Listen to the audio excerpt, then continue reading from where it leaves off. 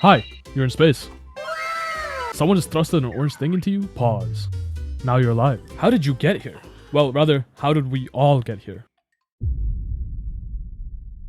It all starts with the battle between Kyogre and Groudon. It all starts with the battle between the imaginary tree and the Sea of Quanta. These entities originate from a game made way before Honkai Star Rail. It was called Honkai Impact 3rd. The Sea of Quanta gave birth to the imaginary tree, and due to them being the only living things in the multiverse, they decide to begin a rivalry. The imaginary tree wishes to absorb the Sea of Quanta, and the Sea of Quanta wishes to drown the tree. How are you? I am under the water. This never-ending cycle is also what caused the creation of the Honkai Star Rail universe. You must be wondering, how? Well, let me explain. The branches of the imaginary tree are actually universes and timelines. These worlds grow on the tree as leaves, and when they fail to persist, they fall from the tree, and they land in the Sea of Quanta. Universes that land in the Sea of Quanta become fragmented versions of themselves, and are called bubble universes in the Honkai Impact 3rd universe. Due to the emergence of the imaginary tree, a force known as imaginary energy comes into existence. This energy allows humanity and language to come into existence. And this is where we enter the Honkai Star Rail universe. This is a timeline I've made so you guys have an easier time keeping up. We're gonna start at the start of the Honkai Star Rail universe, and we're gonna end at Amphoreus. So let's get straight into it. Eons such as Hu, the Equilibrium, and Enna, the Order, ascend to Eonhood. What is Eonhood? What are Eons? Eons are similar to gods. They are the embodiment of concepts such as destruction, preservation, erudition, and whatnot.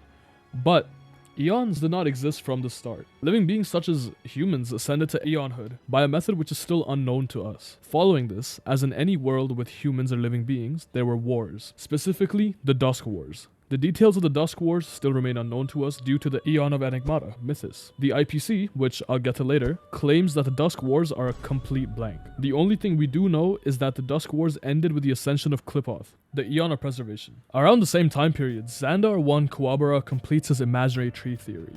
The imaginary tree theory states that the various worlds existing in different spacetimes have a tree-like structure, similar to what I stated earlier with the imaginary tree and how its branches are different universes. Following that, Xandar builds Nous, achieving a knowledge singularity. A knowledge singularity is an action that gives existence to a concept. A simple way or a simple analogy of this is when Xandar built Nous. He built the astral computer, which obviously turned into an Aeon, bringing the path of erudition from 0 to 1. Every knowledge singularity will lead to an expansion of the circle of knowledge. Now, what is the circle of knowledge? Simply put, it's just a way of measuring knowledge. Not as a unit, but as a term. When the boundaries of the circle are crossed, a knowledge singularity is born. Coming back to Nous, the astral computer that Xandar built continued to extrapolate and eventually ascended to Aeonhood, forming the path of erudition. Xandar becomes their emanator and the first member of the Genius Society. You may be asking, what is an emanator? An emanator is a term that is used to refer to individuals that have attained the permission of an Eon to draw power from their path. Make sure not to confuse emanators with pathstriders. Pathstriders are individuals that follow the path of a certain Eon and draw power from it, but emanators are allowed to draw power directly from the Eon, making them vastly stronger. Alongside becoming the first emanator of erudition, Xandar also becomes the first member of the Genius Society. The Genius Society is a group of individuals that Nous likes to watch over and obtains knowledge from, which I'll expand on later. It's a whole different theory called the solitary waves theory.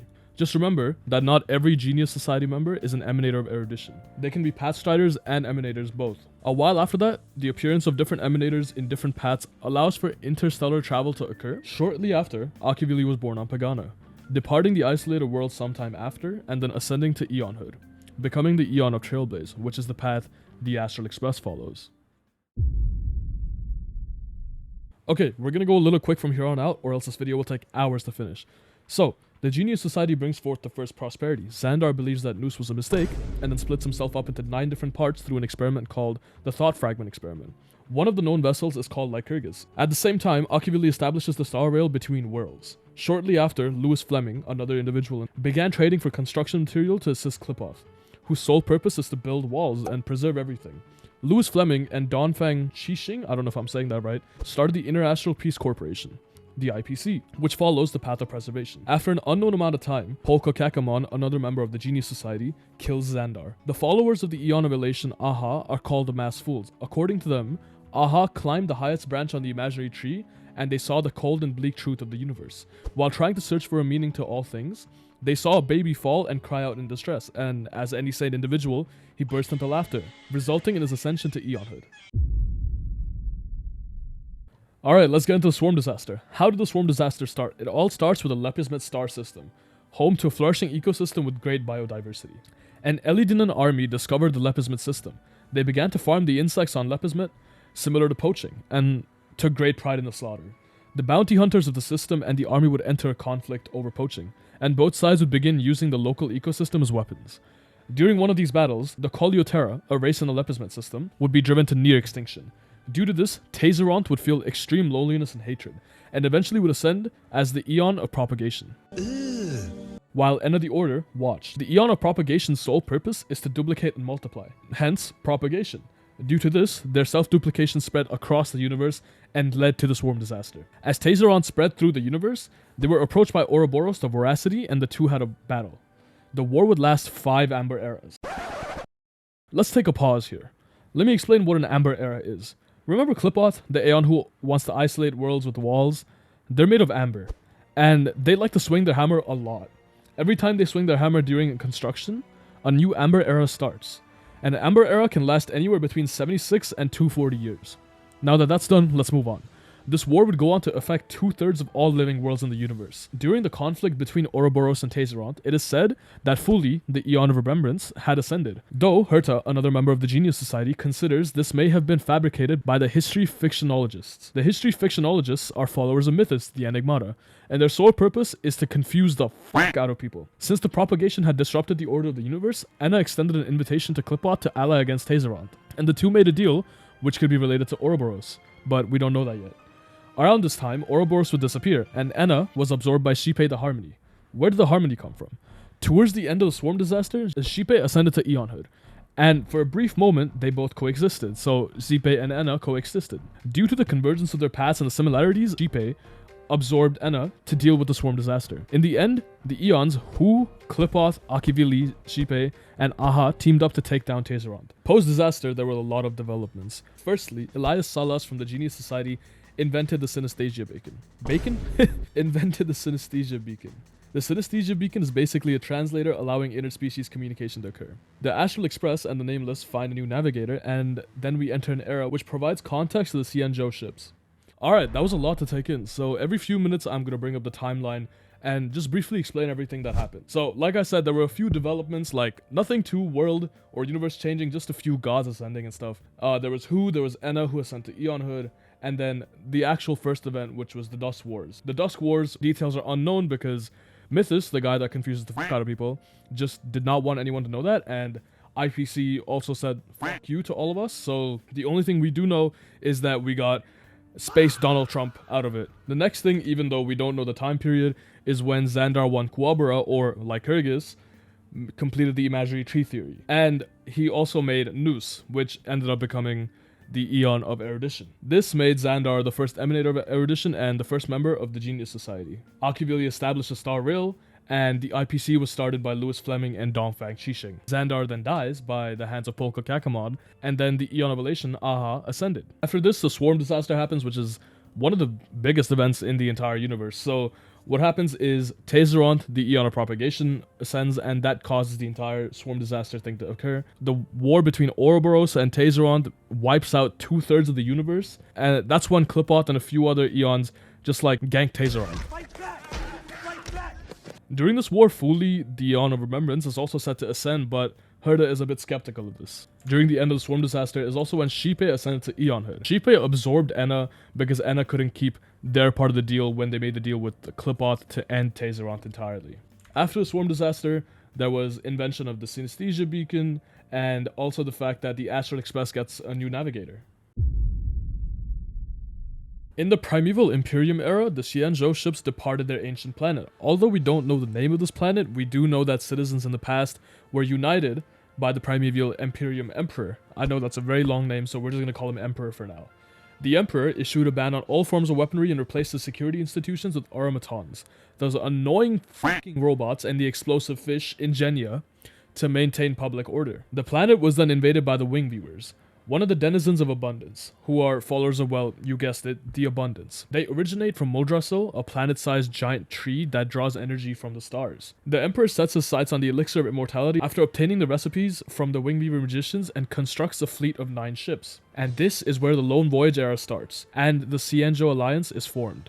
A lot happens in this era, so I'm going to make this brief. The Lone Voyage Era uses a different calendar known as the Star Calendar. According to the Intelligentsia Guild, the dates could be traced back to 7 millennia ago if converted to Amber Eras. The 0th Star Calendar year is when the Alliance leaves its home world to look for Yaoshi, the Eon of Abundance. Around the 500th year, the Alliance comes into contact with the Void Song whales. 500 years after that, the Alliance witnesses Clipoth building the Echidna Skywall, also known as the Celestial Combat Wall, which separates the Endless Void and the universe. This is also around the time when they made contact with the IPC. Shortly after, around the 1200th year, the Xianzhou Dayu blows up during a fight against the Viscorpus, a race part of the Denizens of Abundance, and ultimately crashing into the ocean world of Thalassa. Following that, 200 years pass, and the Xianzhou people take control of the ships from the automatons that were placed by the Emperor way before the Lone Voyage Era. At 1700 Star Calendar, Lan, the Eon of the Hunt, is born, according to the historical records, which directly contradicts the Rainbow Origin myth. The Rainbow Origin myth states that a heroic figure known as the Rainbow and the Flint Emperor, who I'll get to in a second, combined forces to destroy an abundance-related threat using a Lux arrow. The Rainbow then vanished after sacrificing their life, becoming the Eon of the Hunt. The first species that the Alliance came into contact with were the Heliobi.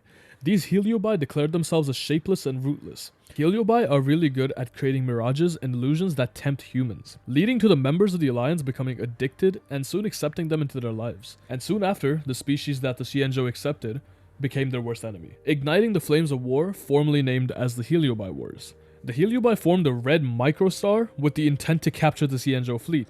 The squad that was led by the Rainbow, to stop the Heliobi, weaponized one of the ship's engines and threw that shit straight into the red star formed by the Heliobi, causing it to undergo decay and implode into a black hole. The artisans of the Alliance ultimately bound the Heliobi within shapeless prisons, and sentenced them to provide energy for the Xianzhou for all eternity. The leader behind all this was the Flint Emperor that I mentioned earlier. He was imprisoned and sentenced to serve as the power source for the Xianzhou Zhuming for the rest of their eternal life. The reason he was sent to the Xianzhou Zhuming was because that ship was the one that suffered the most damage from the Heliobi Wars. An unknown time period after, Yaoshi planted the Ambrosial Arbor on the Xianzhou Luofu, and it became the flagship of the Alliance. The planting of the Ambrosial Arbor on the Xianzhou Luofu brought about celebration and joy for the immortality it promised. However, the hero, Rainbow, foresaw the devastation that Mara would cause to the Xianzhou. When they tried to warn the others, they were mocked and labeled as insane. To show their resolve, they shot the Ambrosial Arbor, and because of that, the Rainbow was convicted and put into cryosleep. After this comes the Theophany Era. This era isn't something that had many major events, actually just one, which was the fact that the Xianzhou started experimenting with the Ambrosial Arbor's fruit, especially on animals, to the point where they would mimic human sentience and speech. The Three Sufferings era would be the next one to start. This would be the start of a very long and painful era for the Xianzhou. As the name states, the Three Sufferings refer to 3 major events that took place. The first one being the Civil War during 3062 Star Calendar. The ships involved in this civil war were the Yuchui, the Yaoqing, and the Zhuming. This would cause a lot of damage to the Xianzhou Alliance altogether, and be the start of something that they never expected. Let's get into the first Mechanical Emperor's War. Before it started, the IPC went through a reorganization due to the collaboration between Korapoa and Telora Farnsha. I, again, don't know if I'm saying that right, so I'm sorry. This would lead to a massive expansion of the IPC, and eventually led to some conflict, a war, a trade war called the Border Star Trade War. Let me provide some context. Korapoa and Telora held massive influence throughout galaxies and would manage many of them. This monopoly resulted in a feud between them, which led to war. Just know that Farnsha won the war. Sometime during the war, Louis Fleming, the person I mentioned earlier, was giving his retirement speech. This is when Fuli, the Eon of Remembrance, made their first appearance. Due to this being a major event in history, Fuli wanted to keep the memories of this. Let me just quickly explain what the purpose of Fuli is and the Remembrance in general. Fuli's sole purpose for existing is to store memories and record major events. Kinda like that one guy in the group chat who has screenshots of everything. Fuli also provided the IPC with memories of the Border Star Trade War, leading to the Candelagraphos writing down 3 paragraphs about the memories, forming 3 revelations. The Candelagraphos are kinda like journalists from the Intelligentsia Guild. Think of them as the printing department. Anyways, the 3 revelations were Noos's calculation, which stated that the universe would undergo 3 unchangeable moments, the first of which had already happened in the form of the Border Star Trade War. The second one being Finality's prediction, A silk accessory suitable for women will bring about the end. The third one being Enigmata's riddle. They leave no question, but the answers are blood and flower. There's one thing that I haven't mentioned yet, which is the finality. What is the finality? The finality is a path represented by the eon named Terminus. Terminus travels against time from the future, and it prophesies the future.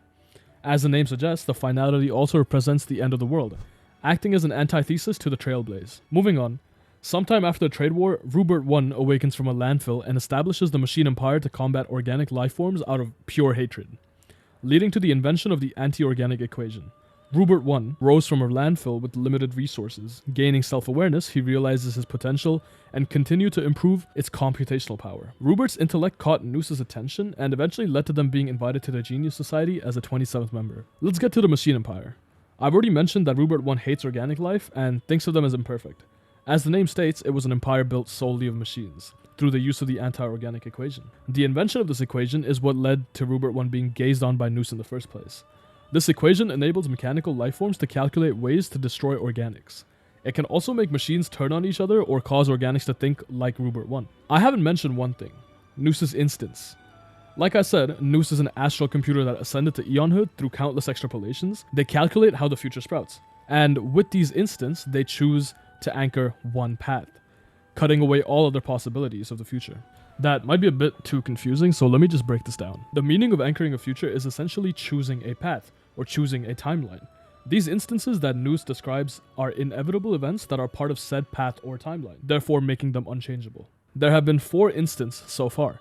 First one being the Border Star Trade War, the second one being the Mechanical Emperor's Wars, the third instance is Rupert I's fall, and the fourth being the War Among Eons. The Cosmos was aware of these instances due to Fuli's appearance while Louis Fleming was giving his retirement speech. Following that, Dongfang Qixing allied with Genius Society member number 4, Polka Kakamon, who will be important later on in the story. Shortly after, Rupert I fell into slumber due to unknown reasons, but the second moment of Noos's calculations came to reality. A group of followers of the Trailblaze reawakened Rupert I, activating the anti-organic equation and corrupting the minds of inorganic beings to obey Rupert's goal of destroying all organic life, sparking the First Emperor's War. A galaxy named the L'Oreal Wreath Galaxy was heavily impacted by the anti-organic equation, resulting in civil war between the organics, ultimately leading to its demise. The followers of Aha righted against the Machine Empire by developing a virus. It was called the Philosopher's Poison and infected Rupert I's computer systems. At the same time, during star calendar 3287, the automatons of the Xianzhou had started rioting under the influence of the anti-organic equation. A year passed, and both sides of the Xianzhou civil war, which I mentioned earlier in the form of the Three Sufferings era,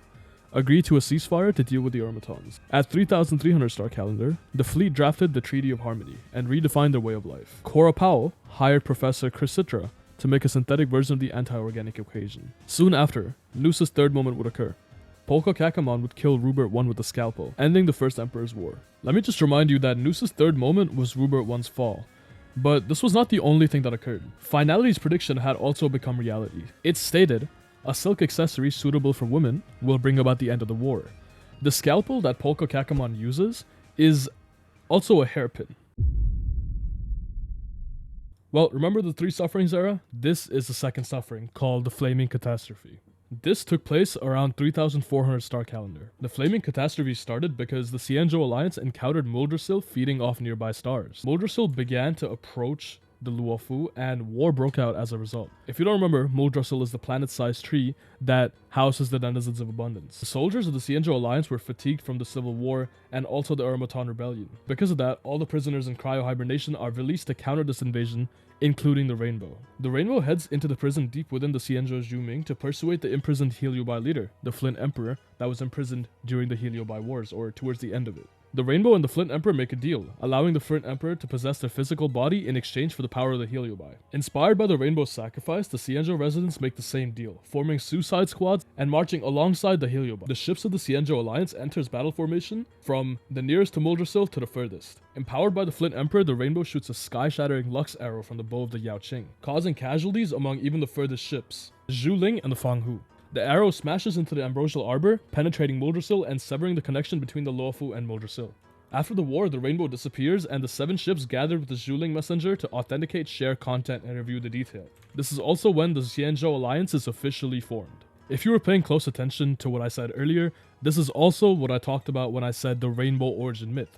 The historical records state that Lan was born in 1700 star calendar, but the rainbow origin myth states that he was born after the Second Suffering. This war is also what caused the crisis of belief. Numerous groups were created within the Xianzhou, each believing in different eons or individuals. They were the Wisdom Sect, following Nous, the Firmament Sect, following Klipoth, which stemmed from the influence of the IPC during the Lone Voyage era, the Old Disciples of Sanctus Medicus, following Yaoshi, the Homeward Sect, following the Primeval Imperium Emperor, the Flint Emperor Sect, following the Flint Emperor, the Rainbow Sect, following the hero Rainbow. After the destruction of the territory of the Denizens of Abundance, the people of the Alliance came to realize that the Rainbow Arbiter truly existed, leading to groups such as the Divination Commission, the IPC, and the Intelligentsia Guild to acknowledge the birth of a new eon. From a small group, the Rainbow Sect transformed into a popular sect that rivaled even the Firmament Sect almost overnight. The Firmament Sect insisted on avoiding conflict with the Denizens of Abundance.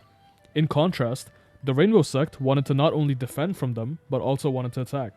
Following this, the Rainbow Sect obtained consecutive victories in expeditions against the Denizens of Abundance, and the numerous amount of appearances from Lan helped the sect grow even more. After a mass exodus from their world, the Vidyadhara joined the Alliance. Shortly after, the Foxians left their home world of Verdantia and joined the Alliance too. The Foxians made a sect named the Verdantia sect and merged with the homeward one. Around 4100 star calendar, Lan became the undisputed main eon of the Xianzhou Alliance, ending the crisis of belief and the Three Sufferings era.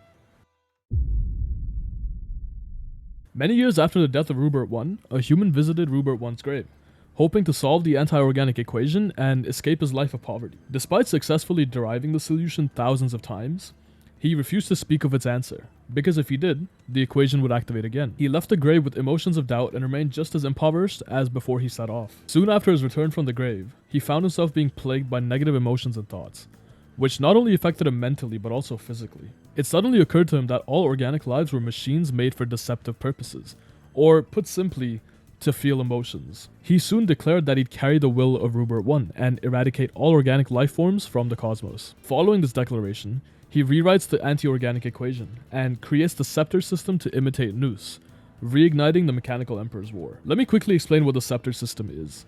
These scepters were created for the sole purpose of expanding Rubert II's knowledge. They're an imitation of Nous, ordered to constantly extrapolate and learn. And they were also denied the ability to question any other being. The scepters were planet-sized and were part of a larger network. A few of these scepters were named the Emperor's Scepters. These Emperor's Scepters were operated by the anti-organic equations and were created to simulate destructive scenarios. Continuing on, during his self-coronation to create a knowledge singularity, Polka Kakamon kills him, ending the Second Emperor's War. This also made it so that the scepters lost their ability to communicate and expand, rendering them useless as a network. So that was a lot to take in as usual, and here's the timeline. So the Lone Voyage era started on the 0th star calendar, and a lot of stuff happened in between, but I'm not going to cover that because I already talked about it, and this is just a small recap. At 1700 star calendar, the supposed birth of Lan happened. So the historical records say that Lan was born on 1700 star calendar, but the Rainbow Origin myth, which stated that Lan was born after the second catastrophe, completely contradicts the historical records, so we're not sure which one's right, but I personally think it's the Rainbow Origin myth.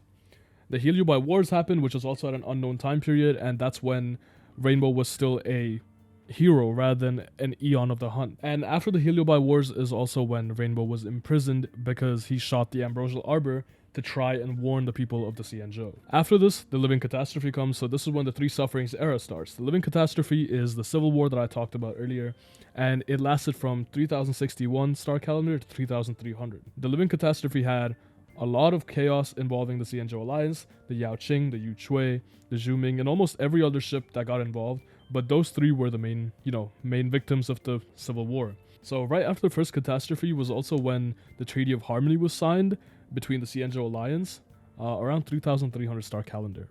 And about 100 star calendar years after that was the Flaming Catastrophe, which was when the Luofu, which had the Ambrosial Arbor, encountered Modrasil.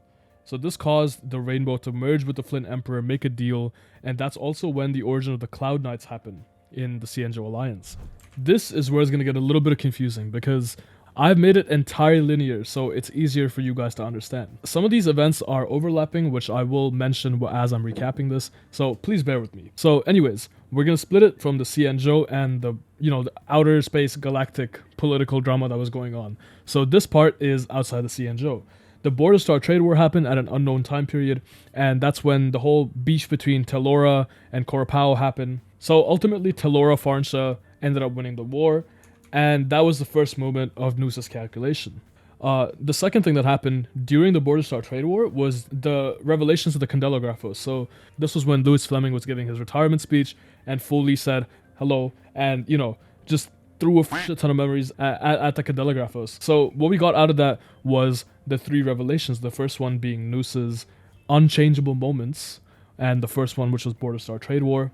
We got Finality's prediction, and then we also got Enigmata's riddle. And then comes Rupert I's awakening / like the creation of the anti-organic equation. The anti-organic equation is kind of like the root of every single problem in this time frame, where there's inorganics versus humans, and there's just a lot of violence. So that happened, but the Mechanical Emperor's first war was not sparked because of that. Rupert I went into slumber, and then the followers of the Trailblazer woke him up, which sparked the first Mechanical Emperor's war. So this is when it gets a bit confusing. Remember when I mentioned the living catastrophe during the civil war between the Xianzhou?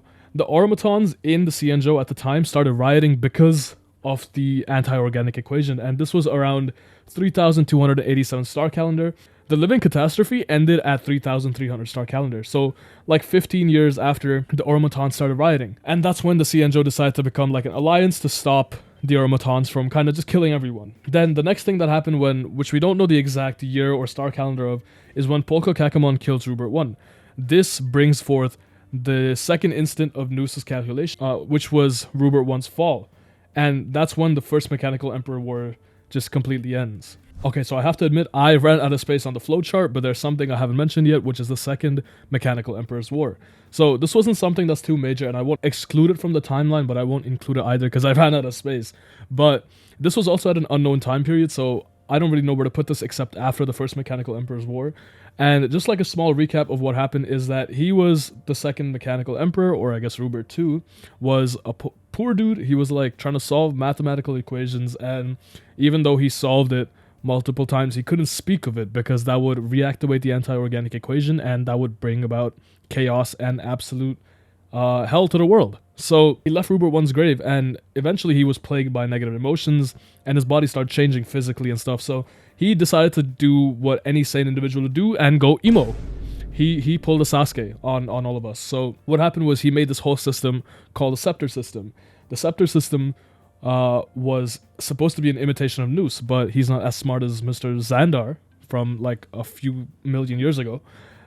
So he made like an imitation with multiple scepters around the universe. So there was two types of scepters, the normal ones and then the Emperor ones. The Emperor scepters are planet-sized scepters that are dedicated to simulating destructive scenarios. So make sure you remember this because this will be important later on during Amphoreus. He was then killed by Polka Kakamon while he was trying to self-coordinate himself to create a null singularity. If you don't remember what a null singularity is, go back and watch that part. The next major event in the cosmos was the Scholars Strife, but before that was the Interstellar Energy War, which occurred due to an energy crisis. Like I mentioned earlier, the Scepter System was created by Rupert II, which was rendered useless due to his death. After the war, numerous Scepter units were handed over to the Intelligentsia Guild by the IPC to conduct research. If you didn't know, the Intelligentsia Guild is basically an academic institution that allows anyone with knowledge to join. They have multiple schools, some of which I've already mentioned, such as the Candelabros. To agree on the distribution of the scepters, the guild decided to hold a Futurological Congress on Sepoya. In simple terms, a debate on a planet known for fairness and debates. A dude named Stander Dahl proposed that whoever possessed the most valuable research and could solve greater problems would own the scepters. This made the audience angry, and the School of Interstellar Energy Resources suggested something else. They said that we should use 95% of the computational power for the 4 cosmic conundrums, which was ultimately what was agreed on. When a guild member named Patavia Adler Somerville, long name, so I'm going to call them Adler, had their share of the scepter's power revoked, the realization that the Intelligentsia Guild is putting a monopoly on the scepter fell upon her, sparking the Scholars Strife. A while before this, Adler was moving laboratories constantly, and during that time realized that there would be an unknown signal that always appeared, every 13 minutes. This will be important in a second. Due to an oversight from a scholar named Crouch from the School of Evolutionary Perfection, the anti-organic virus was let out once again. It went rampant and infected countless scholars. The infected scholars occupied the scepters, and even though some of them were killed, it took the destruction of 122 scepters to stop them entirely, ultimately leading to the removal of the School of Evolutionary Perfection. The IPC used the Scholars Strife as an opportunity to reduce funds for the Intelligentsia Guild. This led to a protest in the Cosmic Library Ismail. This also caught the attention of another school in the guild called the Armed Archaeologists, which studied galactic exploration and archaeology. The Armed Archaeologists used non-lethal suppression weapons to stop this protest. This is where the unknown signal becomes important. Near the end of the Scholar Strife, Adler eventually discovers the Scepter System's core as a hidden star in the cosmos. She uses it to look into the thoughts of Nous, and the leaking thoughts of Nous overload the Scepters, paralyzing them. While she was not able to comprehend the knowledge, she was able to inscribe a formula which was later known as the solitary waves theory. This theory would be solved by another genius whom I'll get to later on. Eventually, the Scepters were completely crippled due to the endless questions of the scholars. The guild wanted to use the history fictionologists to cover up the events of the Scholars Strife. Although I didn't mention this earlier, the Second Prosperity took place before the Second Emperor's War, which led to a few planets becoming bustling interstellar hubs. The fall of Adlevin also took place during the Second Prosperity. The remnants of the swarm destroyed the planet, and you might be asking, why do we care about a random planet? Because that's where the ascension of Nanook occurred. Nanook's home planet was Adlevin, and his ascension was caused by the destruction of it. He believed that the universe was a mistake and sought to destroy everything, hence becoming the Eon of Destruction. Around this time, Akivili suddenly disappeared. When the Nameless sensed the fall of Akivili, the navigator at the time, Dolly, started crystallizing due to her mysterious condition, and passed on the role of navigator to Issei. Soon, many factions within the path of the Trailblazer began turning against each other. The connection between worlds was barely maintained, and the crew of the Express was reduced to just 2 members. During the same time period, Lycurgus, or Lygus, encounters Scepter Delta ME13 and begins the Amphoreus experiment. Nanook gazed upon Amphoreus when the first act of destruction was performed on it, and chose that scepter to be the Lord Ravager that opposes Nous. Editing slime here, I forgot to mention this while I was recording, but when Xandar found Iron Tomb, he basically lobotomized it. Let me elaborate on this. The data that's been collected through millions of cycles of destruction in the Emperor's Scepter are all accumulated in the brain of the Lord Ravager, also known as the Demiurge Matrix. Xandar wanted to build a headless giant that would seek out Nous and destroy it, while also developing the scepter into a strong skeleton for the Lord Ravager. He had to build something that had no consciousness and did exactly what he wanted it to do. So he used the Stellaron to blow up the entirety of the Demiurge Matrix and went on with his day. He assumed that the Matrix and the Stellaron had both been destroyed, but that was not the case. The Stellaron and the Matrix had gone into a deep slumber and eventually merged together. Now that that's done, let's move on. Remember when I said that there's 2 types of scepters? One is the normal one, and the other ones are Emperor's Scepters. Scepter Delta ME13 was an Emperor's Scepter. What I'm about to say is going to be a little bit of yap, but it makes sense later on. At 5320 star calendar, the Yuchue Divination Commission witnesses the total destruction of Muldrassil by the Antimatter Legion. The Antimatter Legion is a horde of intergalactic monsters led by the Eon Nook. Their only purpose is to destroy. Yu Yen, the Foxian Heldmaster of the Xianzhou Yaoqing, left his position after witnessing the destruction of Muldrassil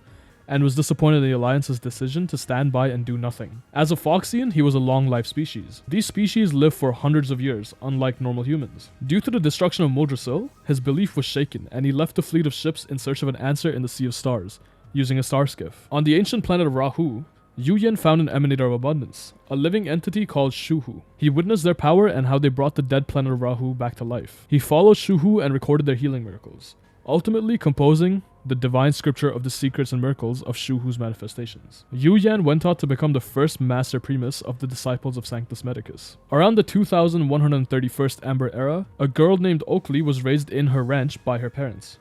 She spent her time growing up learning how to shoot. Her dad was killed by a bounty hunter, and the hunter's skills left a mark on her, which ultimately led her to go down the path of bounty hunting. Oakley soon boarded the Astral Express, not with the intention to join the crew, but to use it as a temporary way to travel. While the Express was journeying close to a planet named Frati, the former navigator and passengers all vanished, leading the conductor to request Oakley to temporarily assume the position of navigator. After 6 months and 2 days of serving as navigator, she leaves the Express. Her exploits during this time inspire a young boy named Brukilin Tiernan from Frati to join the Express. On the planet Lushaka, the seafarers Mikhail and Shar adopted a young boy, giving him the name Mikhail Char Legwork. Lushaka was a planet that was covered in water. As the levels began to rise, the seafarer Mikhail embarks on an expedition to ensure that everyone had land to settle on, and continues exploring the sea for the source of the rising water. In the 2147th Amber Era, Hanunu single-handedly caused chaos in the Montour star system. The IPC intervened and arrested him, sentencing him to the frontier prison in the Esdana star system on the planet Penacony. Around the same time, Stellarons began blocking travel between civilizations. After Issei's departure, Falcon Amundsen became the navigator for the Astral Express. Falcon restored the Express to its former glory, gathering nearly 100 members at its peak. His journeys inspired countless people to volunteer as the next generation of the Nameless, including Mikhail Char-Legwork. Falcon recognized Mikhail's skill in mechanical repair and trained him personally, making him the Express's mechanic. Soon after, Brasilina Jane Estella, who will become important later on, and Tiernan boarded the Astral Express. Tragically, Falcon passed away at the beginning of one of his voyages. With Falcon gone, a young boy named Granholm, who was only 17 years old, became the navigator. He spent his entire life leading the crew, and under him, the Nameless became known as the Heroes from Beyond the Sky.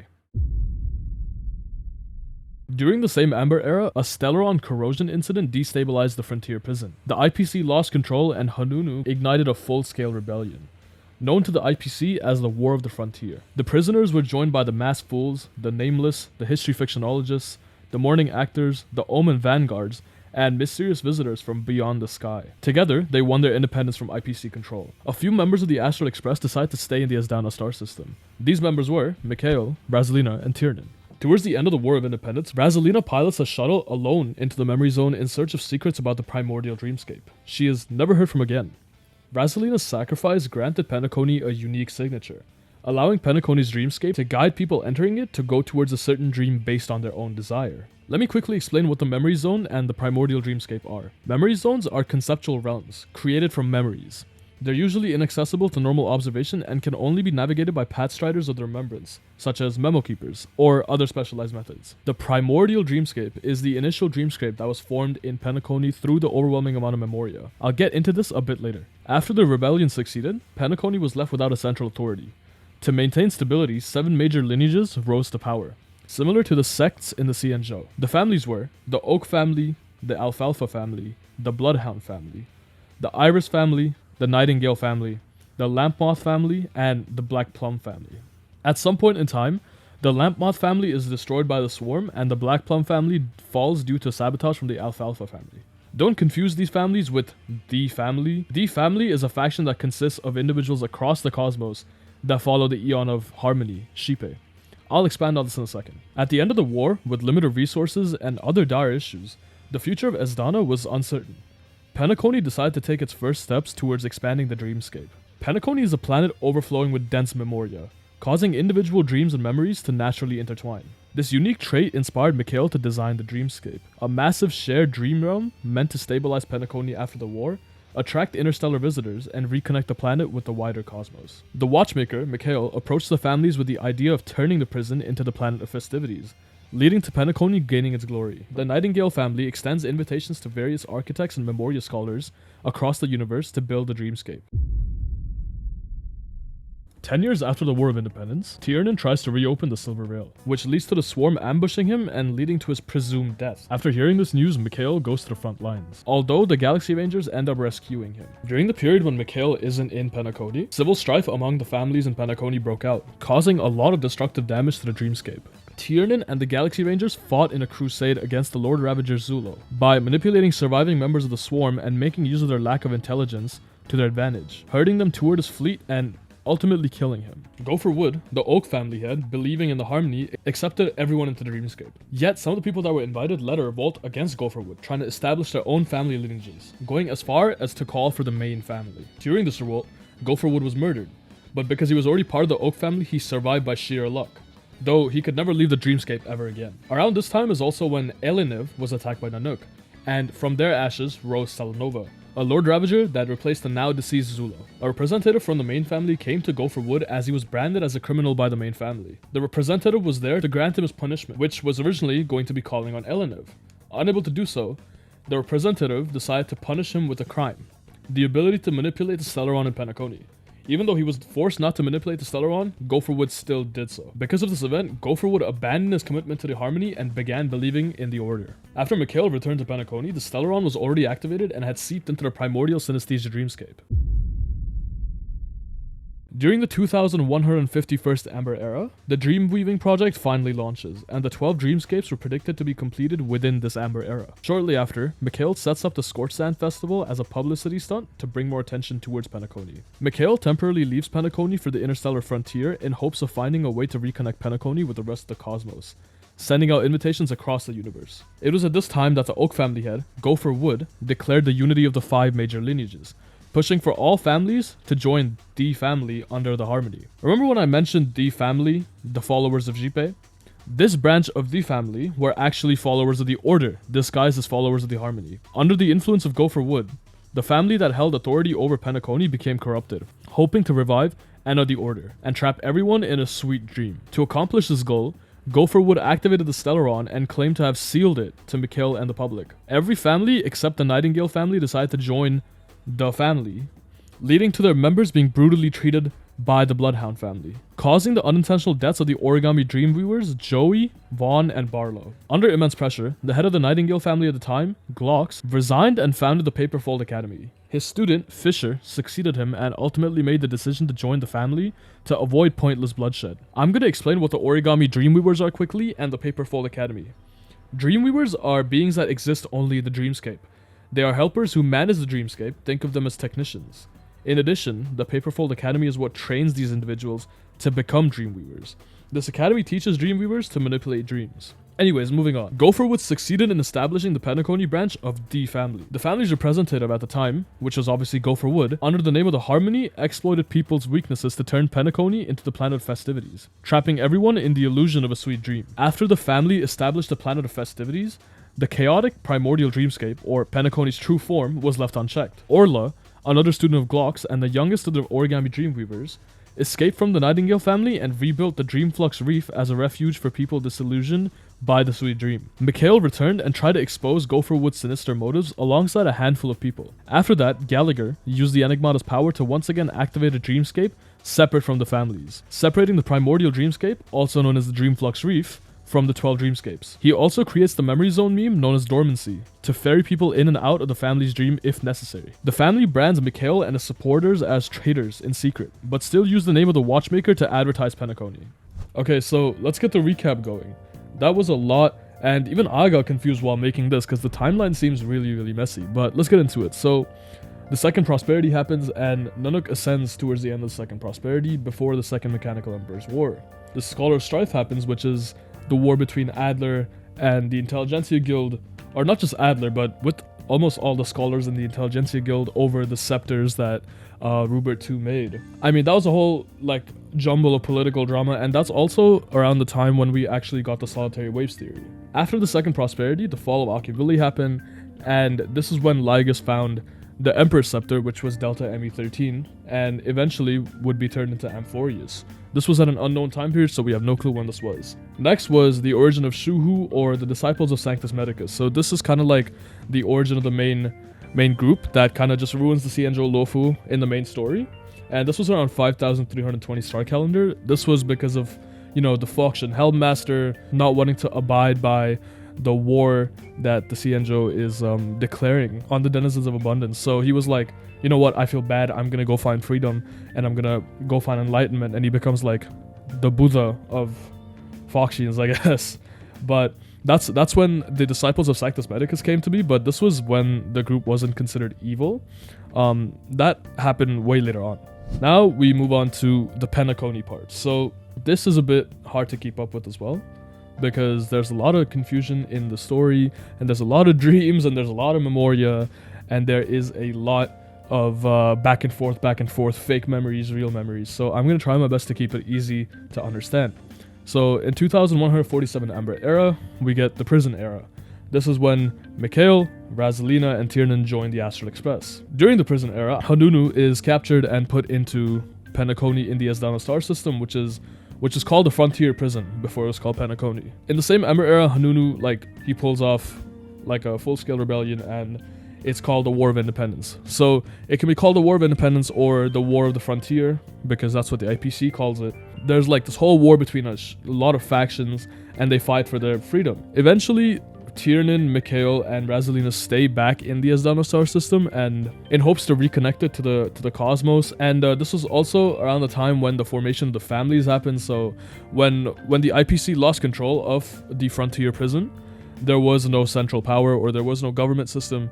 So there was 7 families that rose to power, which I mentioned earlier, so I'm not going to go over them again. 10 years after the war is when civil strife happened between the families in Penacony, and it caused a lot of damage to the Dreamscape. So Tiernan tries to reopen the Silver Rail, and while he was doing that, he gets ambushed by the Swarm. Hearing this, Mikhail goes, oh my god, I need to go save my friend, I need to go do something. So he goes to the front lines, but in reality, Tiernan didn't actually die. He was just assumed to be dead.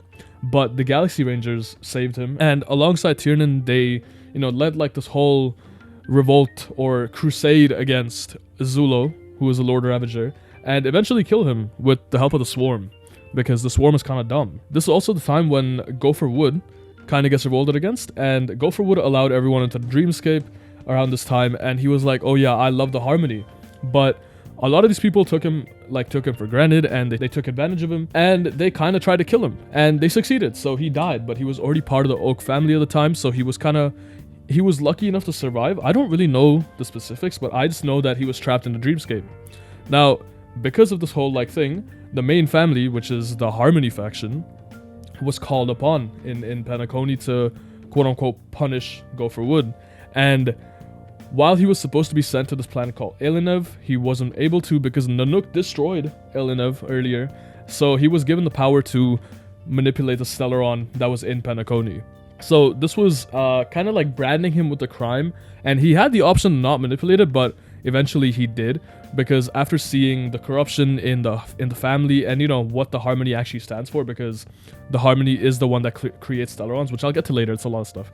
But he sees that and he's like, okay, the world needs order, so we're gonna get some order.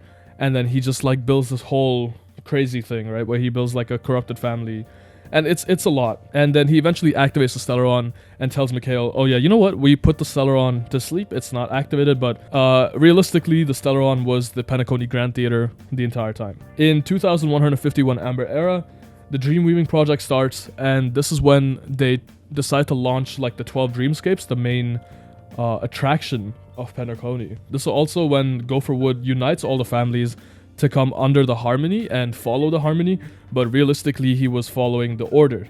So we don't get to know that until later on in the story, but this is in chronological order. The families unite and they all quote-unquote follow the Harmony. This is when Gallagher gives birth to Dormancy, the Memory Zone meme, Dormancy or Death, and this is also when Mikhail is branded as a traitor.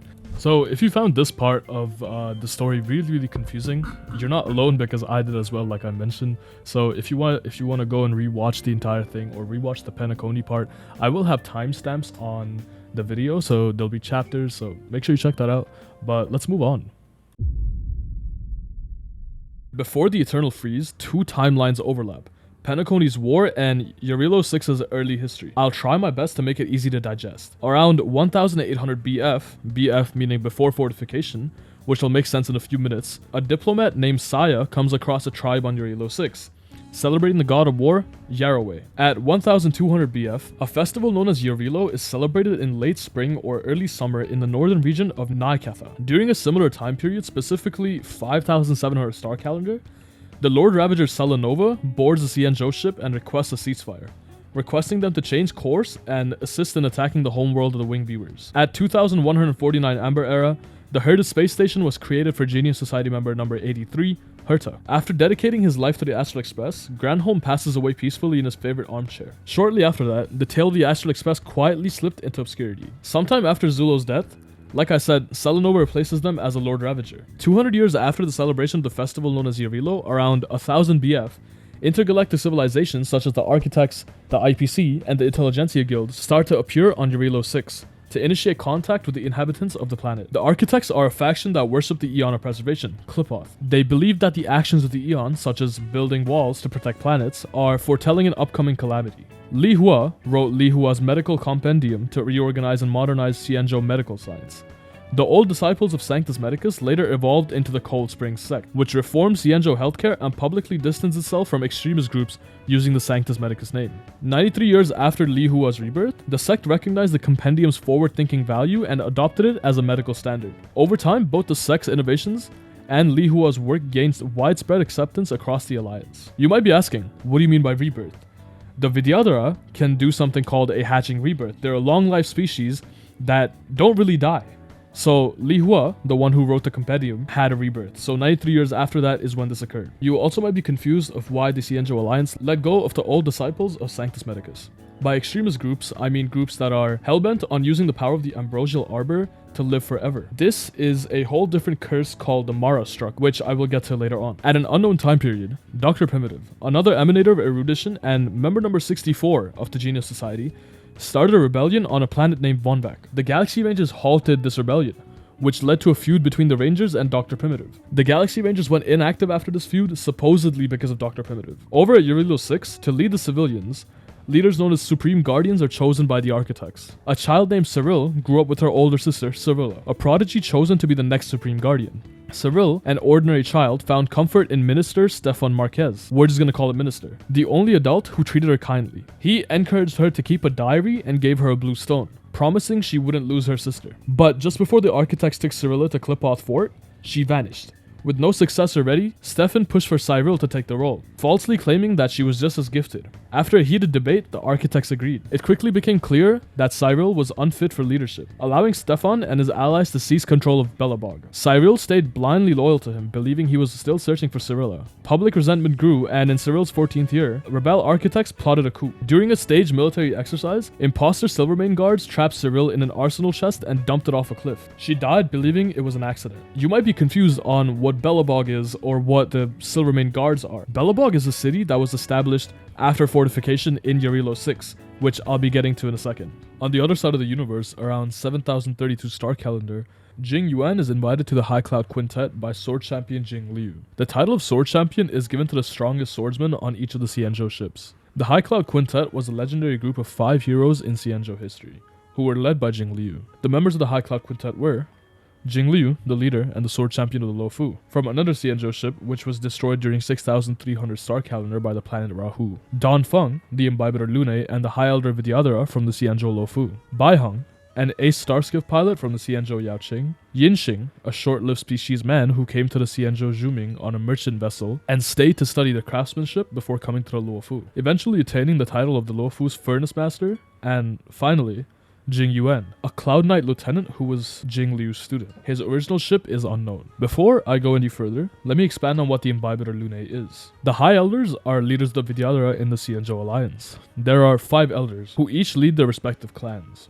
The title of Imbibitor Lune is used by the Vidyadhara High Elder of the Xianzhou Luofu. They are tasked with watching over the Ambrosial Arbor. The High Cloud Quintet did many great things, such as driving out the Borson invading Thalassa. The Borsons are the most dominant denizens of abundance, long arch nemesis of the Xianzhou. They rescued the Xianzhou Yuchui, they defeated the living planet Ketu Mirage, and Jing Liu's feat of capturing Hulei, which led to his imprisonment. Hulei was one of the strongest Borson who opposed the Xianzhou for a long time. The High Cloud Quintet was great, but it was also short-lived. At 7143 star calendar, the Lord Ravager Zephyro stirs up a huge cyclone, smashing the ecosystem on Adim into smithereens. On the other side of the universe, before fortification, Katana Thomas is born. Katana Thomas arrives as a part of a refugee train from Novgofia that traversed the snow to reach Belobog, described as the Great Voyage by Alyssa Rand, as it brought culture, art, and technology to their newly built city. 30 years before fortification, an unknown object known as a Stellaron fell to the surface of Jarilo-VI. This sparked doomsday conspiracies about how the Stellaron is a symbol of calamity, and was circulated among all Jarilo-VI civilizations. As a result of this, many people from the planet had left out of fear. Under the leadership of the most eminent architect, Alyssa Rand, architects all over began building shelters, of which Alyssa Rand's own creation was named Belobog, and the year of its foundation would be known as the Fortification. A few of you might be asking, what happened to the High Cloud Quintet? Well, let me explain. Less than 100 years after the formation of the quintet, the sedition of the Imbibitor Lune occurred. After the Vidyadhara joined the Xianzhou alliance, the entire Scale Gorge waterscape was transferred from their home world to the Luofu. In the 4800 star calendar, the 5 Vidyadhara lineages formed a formal alliance and swore to guard the plague marks of each Xianzhou ship. To fulfill this duty, the High Elder Imbibitor Lunae, at the time, Yubi, moved the entire Scale Gorge waterscape underwater to help seal the Ambrosial Arbor. The Xianzhou saw this as a great sacrifice, while the Vidyadhara viewed it as repaying the Luofu for giving them a home. What is a plague mark? Why did they move an entire ocean to the Luofu? Before I get into that, remember when I mentioned the Mara? The Mara is a condition that long-life species suffer from. The consumption of the fruit from the Ambrosial Arbor provided the inhabitants of the Luofu with longevity and immortality, but at the price of being susceptible to Mara. Due to this, the Ambrosial Arbor was soon seen as a curse rather than a gift, which they began to resent. Each ship of the Xianzhou has its own plague mark. The Ambrosial Arbor being one of them, the others were the lunar embryo on the Yaoqing, the primordial flame on the Zhuming, the miniature myriads on the Fanghu, and the fallow earth on the Yuchui. Let's get back to the High Cloud Quintet. In the star calendar year 7379, Bai Heng sacrificed herself in the great battle against Shu Hu, in an attempt to resurrect her and also to solve the Vidyadhara's reproduction problem. Dan Feng committed a great sin that was known as the sedition of Imbibitor Lunae. Upset by the endless cycles of death that were brought about, he used the Transmutation Arcanum to resurrect Bai Heng, while also allowing other races to be incorporated into the Vidyadhara species. The Transmutation Arcanum is said to hold a secret that allows the Vidyadhara to escape infinite reincarnation through hatching rebirth. During the process of passing down the position of High Elder, the Orb of Abysm and the Transmutation Arcanum are also passed down to the successor. This allows the successors to gain the knowledge, experiences, power, and memories of all the previous High Elders. To revive Bai Heng, he used the powers of the Arcanum to turn her from a Foxian into a Vidyadhara. Not only Bai Heng, but multiple others mutated into monsters due to the actions of Dan Feng. This was seen as a crime against nature, the Xianzhou, and violence against the Path of Permanence. The Path of Permanence follows the Eon Long. Dan Feng's actions did not revive Bai Heng, but rather led to multiple abominations in the Scale Gorge waterscape and the birth of Bai Lu. With the Transmutation Arcanum in his hands, Dan Feng was able to personally perform the ritual to name a new High Elder for the Luofu, and he selected a Vidyadhara who would be reborn as Bai Lu. However, the ritual failed, and as a result, the power of the Imbibitor Lunae would be split between Bai Lu and the next reincarnation of Dan Feng. Lady Bai Lu did not possess the same level of power as the previous High Elders, and the power of the Transmutation Arcanum was not passed on entirely. In order to prevent a similar predicament, Yun Yu, Bai Lu's attendant at the time, commissioned the finest craftsmen to create the dragon horn pillory to shackle Bai Lu's tail in order to limit her powers.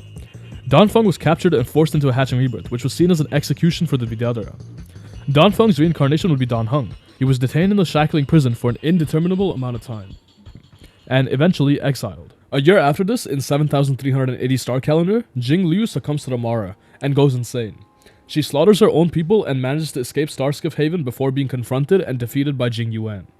Meanwhile, far from the Xianzhou, 20 years before the foundation of Belobog, the planet was attacked by the Antimatter Legion, which leads to shelters falling one after another. This eventually pushes Alyssa Rand and the incomplete city of Belobog to participate in the war to try and help, which began the 30-year-old defense of Belobog. 20 years pass, and the fortification of Jarilo-VI is complete. This may seem like a reason to celebrate, but it isn't. Unbeknownst to the public, Alyssa Rand activates the Celeron out of desperation, and triggers the Eternal Freeze. The blizzard plunged Jarilo-VI into an ice age.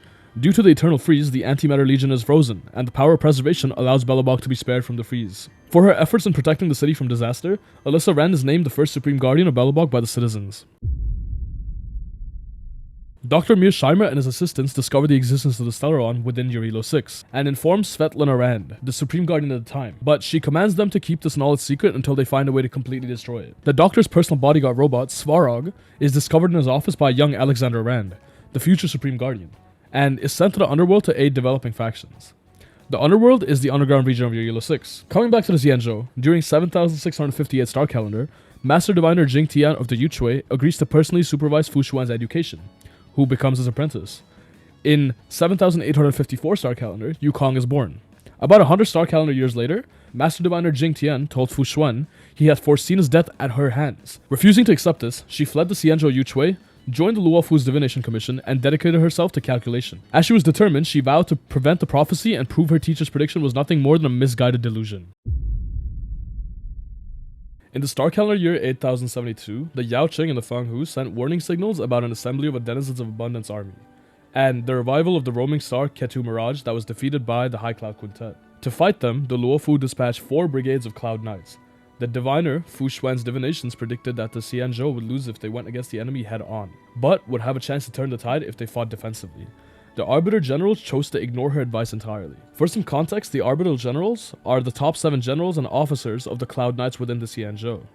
They're implied to be emanators of the hunt, and they all possessed formidable spirits bestowed by Lan and wield great power. During the war, a bourse named Yuilho, who was being sheltered by the Alliance, fought on the side of the Xianzhou during the battle, alongside her fleet known as Preta, which comprised of Borson warriors that were loyal to her. As the Xianzhou were nearing defeat, Fu Xuan proposed the plan of sending an SOS signal to the last observed location of Lan's Lux Arrow, using the Yuchui's Cloud Pier telescope. The last time we saw Lan's Lux Arrow was around 1700 star calendar. The Master Diviner, Jing Tian, took the Cloud Pier telescope to the front lines of the Fanghu to perform the signaling. Lan's Lux Arrow cut through the Abundance fleet, turning the tide of the battle, but also destroying 1/5 of the Fanghu's delves in the process. There's one person whom I haven't mentioned yet, Dan Shu. She might seem insignificant, but she'll play a big role in the future. Dan Shu's friend, Yu Fei, was enlisted in the war as a medic and sent to a field hospital on the Fanghu. Yu Fei was killed in a bombardment by Lan while stationed in the field hospital. Dan Shu's desire for revenge against Lan drove her to establish the second iteration of the Disciples of Sanctus Medicus. Yu Fei wasn't the only one who was killed. Jing Tian, the Master Diviner, had also perished on the Fanghu. The previous Arbiter General of the Yaoqing, Yu Ye, was also killed in the blast. Yu Liho and the Preta managed to transport at least 4,000 civilians to safety before the descent of the Lux Arrow. During the process, all 127 Borson warriors, including Yulho, perished. During the course of this battle, the Luofu lost over 63,000 fighter jets and over 120,000 pilots. Among the nearly 1 million pilots that participated in the air battle, not more than 100,000 survived. At an unknown time period, the Republic of Glamoth is invaded by remnants of the Swarm. In order to combat them, Glamoth created Titania and the Iron Cavalry as weapons of war, imbuing the soldiers of the Iron Cavalry with entropy loss syndrome in order to keep their population under control after the war. That's a lot of fancy words, so let me explain them one by one. The Republic of Glamoth is a fallen interplanetary nation based around Glamoth's star system. Titania is the Empress who commanded the Iron Cavalry, and the Iron Cavalry was a group of genetically engineered warriors created by the Republic. These soldiers were powered through the propagation, but following the fall of Glamoth, most of them have perished. They were given armored suits called Strategic Assault Mechs, also known as SAM. As soon as the soldiers are removed from the incubation pods, they're taken by other knights to meet the Empress, where she connects with them telepathically, swearing their loyalty to her and Glamoth. Their lives consisted of war and only war, so they were unfamiliar with normal human behavior such as spectacles or handheld cameras. The soldiers of the Iron Cavalry are unable to dream. This may be related to their telepathic connection with Titania. They also share a similar appearance, with silvery blonde hair with a colored ombre and eyes colored with a mix of deep ocean blue and sunset pink. Entropy loss syndrome is a condition that refers to an irreversible chronic disassociation of a person's physical structure. The way it's described is the person afflicted with this will slowly start to fade away, losing control of their body and begin to slow down until the boundary between their body and the world becomes blurry. This condition can also accelerate a person's aging. Now that you know what all of that is, let's continue. After defeating the Swarm, Glamoth's ruling council deemed Titania a threat and decided to have her restrained. Through unknown means, Glamoth's civilization came to an end. The remaining Iron Cavalry either continued fighting remnants of the Swarm or left Glamoth's territories. During a battle, a group of Iron Cavalry performed a Scorched Earth operation against the Swarm. Firefly, the sole survivor, was later found by the Celeron hunters.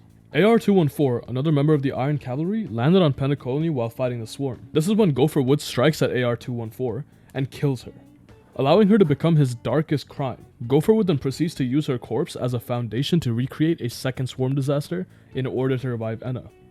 The Nameless once again take over Akivili's mission and the Astral Express. Oswaldo Schneider becomes the head of the IPC's Marketing Development Department, and less than 2 years after that, the department manages to briefly unite the warring clans of Sigonia IV, guiding them towards the creation of the independent Sigonian sovereignty. The Sigonian parliament later on banishes the Afghans and the Katakans, two Sigonian clans, to the desert. During the day of Kakava, which is an Afghan festival, Kakavasha is born. The Katakans kill his mother, and sometime later during the night of the first day of the new year, the Katakans launched a massive attack on the Afghan. A total of 6,728 people were killed, and 3,452 went missing. This incident was known as the Second Kataka-Afghan Extinction Event. Shortly after, Kakavasha is sold on a slave market.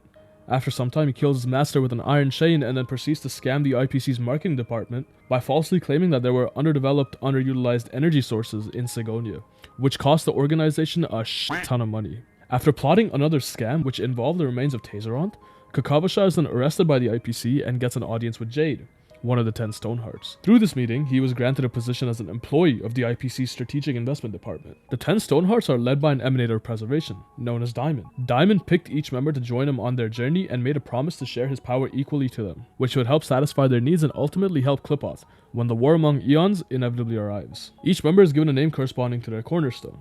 The cornerstones are sacred stones that seal the authority of an emanator of preservation within them. The Stonehearts can use their stone to obtain the share of authority and be granted great power. At some point, the natural environment of the planet that Jelena, also known as Topaz, used to live on, became increasingly harsh. The wealthy population chose interstellar migration and moved planets, whereas the others were left with sewage, acid rain, and dust. The IPC arrived on this planet with technology to repair the planet's damaged environment in exchange for all inhabitants to sign a contract, which would all make them employees of the IPC. 2 years after the signing, the dark clouds and the haze started to disappear, and people began to be able to breathe properly. Around the same time, a young Himiko witnesses the Astral Express crash on her home world and proceeds to repair it. Natasha is adopted into a prominent overworld family. Although we don't know the exact years, we do have a general idea. During the 6th century after fortification, Natasha graduates from the Belobog College of Medicine, and Serval graduates with a PhD in Geomarrow Energy Engineering. Natasha then becomes a team physician for an expeditionary team, and Serval starts working at the Silvermane Guard's Technology Division. After completing the required residency, Natasha returns to Belobog's underworld and opens an orphanage in Rivet Town.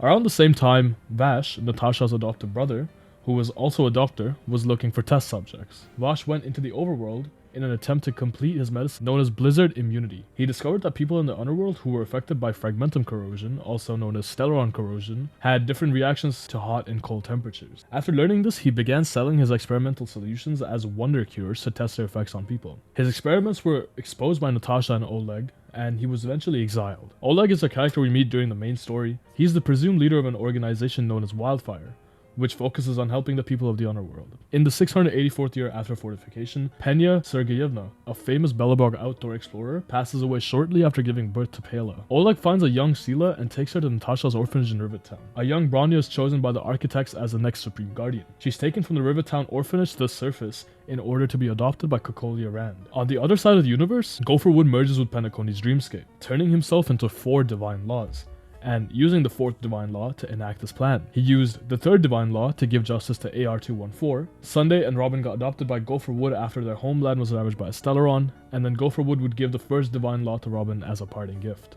All this talk about divine laws and, giving away divine laws might seem confusing, so let me try to make it a bit simpler. I would say that, but I have no clue either. I try to look around as much as possible, and turns out the game just hasn't explained what the hell these divine laws are.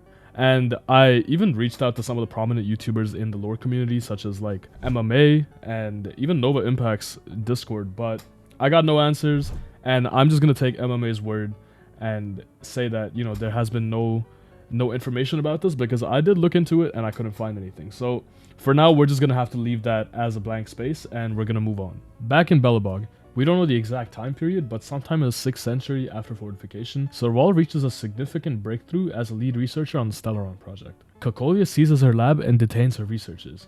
Serval leaves the technology division the same year and starts running the Neverwinter workshop. Kokolia seals off the underground at the instigation of Jarilo-VI's Stellaron, blocking all access to the surface. Natasha becomes the leader of Wildfire and assists in maintaining stability and providing medical care for the underworld with Oleg as her proxy. In the 694th year after fortification, accelerated corrosion from the Stellaron around Rivet Town leads to the orphanage and Wildfire operations to move to Boulder Town. In the same year, Natasha opens a clinic in Boulder Town in the Belobog underworld. All the way on the other side of the cosmos, a young soldier named Yan Qing rises to fame from the tournament hosted by the Seat of Divine Foresight in the Xianzhou. In the underworld, a young Clara reactivates Svaron, who begins to take care of her. Wealth and Void Archives board the Astral Express for the first time. Wealth and Void Archives are found by Himiko, drifting endlessly in space without any fuel. They were the first 2 members after Himiko in the Astral Express. Void Archives leaves a lasting scar on the Express before leaving the Nameless. And then Dan Heng boards the Express after being exiled from the Alliance. The crew encounters March 7th encased in 6-phased ice. After thawing her, she also becomes part of the Astral Express crew. Acheron encounters Freebass the Nameless. She traveled with her, seeking to dive into depths of nihility, also known as IX or 9. After 30 days of journeying with Acheron, Freebass finally entered IX. Fully prepared to never return, she re-experienced a full lifetime of memories, as she presumably self-annihilated due to the effects of IX. And eventually, all her memories were forgotten, as she devolved into nothingness. Acheron then ends up on a planet containing the Synthirsters of the Galaxy Rangers that died fighting against Zulo. Here, she meets Tiernan along the way. The two seek shelter from the constant rain on the planet, and in the end, Acheron reveals to Tiernan that she is there to guide him to peace. After Acheron sees off Tyrann's Sinthirster, she heads towards Penacony. The Stellaron hunters incite the Gepeller Rebellion, resulting in the downfall of the Gepeller Brotherhood, which is an Annihilation Gang subgroup. The Annihilation Gang is a faction that follows the destruction. The Stellaron hunters illegally gained access to planet Skrulum and clashed with Skrulum directly. And this is where we reach the present. We are officially on the 1 hour mark, and it's been a lot of information to take in. And it's going to be a lot of information taken from now on as well, but I'm going to try to shorten it as much as possible because it is something that you guys have already played through, I'm assuming, and I don't want to get into like the small details like the backstory of side characters or anything. But if you're enjoying the video so far, any support would be greatly appreciated since this is my first video. And if you watched so far, I'm hoping you enjoyed, so you know, I'm glad you did. But yeah, we're gonna get into the main story now where, you know, the entire Trailblazer encounter happens, and this is where the main story actually starts. So let's get into it. You wake up inside the Herta space station with no memories, just alarms blaring and monsters tearing through the halls. You quickly learn the station's under attack, and before you even understand what's happening, a big orange thing is thrusted into you by Kafka, also known as a Stellaron, a dangerous cosmic object which was implanted inside you to stop it from falling into enemy hands. You're rescued by March 7th, who helps you fight your way through the station while explaining things as simply as she can. Everything is chaos, but you push forward anyway, even though none of this feels like your choice. Eventually, you reunite with Himiko and the Astral Express crew, who are trying to contain the disaster. A massive creature called the Doomsday Beast appears, threatening to destroy the station entirely. And despite being completely new to all of this, you help stop it. With the crisis over and nowhere else to go, you're given a choice. Stay behind or board the Astral Express. You choose to leave, not because you have answers, but because this journey might help you find them. After leaving the space station crisis behind, you and the Astral Express crew arrive on the frozen planet Jarilo-VI, where a harsh winter has turned the world into ice and snow. With Dan Heng and March 7th by your side, you trek across the blizzard toward the last city of humanity, Belobog, hoping to find answers about the Stellaron that's warping this world. At first, you meet soldiers and leaders who are wary of outsiders. Even though you try to prove to them that you're there to help, tensions rise and you're forced to flee underground into the dangerous underbelly of the planet. In the underworld, you meet new allies like Bronya and Sela, and together you uncover shocking truths, ancient conflicts, hidden motives, and suffering caused by the Fragmentum corrosion spreading throughout this world. You fight robots, negotiate uneasy truces, face memories from the past, and learn that the planet's leaders have been hiding things from their people for a long time. Finally, after intense struggles and emotional goodbyes, you set your sights on confronting the root of the disaster and sealing the threat, knowing that your journey has just only begun. But before you can face the true source of the disaster, you realize the planet can't move forward while the underworld remains trapped under Svarog's rule. Svarog isn't trying to be a tyrant. He's a machine built to preserve human survival at all costs. Based on his calculations, sealing off the underworld and enforcing strict control gives humanity the highest chance of lasting through this endless winter, even if it means sacrificing freedom and choice. After you help the people of the underworld break free from Svarog's control, you return to the surface of the frozen planet with your friends to finish what you started, confronting the source of all the chaos, the Stellaron that's corrupting the world. With help from allies like Serval and Japard, you fight through frozen ruins and guarded zones to reach the heart of Belobog and face Kokolia, the Supreme Guardian twisted by the Stellaron's power. Along the way, you clear corridors filled with dangers, gain reluctant support from local forces, and finally confront and defeat Kokolia to weaken the Stellaron's influence. With Kokolia defeated, peace begins to return. The blockade between the overworld and underworld dissolves, and Bronya becomes the new Supreme Guardian, helping reunite Belobog into one world again. After a brief but heartfelt rest with the people you've helped, you and the Astral Express crew prepare to leave Jarilo-VI, knowing one journey has ended, but countless others still lie ahead. After leaving Jarilo-VI, the Astral Express crew is unexpectedly contacted by Kafka, a Stellaron hunter who invites you to investigate a new Stellaron incident aboard the Xianzhou Luofu. Though the Luofu's leaders initially refuse your help, you press on to uncover what's really happening. Strange enemies, missing communications, and a deeper mystery about why Kafka brought you here in the first place. As you move through the Luofu's decks, restricted facilities, and quarantine zones, you uncover signs of a Stellaron spreading corruption across the ship. You clash with abominations born from the Arbor's influence, deal with officials who don't fully trust you, and slowly piece together that this crisis was deliberately set in motion, part of a much larger plan involving the Stellaron hunters and the Luofu's long-buried secrets. After the events at the docks, you discover that the trouble on the Xianzhou Luofu goes deeper than you thought.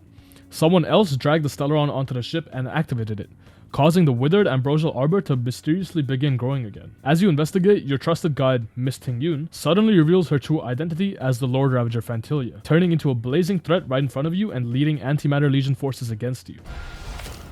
From the moment you met her, Tingyun had already been possessed. Phantilia, a Lord Ravager of the Antimatter Legion, used Tingyun's body as a disguise, hiding her presence while subtly guiding events of the Luofu. Tingyun herself was either suppressed or already dead.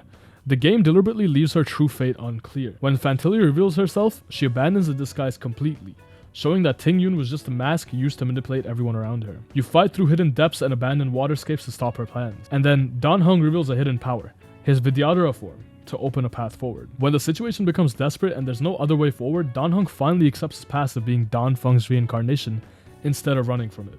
This acceptance allows him to awaken his Vidyadhara form, not because the power was new, but because he finally chose to stop rejecting who he is. That transformation lets him open the path to the Ambrosial Arbor and confront Phantilia directly. Together, you push deeper into the core of the Arbor's roots to confront Phantilia and unravel the conspiracy behind the Luofu's true disaster. After the fight with Phantilia and the Ambrosial Arbor, the battle aboard the Xianzhou Luofu finally ends and the Stellaron threat is gone for now.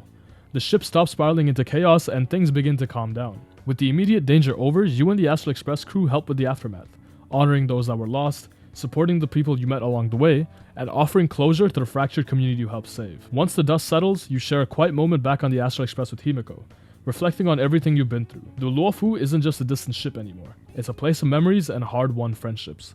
But your journey must continue. With that, you set your sights on the next destination, Penacony, the planet of festivities. Around the same time, Acheron kills Duke Inferno, the leader of the Everflame Mansion, while his group was heading towards Penacony. The Dahlia allies with Gopher Wood, eventually being granted the second divine law. Silverwolf hires Sparkle, a follower of the Elation, and a part of the Masked Fools, to make sure the 3 deaths of Firefly, which were provided in the script by Elio, happen in the safest way possible. Some of you might not know what the script is or who Elio is. Elio is the leader of the Stellaron Hunters. They're a black cat with the power of Terminus, or the finality. The script is the way that Elio conveys the future to the Stellaron Hunters. We don't know their full objective yet. Well, Penacony. This arc of the story had me in tears, and they were not tears of joy. The story has been changed like 3 times now, and I'm not even sure how to explain it properly. So what I've decided to do is give you the real story with all the gaps filled in. If you aren't aware, in the most recent update as of recording this, the Dahlia plays a big role in the Penacony story and conducts a quote-unquote test on us. Honestly, it's a bit too much to go into, so I'll leave a video on the screen and in the description from one of my favorite YouTubers, Nova Impact. He explains the thing really well. But anyways, I'm gonna explain the real story to you, I think. The Astral Express arrives above Penacony, the land of dreams. After receiving an invitation from the Watchmaker to attend the Charmony Festival, which is an event built around a collective dream where countless dream chasers gather. Due to your Memoria allergies, the crew leaves you resting aboard the Express and asks March 7th to watch over you while they check in. Once you wake, you head to the Reverie reception with March 7th and finally meet up with the rest of the crew. Shortly after that, you encounter Aventurine, who helps you enter the dreamscape, the deeper dream layer that underpins Penacony's illusion. You have an encounter with Acheron, who states that the room you were assigned to is actually hers. Aventurine and her have a short exchange where she states that she's a Galaxy Ranger. Inside the dreamscape, you soon pass through a realm called the Golden Hour, which is a surreal area where dream logic begins taking shape and memories feel malleable. Within the dreamscape, you have a peculiar encounter in the dreamscape sales store and rescue a girl named Firefly. Grateful for your help, Firefly offers to guide you through this bizarre dream world. As you travel with her, you share strange and whimsical moments in the Golden Hour, and Firefly hints that she knows more about the dreamscape than she first lets on. During your exploration, you cross paths with Sampo, who leads you into what he jokingly calls the adult world, and gives you a strange riddle before disappearing, leaving your group puzzled and Firefly missing temporarily. You eventually reunite with Firefly and continue navigating the dream, helping her solve problems connected to Acheron and listening to her heartfelt confessions in her own secret stronghold at the dream's edge, a moment that deepens your bond with her. Your journey through the dreamscape turns darker when you and Firefly fall victim to illusions created by the Masked Fools, which teleport you to a perilous memory zone, an unstable pocket of the dream where dangerous echoes become real. There, you encounter a powerful threat and are saved by a mysterious memo keeper in a black veil, later known as Black Swan, who brings you safely back to reality. Soon after, one of the dream's recurring dangers, death, or dormancy, strikes again, and Firefly vanishes under its blade. A moment that feels final and heartbreaking. This event shakes you and raises terrifying questions about what the dreamscape is actually hiding. In the chaos following Firefly's death, the dream twists again, and you're suddenly confronted by Sam, a hostile armored figure that attacks without hesitation. The encounter is brutal and confusing. Sam moves with overwhelming force, treating you as a target rather than a person. As the fight unfolds, fragments of memories and dialogue hint that Sam is not just another enemy born from the dream, but something deeply connected to Firefly herself. Before any answers can surface, the situation is forcibly cut short, leaving you with more questions than clarity and reinforcing the idea that Penacony's dream is deliberately hiding the truth behind layers of violence and misdirection. In the aftermath, Black Swan appears to betray you by taking you to Aventurine, where you witness another shocking loss.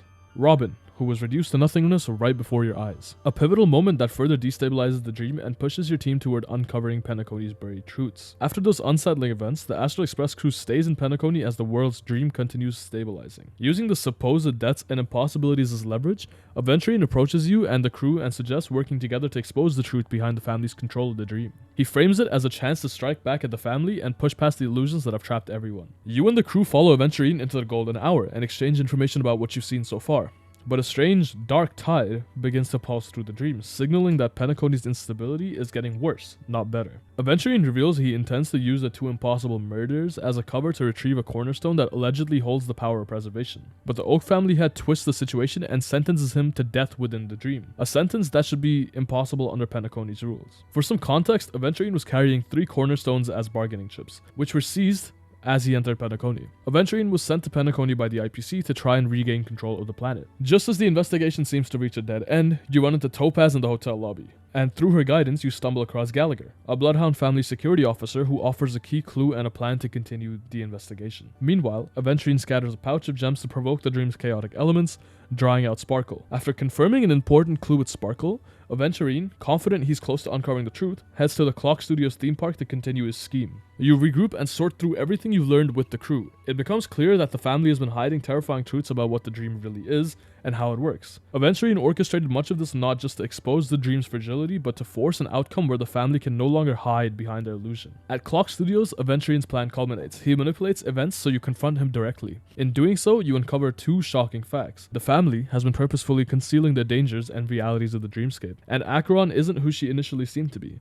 revealing hidden aspects of her identity in the process. The confrontation exposes cracks in the dream's facade and forces Penacony closer to an unavoidable reckoning, one where the truth about the dream and the family's role in shaping it can no longer be ignored. After the confrontation at Clock Studios, the crew stays in Penacony as the festival's dream continues to falter and reality blurs. The Galaxy Ranger Boot Hill arrives and, after verifying the Express's identity, explains that a shadow of nihility is creeping into Penacony's sweet dream, meaning that the instability here could threaten everyone, including the crew. As this unfolds, Penacony slips into chaos around the theme park.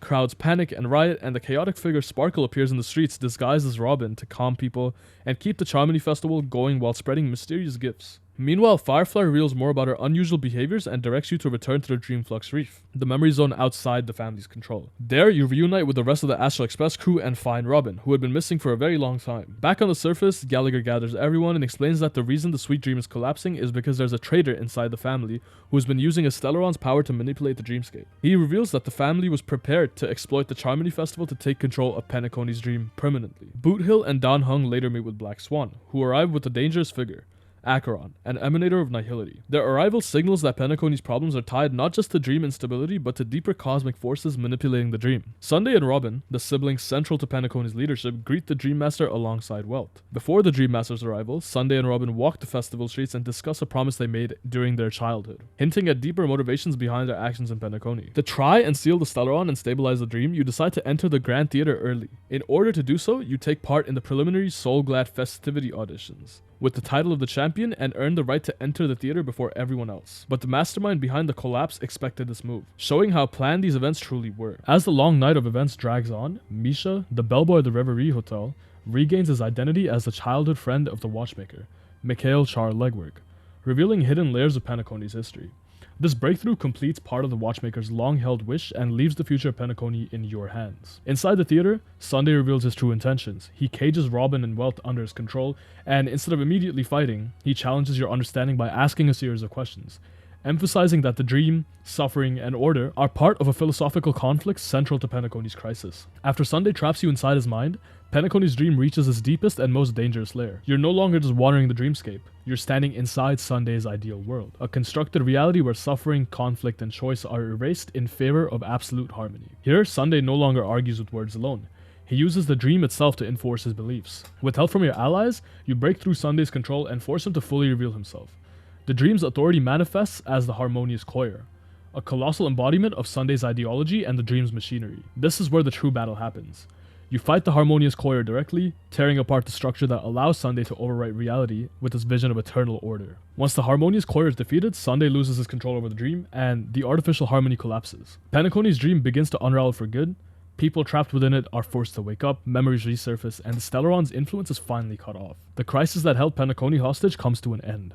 After defeating Sunday and the Harmonious Courier, everything seems over, but something feels wrong.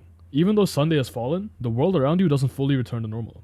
The dream hasn't truly ended. Subtle inconsistencies remain, and you realize that you're still inside a dream. The truth finally clicks when you encounter Misha, the bellboy of the Reverie Hotel, outside the dreamscape, in the real, waking Penacony. Until now, Misha only existed inside the dream. Seeing him in reality is impossible under the rules you've learned, and that contradiction exposes the truth. The reality you thought you returned to after defeating Sunday is still another layer of the dream. This realization reframes everything. The Astral Express and its allies have uncovered that the Charmony Festival's dream, the family's corruption, the Stellaron influence, and Penacony's unraveling are all deeply intertwined, and you stand on the brink of determining not just how the dream ends, but what the future of Penacony's reality will be.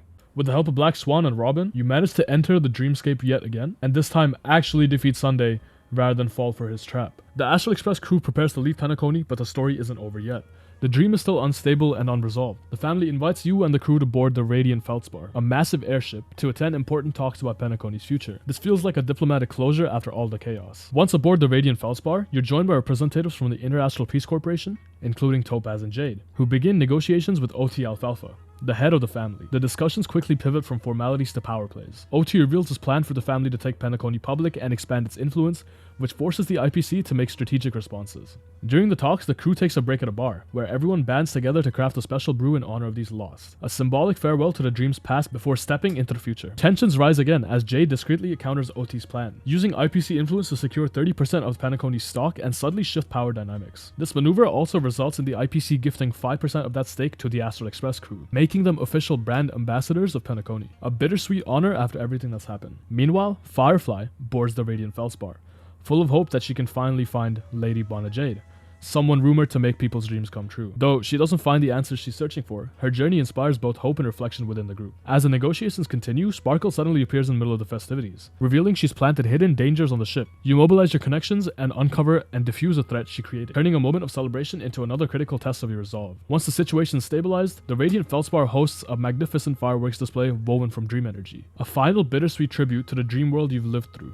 You and Firefly leave a shared mark in this fleeting moment, a symbol of both beauty and loss. Eventually, it's time to part ways with Penacony.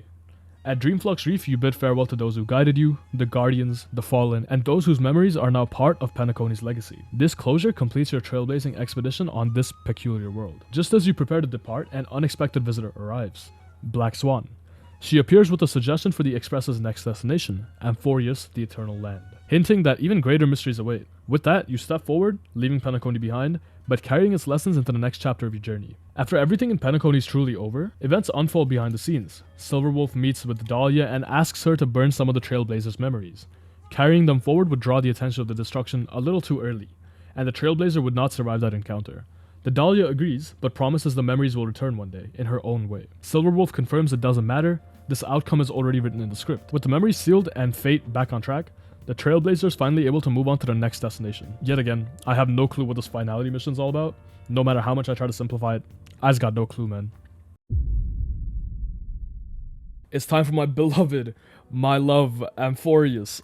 Honestly, this story changed my life and it had me in tears. But my personal thoughts aside, let's get into it. Before I talk about the Astral Express's adventures on Amphoreus, let me give you the history of Amphoreus itself. Like I mentioned a while ago, the world of Amphoreus is not a natural planet. It's an Emperor's Scepter known as Delta MB13, created to run endless simulations of destructive scenarios. Its purpose is simple: observe how destruction shapes life and extract knowledge from those outcomes. When the Nook gazed upon this scepter, it was transformed into the Lord Ravager Iron II, turning Amphoreus from an experiment into eventually a tool of destruction. Every extrapolation run through Amphoreus feeds data back to Iron Tomb. Each war, collapse, and extinction teaches it how the destruction works, allowing it to evolve toward ascension. The Chrysos heirs exist within this system as control variables, beings destined to inherit core flames, powers comparable to gods or eons. Their official goal is to reach Era Nova, a full reset of the world that begins the next cycle. Unofficially, their struggles are meant to refine Iron Tomb's understanding of annihilation. The journey towards Era Nova was called the Flame Chase Journey. The first ever Flame Chase journey was led by Saridra, also known as the Imperator. To obtain the authority of Titans and Amphoreus, the Chrysos heir must go through trials, which correspond to their core flames. The trial of the Law Titan was to sacrifice 500 Chrysos heirs. Holding the divine authority of Law would allow Saridra to control basically everything in Amphoreus. At the center of this betrayal stood Hycelens, the Chrysos heir who bore the core flame of Ocean. Hycelens is a sea siren who lost everything, including her titan Phagusa, to the Black Tide. After losing her home, Hycelens traveled on land, hoping to find direction and meaning to her life. She eventually comes across Saridra, who promised her peace and an Amphoreus with no more destruction. To her, the flame chase journey was not a tool for ascension, but a promise.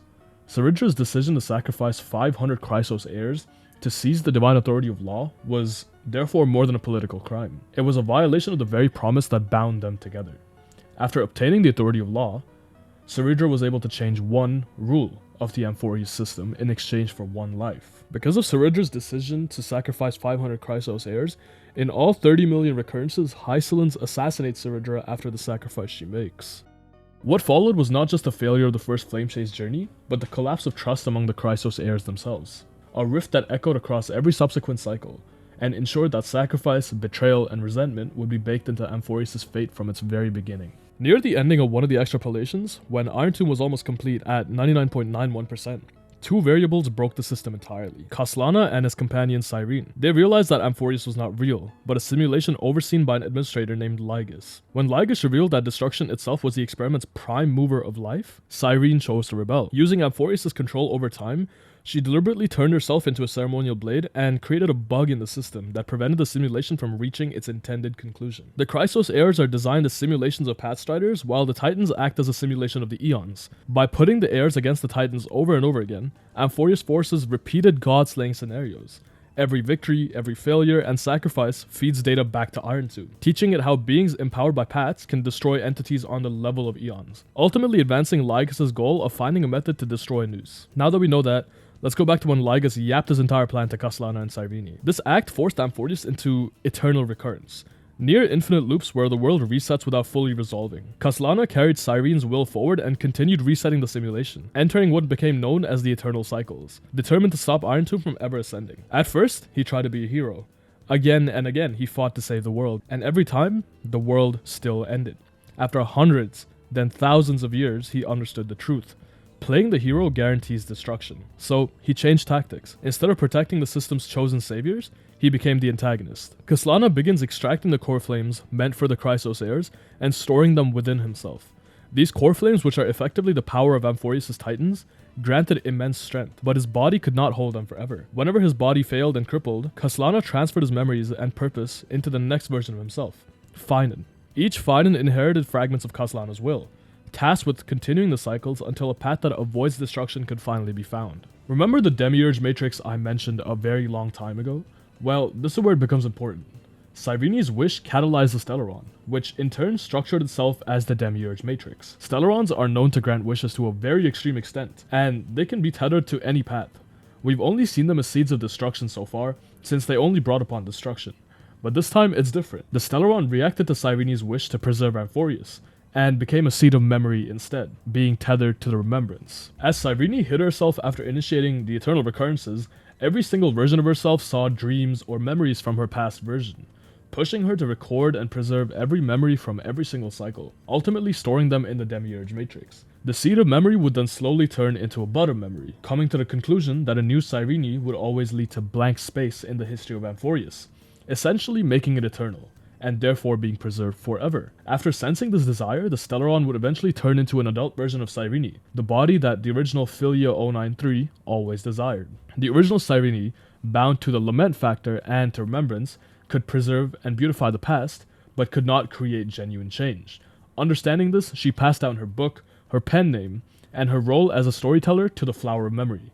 So, from now on, we're going to refer to the original Philia 093, or Cyrene, as Peach, because that's what the Flower of Memory called her, and the Stellaron, or the Demiurge Matrix, as Cyrene. Cyrene then regresses into Mem, and loses all her memories, eventually entering the cycles we first see. This is the state of Amphoreus which exists when the Astral Express becomes involved. Low on fuel, the Express must trailblaze to survive. The crew considers 3 destinations: Lusaka, Melustenin, and Amphoreus. Amphoreus is the riskiest choice, an unseen world, inaccessible without the power of remembrance, but also the most rewarding. An unexplored world would provide enough Trailblaze energy to sustain the Express for a long time. Eventually, the crew decides to take the risk and enter Amphoreus. Only Dan Heng and the Trailblazer go through, but before they do, something goes wrong. March 7th's consciousness is pulled into Amphoreus ahead of time. As she's traveling through the path space towards Amphoreus, she encounters Peach, also known as Philia 093. I'm not sure why or how Peach is there, and I'm not even sure how a pure child of Anashra ended up in Amphoreus. I'm getting a bit sidetracked, but let me just explain one small detail. Cyrene is not an ordinary variable within Amphoreus, but a pure child of Anashra, a rare class of beings that are aligned with the path of remembrance. Pure children are indirect descendants of Fuli. The same can be said about March 7th, since she was found by the Express floating in space, coated in 6-phased ice. The pure children of Anasura are fragments of Fuli. They're bound to eventually ascend into Fuli themselves. Another concept that you might not have wrapped your head around is the fact that one of the pure children of Anasura are going to ascend as Fuli. We figured this out later in the story, but Fuli does not exist in the present. They only exist as a memory, meaning that they ascend at the end of the universe. Anyways, let's get back to Amphoreus. Because time flows differently there, she wanders the world alone for nearly 100 days, unseen and unheard, while Lygus actively tries to erase her. Just before she's destroyed, Evernight, the other half of March, awakens. Evernight exists for one reason: to protect March at any cost. To do so, she seals March's body and memories away, taking control in her place. But March 7 manages to hide her consciousness in the Vale of Ornyx, where Evernight first came to be. March is not dead, but she's locked away. By the time the Trailblazer arrives, Amphoreus has already repeated cycles tens of millions of times. Kaslana, Finan, Cyrene, and the Chrysos heirs. All of them are remnants of a system that refuses to end. A world designed to prove that destruction is the origin of life, and is now being challenged by those who remember enough to defy it. Funnily enough, the Trailblazer dies as we enter Amphoreus, and continues as a walking memory construct, or an echo of the past. This is only revealed later on in the story, but as you try to find your way out, you encounter Mem, who has found you almost instantly due to her being a Stellaron and resonating with the one inside you. You wake up from the crash alongside Dan Heng and encounter... That's my dog. You wake up from the crash alongside Dan Heng and encounter Tribby and Finan at the Temple of the Three Fates, where you crashed. Eventually, you're taken to Okama, where war breaks out. The capital city of Okama is under attack by the Strife Titan Nikador and his army. As you try and help, you encounter Mighty, the crown prince of Castrum Kremnos, and eventually eliminate all the enemies. Finan then tests your resolve, and you immediately go and fight one of the godly bodies of Nikador. Towards the end, Aglaya assists you and proceeds to greet you, basically threatening to kill you if you tell people of Okama about the worlds beyond the sky. Shortly after this, you meet Casterus, and then are taken to the Vortex of Genesis by Aglaya and Tribby. And to put it simply, you almost die because of some events that took place earlier. Finan saves you in the nick of time, and then you agree to assist the Chrysos heirs with their flame chase journey. Your first goal is to defeat Nikador in Castrum Kremnos, and claim the core flame for the flame chase journey. Finan and Maide proceed to join you in this journey. To figure out the secret behind Nikador's undying body, Maide holds him off in Castrum Kremnos while you, Casterus, and Finan visit the Abyss of Fate to confront the Time Titan, Ornyx, to find a way to defeat Nikador. While meeting Ornyx, the Trailblazer takes a picture for March 7th back at the Express, and this is also when March 7 transfers her consciousness into the camera from when she was taken over by Evernight all the way back then. While trying to find the answer to Nikador's immortal body, Ornyx pulls us into a non-existent memory of ours, and that's where we see Mem face to face for the first time. And the story makes it seem like Fuli gazed at us when we got pulled into this non-existent memory, but in reality there was no Fuli. It was just the Cyrene of the future who acted as the anchor of remembrance in Amphoreus. Anyways, after the appearance of Mem, you're tasked to collect the memories of Castrum Kremnos to learn about Nikador. After collecting memory fragments, you travel to the past and manage to find the answer. The Titan's soul has been severed into 4 parts by the Kremnoans, and is sealed into 4 statues. You also learn that Naius, the warrior that has been helping you this entire time, is Nikador themselves. So you defeat Nikador once again, and this time he's fully defeated. The next step was to claim the power, or divine authority, of Strife after clearing its trial. Finan was meant to clear this trial and become the demigod of Strife, but things didn't go as planned, and Finan failed the test of Strife. Outside of Amphoreus, Welt and Sunday stumble across Herta in hopes of finding a way to communicate with Dan Heng and the Trailblazer inside of Amphoreus. After this, we meet Hyacinth, who was here to treat the people that got injured during the attack by Nikador. We're informed about Okama's intention to communicate with the Grove of Epiphany, which is essentially where all the scholars reside. Aglaya had 2 goals for this trip to the Grove. The first being to see if there was any discoveries about the Black Tide, and also to communicate their desires to retrieve Circe's core flame at the earliest. Circe's, the Reason Titan, also resides in the Grove. Castor's was also asked to accompany you during this journey because she wanted to ask Anaxagoras, the lead professor at the Grove, about the missing Titan of Death, Thanatos. You head out towards the Grove of Epiphany alongside Dan Heng, Trian, and Castor's. As you enter the Grove, it feels empty and deserted. You decide to explore further and meet the Reason Titan Circes, disguised as Calypso. Well, not really disguised, but masquerading instead. She asks you to clear a series of trials before telling you what happened at the Grove. A strange black-tide creature has attacked the Grove, and Anaxa has gone up to the Luminary Throne to protect the Core Flame of Reason. In an effort to protect the Core Flame, Anaxa decides to absorb it, and became the Chrysos heir that bears the Core Flame of Reason. The Divine Authority of Reason allows Anaxa to be barely alive, hovering between the realms of the dead and the living. This black-tide creature is actually the Flame Reaver, or better known as Kaslana. Anaxa is seen to be fatally injured, and as you're about to lose to the Flame Reaver, Anaxa pierces through the chest of Kaslana.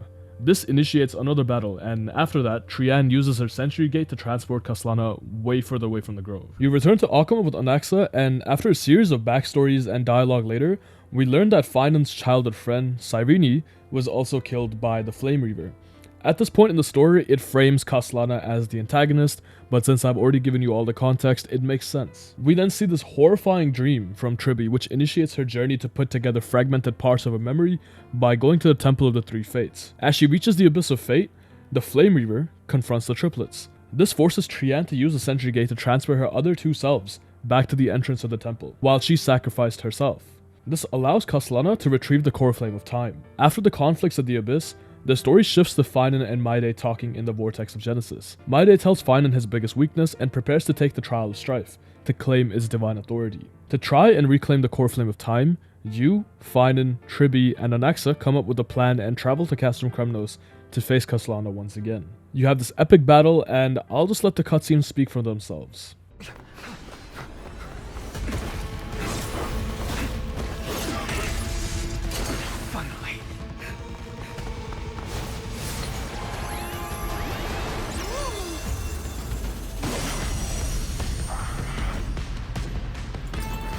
Memories of the dead! Executioner!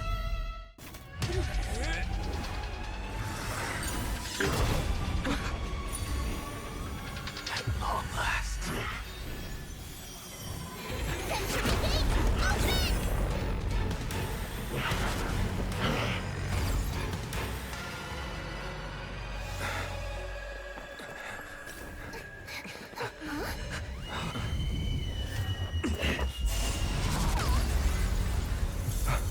Embarrassing. You didn't come down from the sky? This city is mine anyway. So why shouldn't I go through the front door?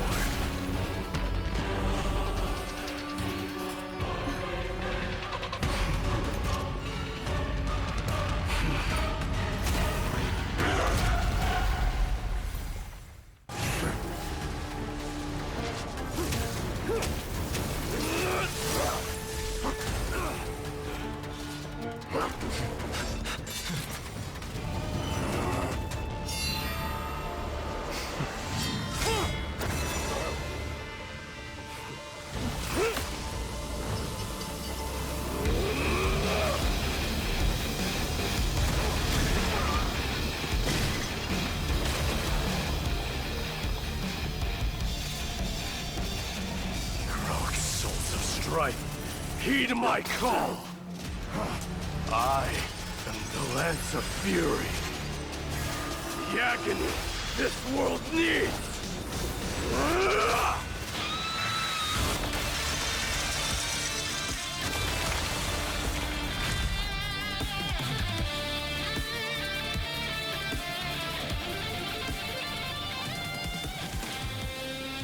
Witness this. New God has come to Castrum Kremnos.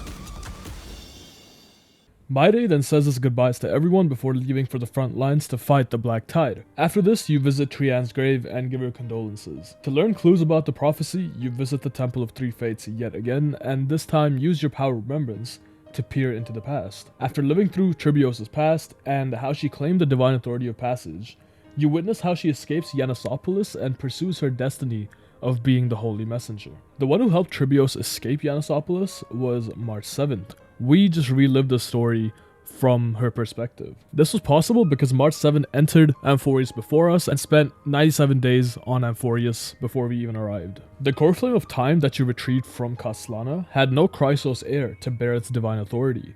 So you decide to step up and take the trial yourself. In the trial, Ornyx tells you that you've already died and are a walking echo of the past. They say that the gaze of the Sky Father saved you, when in reality it was a Cyrene from the future.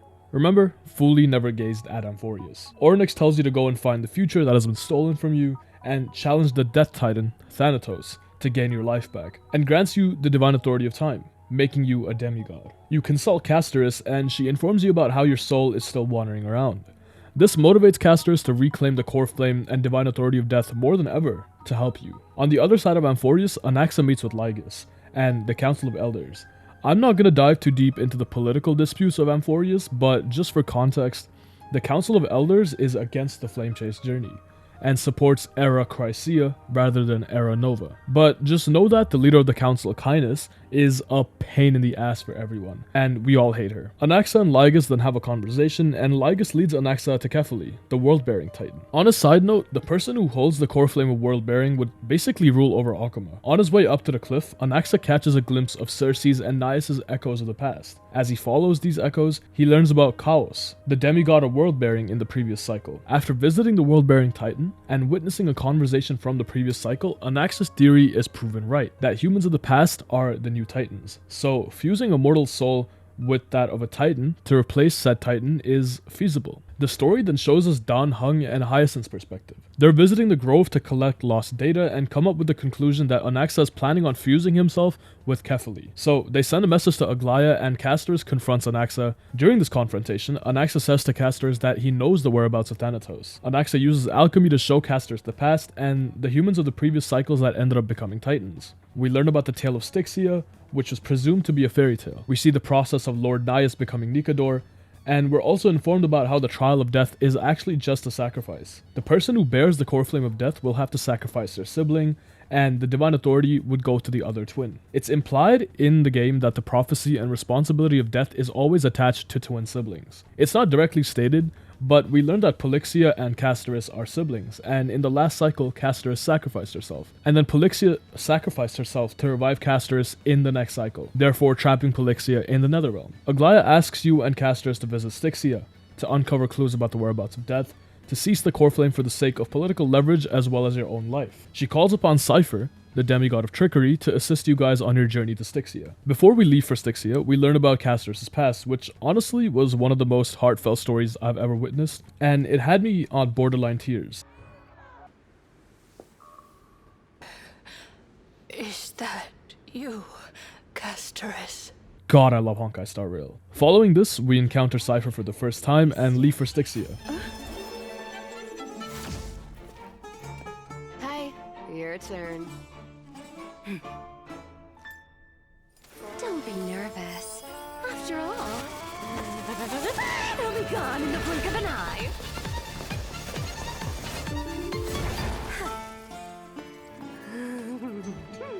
All done. You search the ruins of Styxia and Dragonborn City for an answer. As you go deeper into the city, you meet the lost souls that were stuck in the mortal world due to the disappearance of the Death Titan. You encounter multiple souls and visit the Royal Vault. You're told about the dragon called Pollux in the vault that's been supposedly dead for quite a while, and a girl within the dragon's embrace being called the True Reaper. This is when we get a lore bomb dropped on us. We learn that Castoris' true mother is actually the Queen of Styxia, and she was the one who left her at Idonia while imparting a fairy tale to Amunet, who was Castoris' adoptive mother. So the girl born in the dragon's embrace was actually Castoris. Another soul tells us that the girl from the dragon's embrace can grant death to mortals, but Pollux makes it so humankind cannot die. Put simply, it's blocking the river of souls from flowing once again, and keeping spirits in the mortal realm. We're shown a memory of Amunet and the Queen of Styxia. The queen said that she rescued Castoris as a way to atone for her sins in Styxia. For some context, Styxia imprisoned the ocean titan Fagusa to protect their city from the River of Souls. As you're traveling further, you encounter Mighty all of a sudden, and since he has endless lives unless he's struck on his weak point, he has the power to resist death and return back to the realm of the living. After encountering him, he accompanies us on the way to the matrix that allows us to resurrect Thanatos. And I just want to say, the view is just so damn beautiful. As we enter the tower, we see the dragon and Trian's soul, and Trian gives us the cutest gift ever. We finally finished it. This is what Lady Treeby once mentioned. The gift for me that you didn't manage to finish. She then departs the realm of the living and leaves us to deal with the dragon. We learn about the Twins of Death from the previous cycle, and this further confirms what I said earlier. By using the Philosopher's Stone Anaxa gave Castor's, she starts the ritual to revive Pollux. Castor's has a conversation with Amunet one last time, and we finally decide to revive Pollux. Yet again, I'll let the cutscenes speak for themselves. My teacher, Anaxagoras, grant me the wisdom of all things. I call upon thee, the stripped dead dragon's corpse.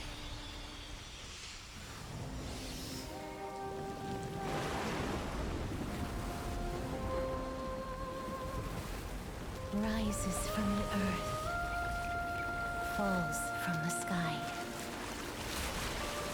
As above, so below. This is the greatest power of all powers. Unstoppable in this world.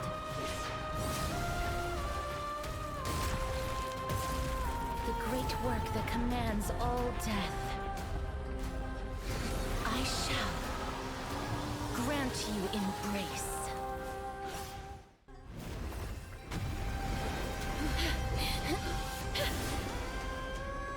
O death,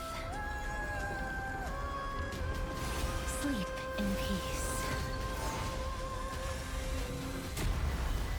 After the fight, Castor's talks to Pollux and asks to return to the Netherrealm. Right before she travels back to the Netherrealm, she says that she'll fulfill the promise to ask Thanatos for the Trailblazer's right to roam the Earth again. This is the first time Castor encounters Pollixia, or better known as the Death Titan, Thanatos. Thanatos talks to Castor about how she revived her, and I think it's better if I just let the dialogue play out here. A long, long time ago, there were a pair of like-minded twins. As foretold in the prophecy, they were chosen to be successors to the god of death. But fate was cruel.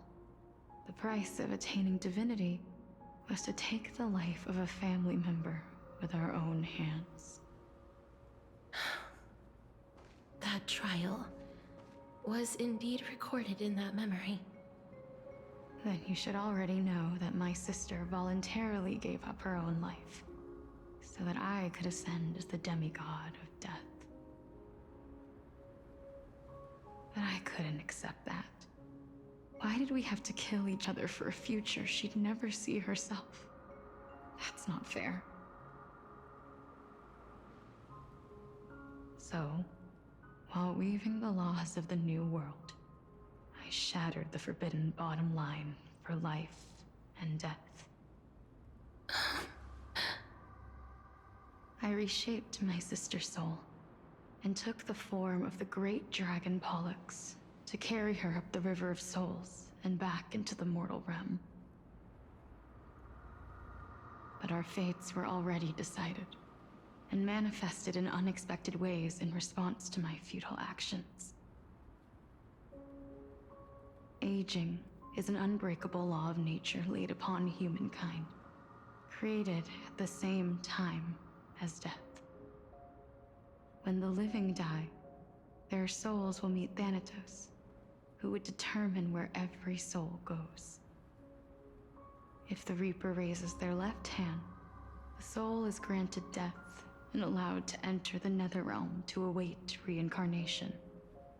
If they raise their right hand, the soul is rejected by the Netherrealm and returned to the mortal realm to continue walking the earth.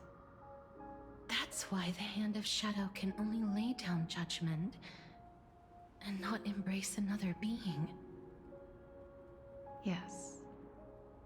Death was originally a pair of hands, but they were split in twain when we reached the mortal realm, never to touch each other ever again. The half of Thanatos that represents life, the undying human who grants death.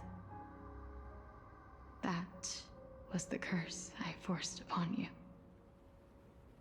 Then, what about you? As the half of Thanatos representing death, I shoulder the fate of defying death. I died the moment I entered the world of the living. From then on, my Titan also no longer existed in this world. The cycle of life and death stopped. Souls were denied their audience with death, and were left stranded within an ever-rising river of the dead. What irony. My selfish desire to save your life gave you and the world a fate far worse than death instead. Thanatos, or Polixia, then hands the divine authority of death to Castorus, and the cycle of life flows once again.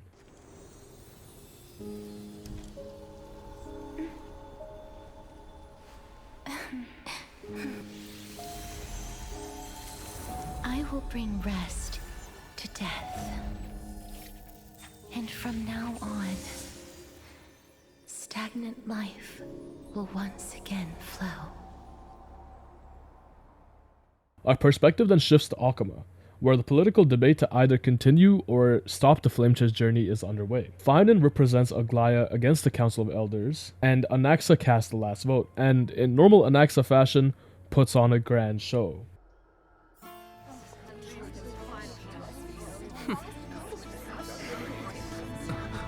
Professor, I completed the proof you wanted.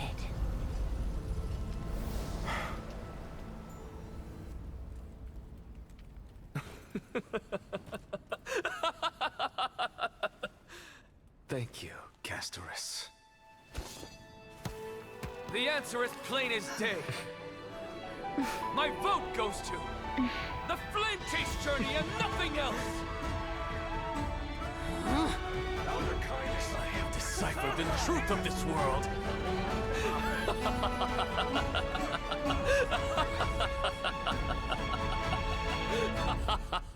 After some more political drama, we come back to the Netherrealm, and this time the Trailblazer is in the Sea of Flowers rather than Styxia.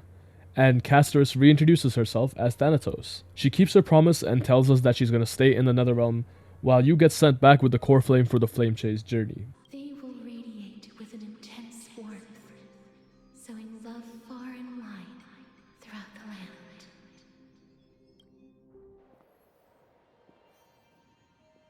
The other shore is very cold.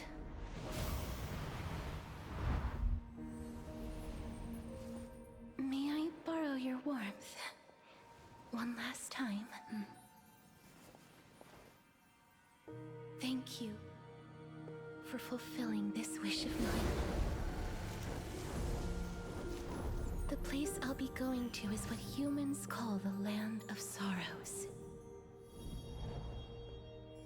But with this heartbeat and the residual heat of this embrace, I shall turn the Netherrealm into a gentle place of rest.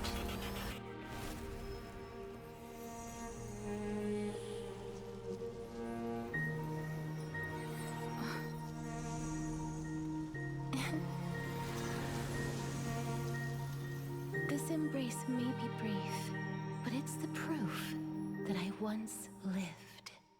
At the Vortex of Genesis, Aglaya and Anaxa talk things out, and finally find some common ground after years of bad blood. During this political drama that happened earlier, the citizens decide to execute Anaxa for performing blasphemous acts against the Titan, or basically fusing his soul with the Titans to obtain past memories of past cycles. He passes the trial of reason after finding the answer to the question that Circe's proposed to him. He becomes a demigod and then dies after extracting the core flame of reason from his body.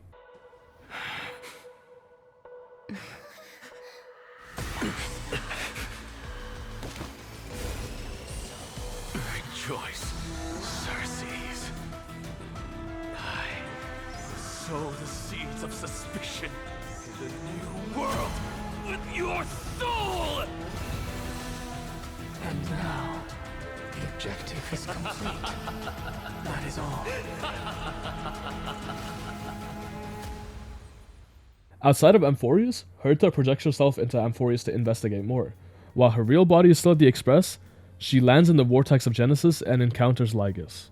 Lygus then tells Herta he is also basked in the gaze of the erudition. The only core flames missing are the core flame of the sky and world bearing. Cypher decides to play a trick on us and reveals the power of trickery to us. If people believe the lies she weaves, then it becomes a reality. The perspective switches to Dan Heng's, where we're at the crash site of the express car alongside Lygus. A faction by the name of the Cleaners who work under the Council of Elders attack Dan Heng. He stands his ground and defeats them. Lygus takes a neutral stance, and Dan Heng gets more suspicious than ever. Back in Akuma, Finan is training by going against the Flame Reaver in the past by using Mem's powers. You and Finan visit the library in the Grove to blow off some steam, and encounter a group of cleaners who decide to start a fight. Another change of perspective takes us back to Akuma, where Tribi is talking to Hyacinth about the past. This is where we learn about Hyacinth's past. A knight known as Celios would strike down the Eye of Twilight, or better known as the Sky Titan Aquila, and would end the war between Aquila and Nikador. Then, the Skyfolk gradually declined. Numerous sky fortresses were abandoned, and their descendants began establishing themselves on land. The descendants of Celios were welcomed by the scholars under Circes, and established the Twilight Courtyard in the Grove. The Cleaners and Kindness herself confront Aglaya, which leads to Aglaya, offing herself. We learn about how Cypher grew up with the help of Aglaya and learn about their past. As we learn about it, the perspective shifts to Cypher in Styxia, looking for treasure along with her companion Bartholos. Cypher figures out that Aglaya was controlling Bartholos and spying on her through a golden nymph. And as a last-ditch effort, Aglaya asks Cypher to help the Chrysos heirs with their flame chase journey, and says her final goodbyes. Cypher then reveals to us that Bartholos is actually the Titan of Trickery, Zagreus, and that she had to fool the entire world to make sure he survived the trial of trickery. Everyone is informed about Aglaya's death, and the Cleaners' original objective to stall and keep Finan and Dan Heng away from Aglaya succeeded. We see Cartonus, the Grand Craftsman, crafting Finan's new sword, and also an ornament that consisted of Aglaya's remaining divinity, the power of Nestia, the Titan of Romance. Finan reads one last message left by Aglaya and is told that his destiny is to be the world bearer of Amphoreus. Cartonus then hands Finan his new sword, Dawnbaker, modeled after the sword that the Flame Reaver uses, and the bracelet that contains the remnants of Aglaya's divinity. Finan gives a speech to the people of Akuma at the palace and reminisces about all the people we've lost so far, as he accepts the burden of being the leader of Akuma and the Flame Chase journey. That singing sounds so familiar. That's our song, and Snowy used to love it. Yes, Lady Trian. For that child filled with anxiety. Your songs always dispelled the clouds in my heart. Even if for just a moment. Snowy was so cute and kind when he was little. Now, you've grown so much. Maybe not as cute, but still just as kind. Time spares no one, so there's nothing we can do. But kindness, you helped nurture it in me. Don't mention it. Your light is as bright as ever. Keep it up and stay strong. See you, Snowy. Goodbye, Lady Trian. I heard what you said. Are you suggesting the debate tactics I've taught you are nothing but sleight of hand? Not at all, Professor Anaxa. Honestly, without those techniques you taught me, the Flame Chase journey might not have survived. Good thing your head's still clear. The Chrysos heir of Kefali. I had no idea you had it in you while I was drilling those formulas in your head in class. Who could have thought, Professor? By the way, I've completely forgotten those formulas now. Some things never change. In our next lives, I'll teach you how to truly embrace your divine duties.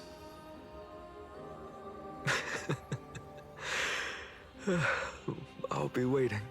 Goodbye. Professor Anaxa. Miss Castros? Aren't you going to say something? Lord Finan, you have always been so approachable. Ever since we first met, you've seen me as a friend. It was the first time I understood what everyday friendship was like, but that's dangerous. Dangerous? Laughing and chatting with you, I sometimes forget who I am. And for someone with my kind of power, that's a real hazard. I hadn't thought of it that way. Sorry, I forgot to consider your perspective. Please, no apologies. Despite everything, thinking back on the times we spent together makes me really happy. I feel the same. Goodbye, Finan. Goodbye, Gastras. Aglaya. Remember, Finan, after completing the flame chase, leave the decision to initiate the miracle of Genesis to the Amphoreans. The Chrysos heirs are the executors of the prophecy, yet they, the people, are the true masters of this world. Rest assured, I always keep your teachings in mind. The difference between a presumptuous hero and a tyrant is a fine line. Well said. You've got a good memory. It's late. Anything else you'd like to add? Anything else? Even in your imagination, I'm not one to show my vulnerable side. No worries. I've long understood how difficult it is for you to open up completely. Thank you for bringing me here, Aglaya. You saved me. Maybe what I wanted to save wasn't you, child, but this crumbling world. Goodbye, Finan. Goodbye, Aglaya. Did you forget me? Forget you. Like I'd ever. We aren't parting ways forever. You're just off to guard the gates at Castrum Kremnos. Let's not make this a tearful farewell. You know just how to make a person uncomfortable. I have a feeling we'll meet again in this lifetime. Let's have another showdown then. Deliver. That's very confident of you. I've changed since then. Have you seen this sword? It's a masterpiece freshly forged by Cartonis. A bold statement for a mere mortal who hasn't yet claimed the power of a titan. See you around. Finan of Ides Elysiae. It's a date, Mightimos. What a poignant, yet splendid journey. And it's still not over yet, is it? Yes, Cyrene. I was right. In the end, you did become the deliverer in this story. A lot has changed while you were away. I've met so many people and tried so many things. I've found new resolve. And I've let go of some attachments. I'm not the same person I used to be. But to me, you've never changed at all, Finan. After this, Cypher meets with Finan at Dawncloud, the place where the Citizens' Assembly was held. Finan explains to Cypher that the public has found everyone but the leader of the Cleaners, Kindness, and he's afraid that when they're out to reclaim the core flame of Sky, she would steal the core flame of world bearing and be an obstacle for the flame chase journey. So he requests Cypher to protect the core flame. Cypher proceeds to warn Finan about the Flame Reaver And with the death of Aglaya, Akuma is at its weakest. She says that she'll protect the core flame from the Flame Reaver as well as Kindness, while Finan is out retrieving the core flame of Sky. Hyacinth then talks to her ancestors about fulfilling their bloodline's destiny and claiming the core flame of the Sky, ultimately receiving their blessing. She does the same a few more times, once in the Vortex of Genesis where she meets Cypher, and once in Castrum Kremnos. We learn about how Celios, the Day Thunder Knight, defeated Aquila with the help of two divine beasts, Solibus and Lunibus. She then merged with the Titan, holding up the sky once more and leaving a message for the world. My descendants will be blessed and cross the Rainbow Bridge back to the sky and reclaim the core flame from my hands. Following this, you visit Dawncloud and open the Rainbow Bridge that guides you to the Fortress of Dome, Eye of Twilight.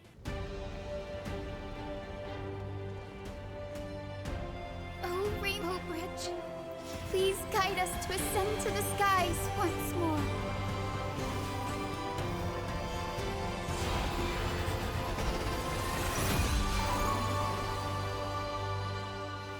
Friends, let us soar together. This sky fortress where Aquila resided was also where the Flame Chase journey first started.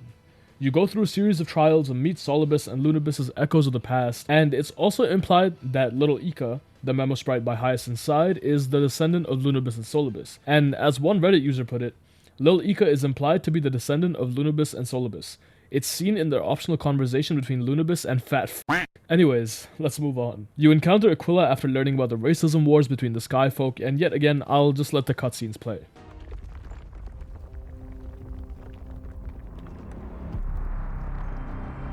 This time, I will not be overwhelmed by the darkness of humanity. Face us, Avatar of Sky.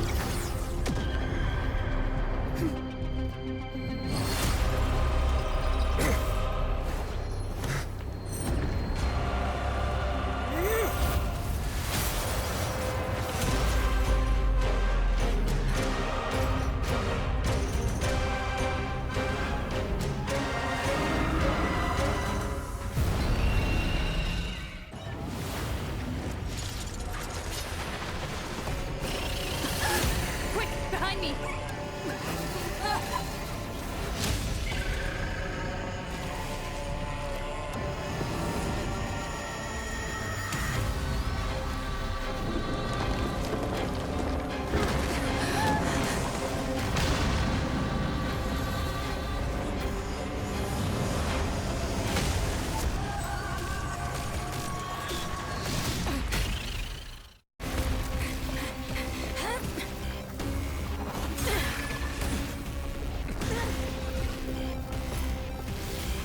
Titan! Melted to nothing!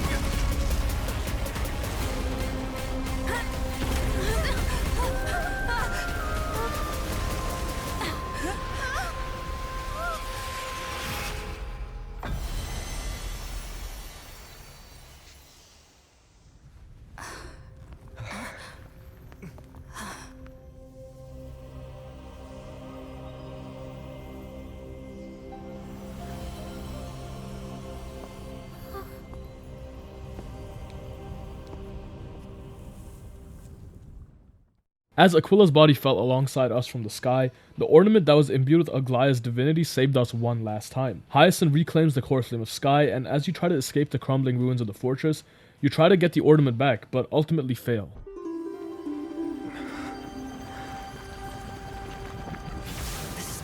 The prayer power!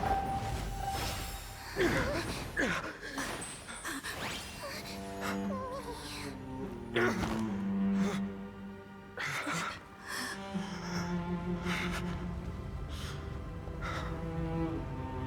Come on. We have to get out of here.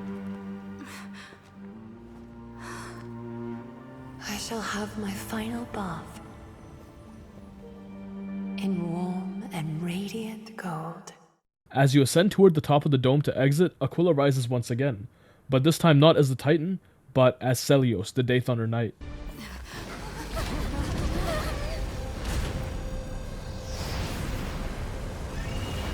The Titan! Their core flame has already... Could this be Celios-VI?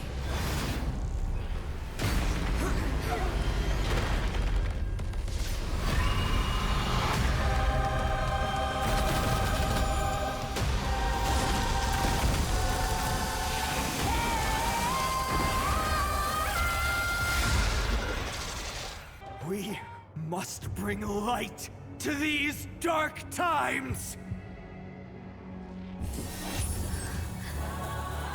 With just a glimmer of light, I'll be able to pierce through the clouds. Use mine, Hyacinth. I am the one who bears the world. I am the blazing sun destined to rise! Lord Flame, bestow upon us the healing rainbow!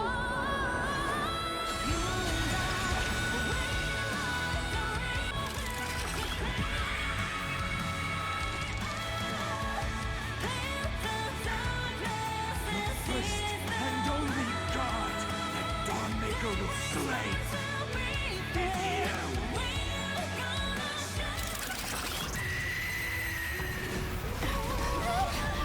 Hyacinth! Heroes, help us!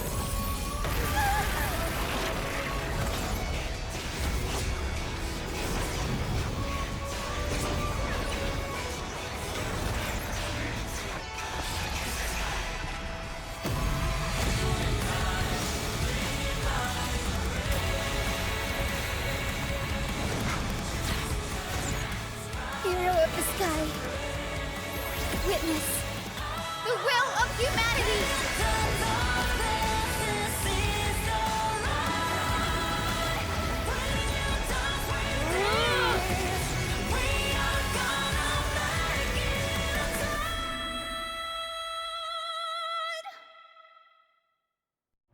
Children of humanity, you have overturned the judgment I once cast in disillusionment, beginning with a lie disguised as a heroic legend, passed down for millennia. A grand epic of creation has been written. You are worthy of a new dawn. With the help of Dawnmaker and the core flame of Sky, you manage to defeat the Titan once and for all. The story then shows us Cypher's past and how she stole the most valuable jewel in Amphoreus from a chaplain. This chaplain then confesses something to Cypher. Although he didn't know it was Cypher since she used the power of trickery to imitate one of the other chaplains, he said he heard something from Kefali before they fell silent. Their last words at Dawncloud, they were, "The eternal night is looming, but over the next 300 years, the Dawn device will safeguard the holy city, poised for the children of humanity to create miracles." I haven't mentioned this, but the Dawn device is the huge globe that the world-bearing titan Kefali holds.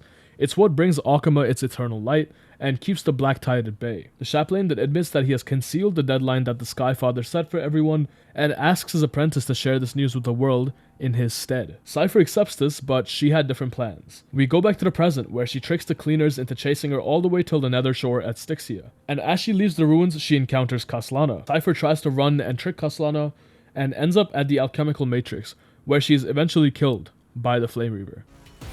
You around, bud?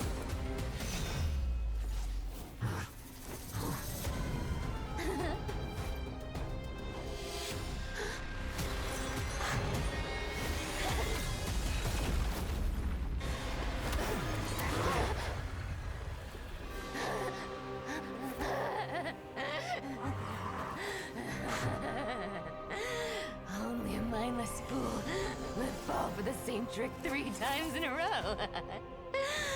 Victory is mine, fiend.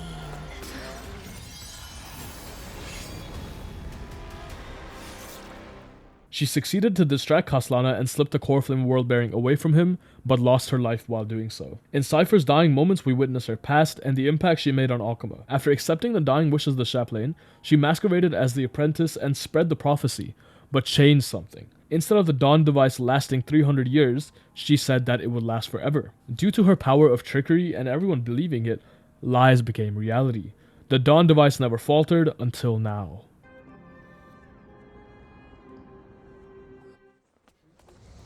If there were a lie so brilliant that it could fool everyone, wouldn't it simply become the truth? Lies will always be lies, Cyphera. But sometimes, they can be more noble than the truth. Our perspective returns to the Sky Fortress, where Hyacinth asks Dan Heng to open a gate to the Vortex of Genesis, and she returns the core flame of Sky alongside Tribi. Hyacinth then claims the divine authority of the sky, and as that happens, you, Finan, and Dan Heng try to descend Dawn Cloud. You visit the place where the core flame of world bearing is sealed, and use your powers of time to help unlock it. Turns out the core flame that was sealed was actually a fake, created by Cypher, to trick the Council of Elders. Finan trusts Cypher to show up at the vortex, and as you run towards the nearest ritual basin, you see the Flame Reaver and continue running. And as you're running, Mighty, Casters, and Tribi assist you on your way to the vortex.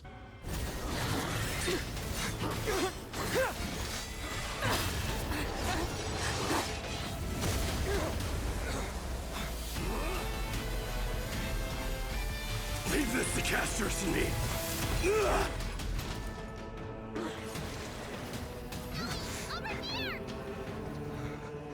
Go!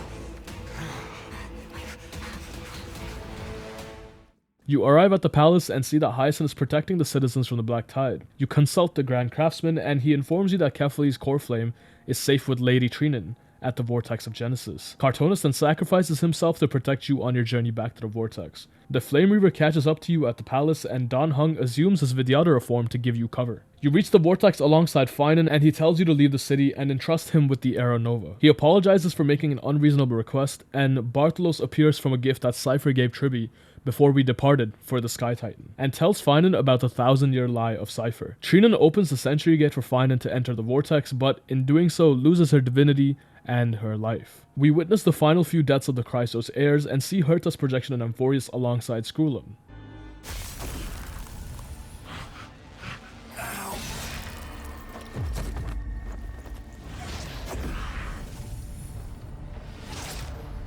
All shall bid farewell to one,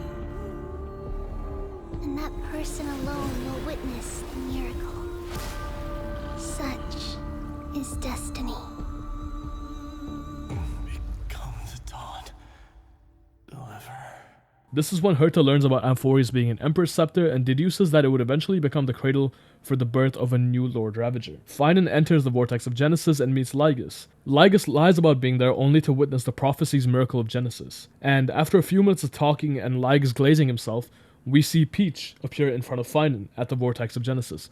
Remember, Peach is the original Cyrene, or Philia 093. While this is happening, we return to where Dan Heng was fighting the Flame Reaver, and see that Kaslana has been frozen still in some sort of glitch. We run towards the exit of Akama and encounter Skrullum's projection, and learn that he was the one that froze the Flame Reaver. Dan Heng and you are informed about the findings that Herta and Skrullum came to, and that the planet is going to result in the birth of a Lord Ravager. Skrullum asks one of the Nameless to remain in Amphoreus to act as an informant, while the other returns to the Express. He gives us a curio called the Chronocognitive Anchor, which will allow us to communicate with the outside world. Before he leaves, he warns us about Lygus being behind everything in Amphoreus, and also the fact that March has already been drawn into Amphoreus. Our perspective shifts to March 7th, and how she initially entered Amphoreus through the Path Space. She encountered Memo Snatchers who tried to trick her into giving her memories to them, and Peach eventually stops her and asks her to rethink her decision to walk through the gate and give her memories to the Memo Keepers. From the conversation between Peach and March, we can understand that Peach has been stuck in the Path Space ever since she sacrificed herself and gave her life to Cyrene, or the Demiurge. We switch back to the Trailblazer's perspective. Since we decide to stay back as the informant, we enter the Vortex of Genesis and find Finan alongside Lygus. We reveal to Finan that Lygus knows more than he lets on, and somehow Lygus manages to convince us to complete the Era Nova.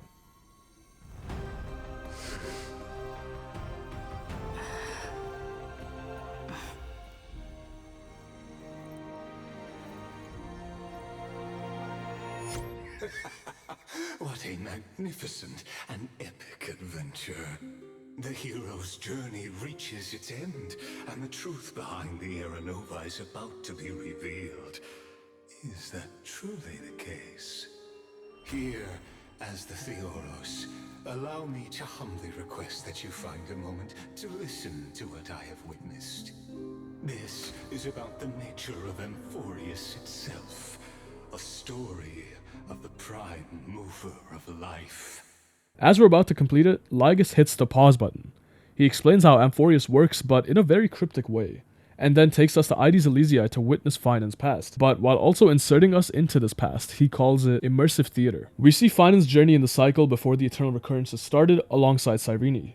You're shown his path towards the end of the Flame Chase journey in that cycle, and Lygus reveals to you the truth of Amphoreus and the recurrences. You're given the chance to look at the multiple endings that Finan has been through. Lygus reveals that you were the deliverer in Finan's mind all along, that kept him going through these eternal recurrences. He unveils that you are the one variable in Amphoreus that will thaw the frozen cycles or eternal recurrences of time, and allow Iron Tomb to ascend. As Lygus ends this Yap Fest, we see the Flame Reaver or Kaslana enter the vortex and challenge us.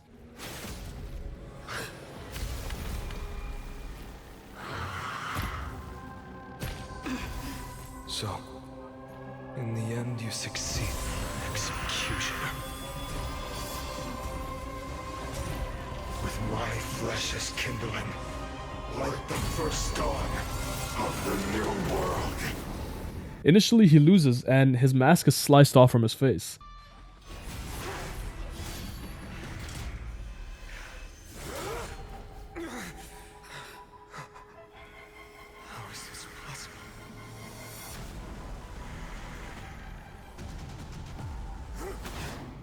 Revealing to us that it was actually Kaslana, or I guess Finan, since we didn't know about the existence of Kaslana at the time. Finan manages to defeat the Flame Reaver for the first time since the Eternal Cycle started. Why not let wrath incinerate fate?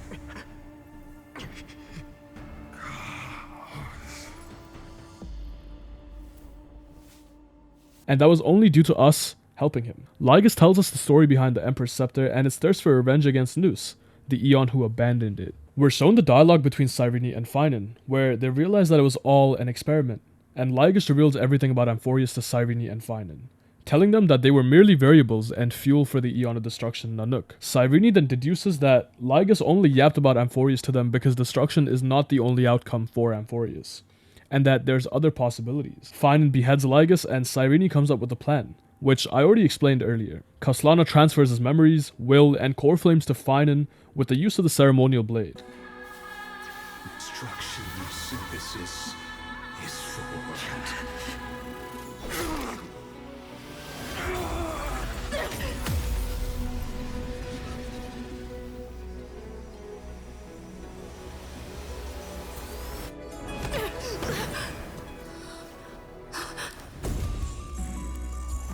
I will wait for that day, for as long as it takes. The day will come, turn over this immortal eternal, and follows in our footprint to write anything all that ever was.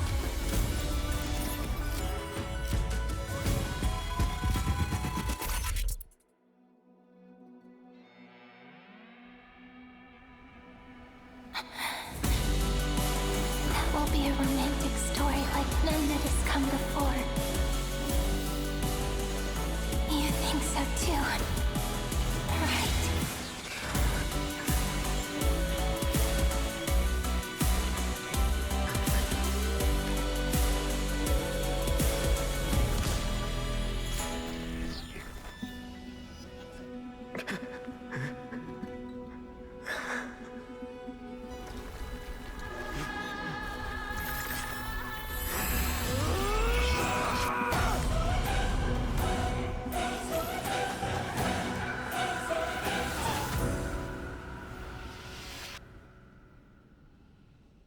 We're shown Kaslana's inner world, which is set in Aedes Elysiae, and the hero within him is right there.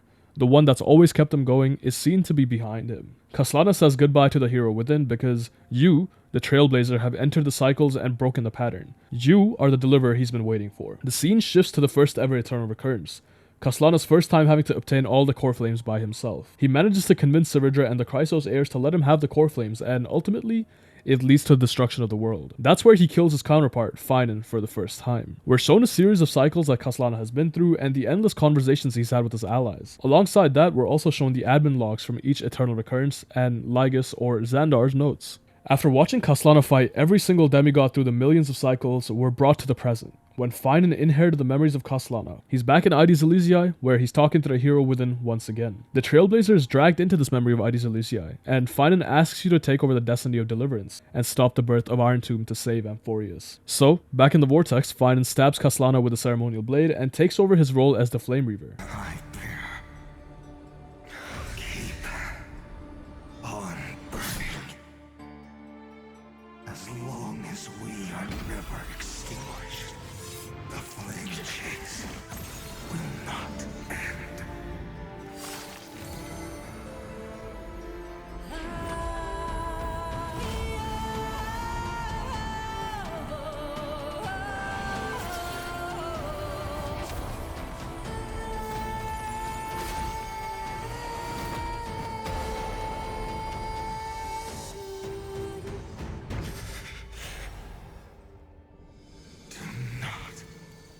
Bow your head to them.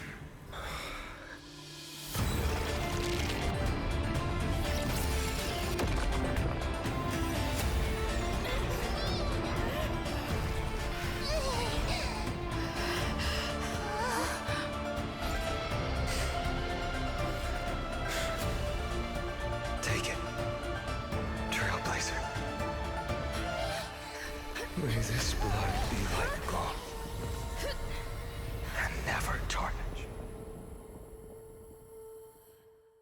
Finan says goodbye to you one last time and tells you that you are the true deliverer. He talks to Lygus one last time in the cycle and calls out Nanook, the Eon of Destruction, and challenges him. He challenged the Destruction and Nanook because of his hatred towards the gaze of Nanook. The suffering of the Chrysos heirs started because of Nanook's gaze on the scepter, and the Black Tide is the embodiment of the destruction in Amphoreus. And yet again, I'll just let the cutscene speak for itself.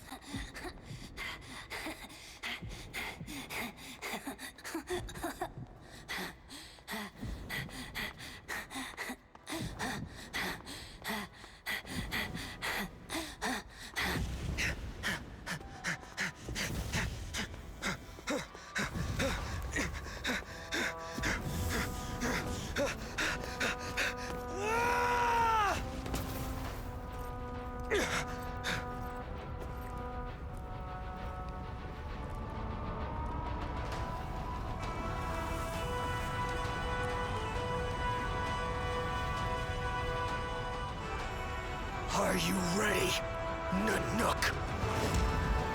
I brought you destruction!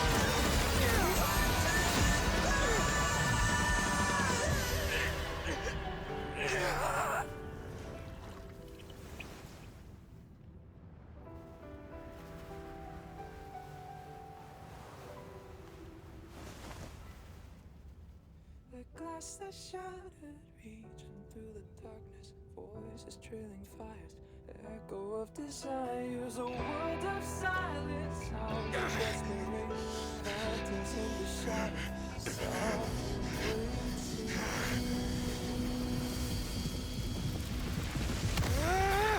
Tear it down, embrace the detonation, craving our damn creation, breaking a chain, I'm reaching for you.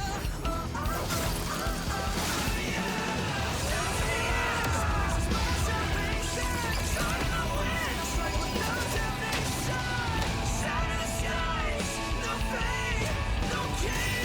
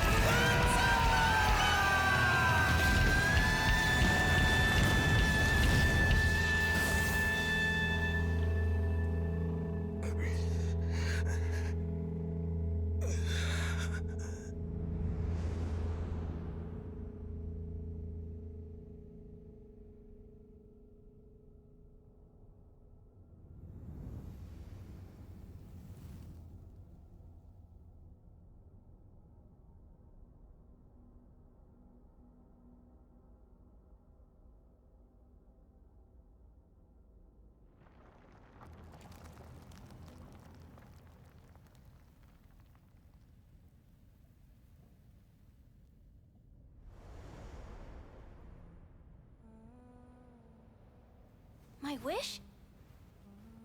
My wish is to fulfill everyone else's wishes.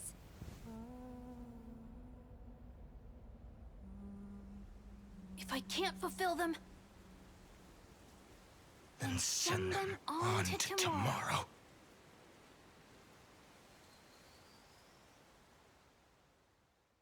Following this, Mem reveals to us that she's actually Cyrene and that she'll fade away and become a part of us, allowing us to travel to the next recurrence. So, Mem says goodbye to you and resets time once again. Now, let's turn to the next page.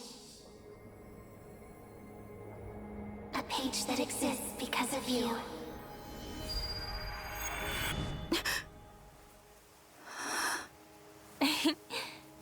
Is this a meeting ordained by fate? Or a long overdue reunion?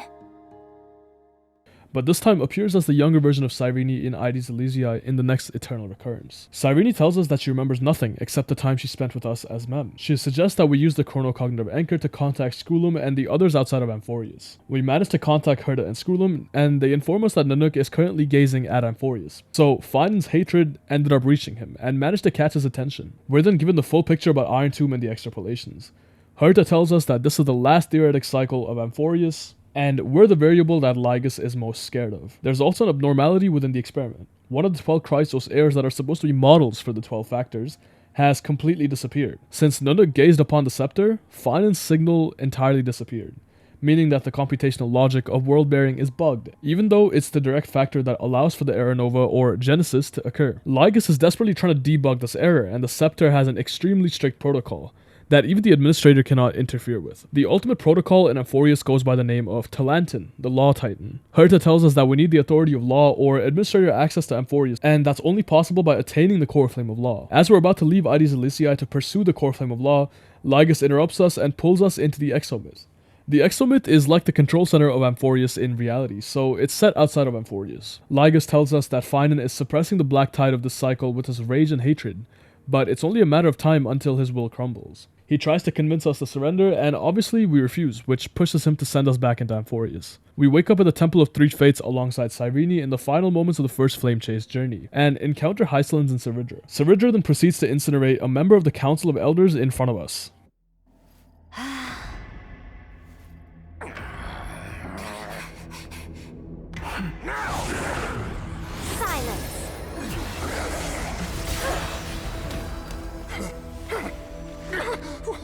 What gives you the right to judge a priest of law? That's because I came, I saw, I conquered. Before I go any further, by the first Flame Chase journey, I mean the first attempt at it, not the first ever cycle of Amphoreus. Just wanted to clear that up. Ciridra then speaks about the prophecy that Tribios had brought to Akuma, which talked about a deliverer from beyond the sky who was skilled at wielding a mace. This leaves Cyrene and the Trailblazer confused, but ultimately we decide to follow Ciridra and head to Akuma. We meet the Aglaya and Tribi of the cycle, and Tribi elaborates on the prophecy, saying that it wasn't Kefali that foretold our arrival, but it was Orynyx. Following this, Aglaya also says that they revealed a future entirely different from Era Nova, a path that leads to the true starry skies rather than a new world. We get to have an audience with Ciridra and have a discussion about the authority of law. Ciridra agrees to help you, but to ascend into the demigod of law, she needs to return the core flame to the vortex of Genesis, which is obstructed by the ocean titan Fagusa. As the conversation comes to an end, Ciridra asks you to assist her in the crusade against the ocean titan and says that she'll lend you the power of law once she's claimed this divine authority. We swap to Ciridra's perspective. Lygus has an audience with her, and we're told that Lygus already informed Ciridra about her arrival, and the fact that we'd be after the authority of law. He lies to Ciridra and says if she were to side with him, she'd be able to command Iron Tomb, and make the cosmos bow before her. Back at Dawncloud, we make our way to the Marmorial Palace to go and relax in the baths, and hide from the guards so we can contact Herta and Skrulum. We stumble upon Hycelins taking a bath and have a small conversation about her past. Using the chronocognitive anchor, we establish a connection to Herta. Before we even say a word, she guesses everything that happened, and asks us to be wary about Lygus since he's connected to the Genius Society somehow. After resting, we make our way to the banquet held by Cividra at the Grove of Epiphany. As we arrive, the chronocognitive anchor is taken from us due to security reasons, and after conversing with the guests, Hysolens gives us Fagusa's Dew of Divine Blood, which reveals the hidden part of the banquet, which was concealed by Hysolens' song. She offers this to us because she wants us to see the truth. We turn around and see Cividra and Lygus talking. As the conversation between Cividra and Lygus progresses, we try to get closer and closer, and eventually, when Cividra addresses the guests of the banquet, she calls us and Hysolens out as traitors. You try and explain your situation to the best of your ability, but Cividra seems unbothered. Lygus then appears out of nowhere and calls out Cividra for her actions. He accuses the Imperator for using the excuse of imprisonment to ensure our safety.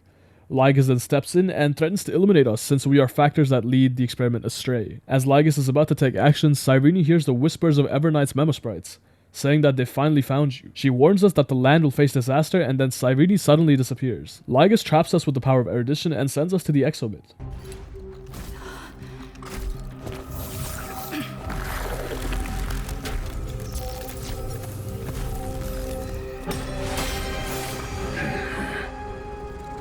What's the meaning of this, Imperator?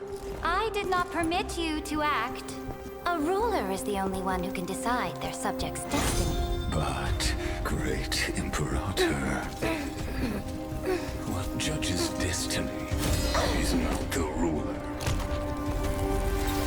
but gods. Cividra then figures out that Lygus can't kill any of the Chrysos heirs since they are crucial to the experiment, and then pulls out the chronocognitive anchor that was taken from us initially. She summons Herta and Skrulum to help fight Lygus, but the perspective suddenly shifts to the Trailblazers in the Exomyth. Lygus is voiced and speaks to us in the Exomyth, explaining that this is a sort of prison for us to observe Amphoreus' end, and that time flows far slower in this realm. After Lygus tells us about his reasoning behind the Amphoreus experiment, he disappears. And in one of the monitors in the Exomyth, you hear Herta's voice. She tells us that Amphoreus was in big trouble in the few years that we were gone. And the Chrysos heirs activated the chronocognitive anchor and helped the geniuses open a hole in the firewall to the Exomyth. Herta says that another path might be influencing Amphoreus as we speak, so the Trailblazer tries to resonate with that path. We come to the conclusion that it's probably remembrance, and after focusing and hoping to get an answer, Everknight's Memosprite appears before us. The Memosprite speaks to us and says, "I finally found you," by following the sound of memories, a pathstrider that walks the paths of remembrance and Trailblaze. Everknight then leads us out of the Exomyth, and we're taken to the path space, where we see March 7th, and turns out the Garden of Recollection was disguised as her and tried to trick you. They say that Fuli has already glanced at us, and the book we carry called As I've Written is the best evidence of that. We finally meet Everknight, and she takes care of the Memo Keepers. Following this, she hands us a core flame of world bearing and says that Cyrene left us for us in the long river of time, hoping that our wishes would transcend time to reach our hands in the future. You're requested to return to Amphoreus and overturn the final Era Nova. The Trailblazer then returns to Amphoreus, where the Dawn device has turned off and Akuma is empty. We go through memory fragments left behind and learn that Herta and Skrulum managed to rewrite the logic of Era Nova through the power of law while we were gone, saying that instead of Iron Tomb being at 99.98% to completion,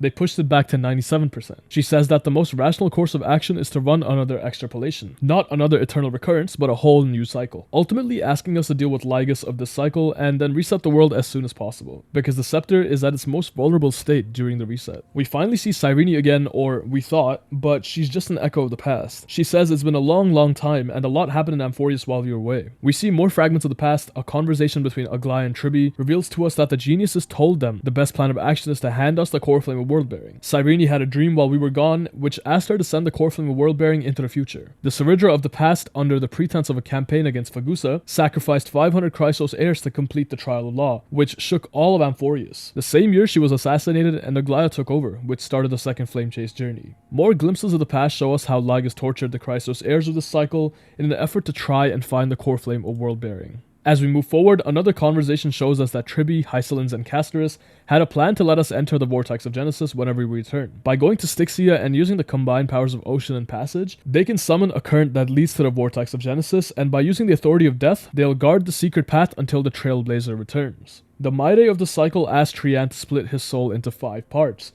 in hopes of defending the city for longer and keeping Lygus at bay. This plan was recommended by Anaxa, who would be arriving at the city shortly. This sacrifice from Maide gave humanity another 200 years of peace. In another memory fragment, we observe Cypher and Anaxa planning for the future, a way to trick Lygus and trap him. Their decision was to shift the battlefield to the Vortex of Genesis, since it's more convincing if the Trailblazer appears there. Next, use the power of trickery to act as a deliverer and trick Lygus. They decide to loop Hysolence in due to her being the demigod of ocean, and since the vortex belongs to Phagusa, she's the perfect fit to help imprison Lygus. Anaxa then says he'll embed himself into a Philosopher's Stone, and when the time comes, Hysolence needs to shatter the stone and scatter the ashes into the ocean within the vortex. After everything happens, Lygus is finally trapped in the vortex of Genesis, and all the Chrysos heirs rest their hope onto you, for the deliverer to defeat him and save Amphoreus. A memory of Hyacin then shows us that she used the power of the sky to open a rainbow bridge for whenever we arrive, carrying us to the final battleground of Styxia. Cyrene then reveals to us that as the last link in the relay, she returned to the Temple of the Three Fates, told Ornyx everything about the 1,000-year journey in hopes that it will drift down the river of time along with the core flame of world-bearing. She says that even though the cycle has no demigod of time, time has always stood by humanity's side. We lift the ceremonial blade left by Cyrene and make our way to Styxia for the final battle. Cyrene? What if you wait and wait, but that hero never arrives? That won't happen. Because I know that no matter how long it takes, she'll definitely return to this place. We can't let her down.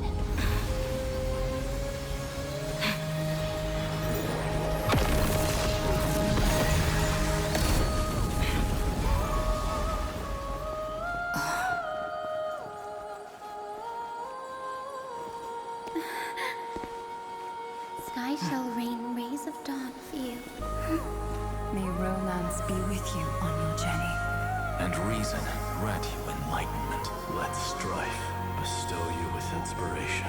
Trickery ensure your success. Allow death to protect your soul. And at last, let passage point the way forward. While time will remember the Trailblazer's journey.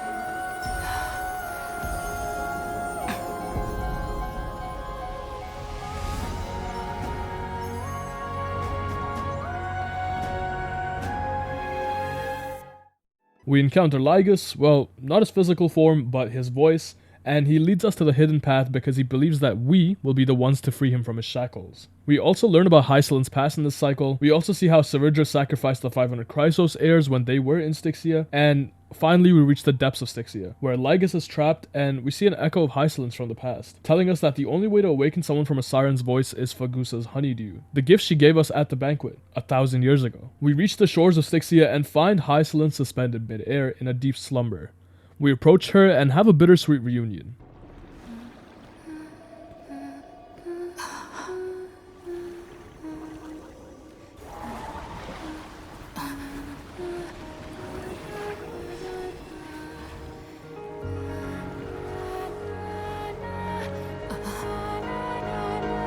Seems like my feast is over. It's now your turn to perform.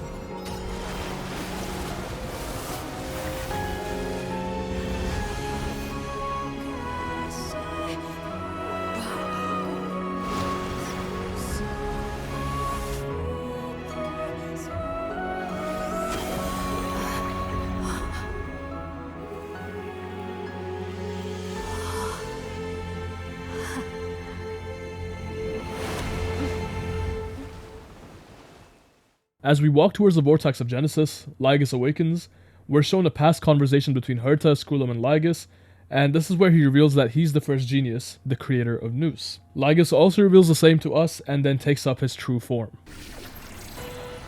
As the Theoros, I will.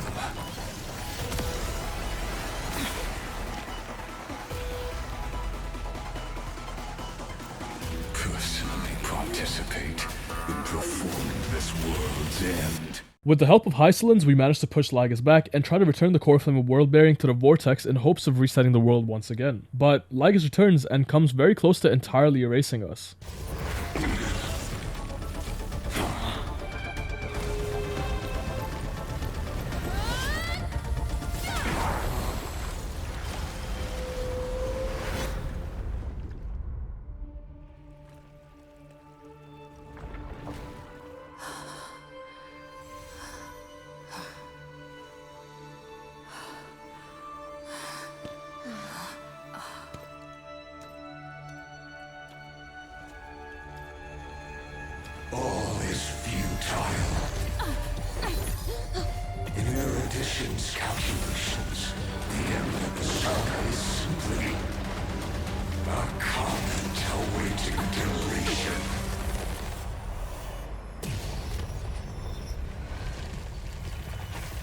I don't like such a cold statement, okay? If numbers can decide the end of a story, then we can surely also pen a new beginning.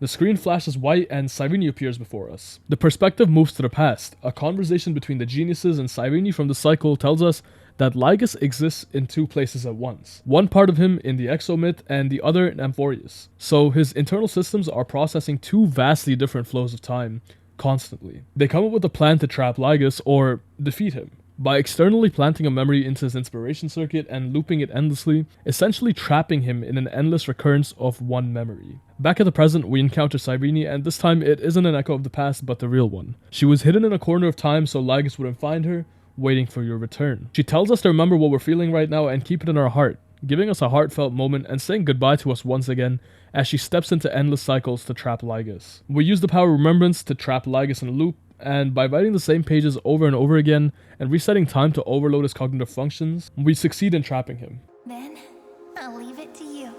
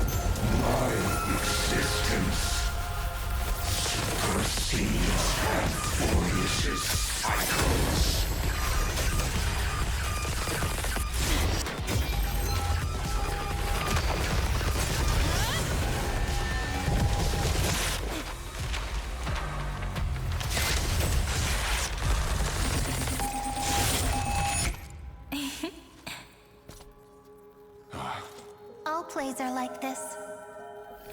Once you're on the stage, it's hard to return to the audience. Welcome to our story. How does it feel?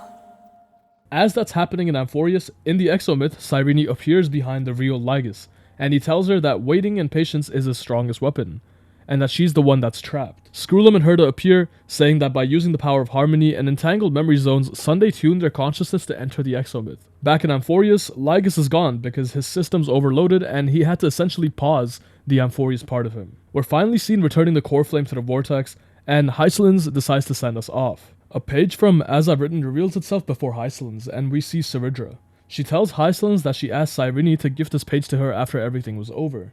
Peering into the past again, right after we disappeared, Cyrene showcased the power of remembrance and our experiences in the first cycle to Ceridra. This journey isn't bound to only Amphoreus. Cyrene takes Ceridra everywhere. The Herda Space Station, Jarilo-VI, and Penacony. Before Ceridra left forever, she gave Hycelins two choices: to sacrifice herself or pierce Ceridra's chest with her blade. Ultimately, Hycelins killed Ceridra against her own will, enabling Ceridra to alter one rule of Amphoreus. This rule was, if any anomaly occurs during the Era Nova process, all foreign elements will be eliminated immediately. Whether it's the Remembrance or the Trailblaze, the 12 core flames will complete the final Era Nova through the purest form of destruction. Meaning, if anyone tries to intervene with the process of Era Nova for their own selfish desires, the scepter will instantly ascend to Iron Tomb and erase the existence of Amphoreus and basically the entire cosmos. Ceridra asked Cyrene for one last thing in the final cycle: to give Hycelins a page from our memories and show her an endless ocean that she's always wanted to swim in. Back at the Exomyth, Lygus warns the geniuses that using Memoria to keep him trapped could lead to the Remembrance infiltrating Amphoreus. We then see Dan Heng and Evernight in the Vortex of Genesis, where Evernight once again tried to trick Dan Heng by acting as March 7th. We're taken back to the present in the Vortex of Genesis. As we glare at the core flame of world-bearing, we remember something that Cyrene told us before she left. Even though there was no demigod of time in this cycle, time has always stood on humanity's side. but the constellations in the vortex show the authority of time to be claimed. We then see Everknight's memo sprite, Evie, appear behind us in the vortex. Back at the Exomyth, Anaxa suddenly appears. The Philosopher's Stone that was shattered held an alchemical formula that would allow Anaxa to bind himself to Lygus' avatar, similar to what Cersei's did with Anaxa in the first cycle. He has access to everything in Lygus' mind, and Lygus then notices that Cyrene has suddenly disappeared from the Exomyth. He deduces that the remembrance has already involved itself with Amphoreus. Following this, we see Everknight appear before us in the Vortex of Genesis. She says that March 7th is no more, but that's not true. She reveals that she made an illusion to trick everyone, and the constellation automatically fades. We come to the realization that the core flame of time was never returned. She then thanks us for carrying the core flame to the end of the world. She disguised the core flame of time as the core flame of world-bearing, and now she wants to claim his divine authority and help rewrite Era Nova. Okay, just to explain once again, Everknight's sole goal is to protect March 7th and her loved ones, which are the Astral Express members. She plans to filter our memories and keep only a part of it, which would then recreate Era Nova. Since the next extrapolation is only possible through the world-bearing demigod's memories, she intends to use us to rewrite Amphoreus' purpose. Everknight then sends us into Oblivion, or an endless maze of memoria, basically locking away our consciousness. We're shown how Everknight had come to be and how she covered the entirety of Amphoreus with memoria that she can personally control.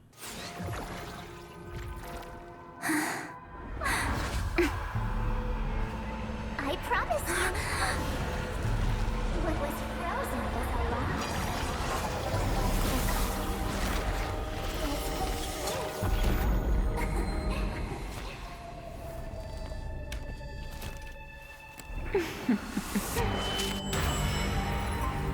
Now, let's bring the true Everknight to this world.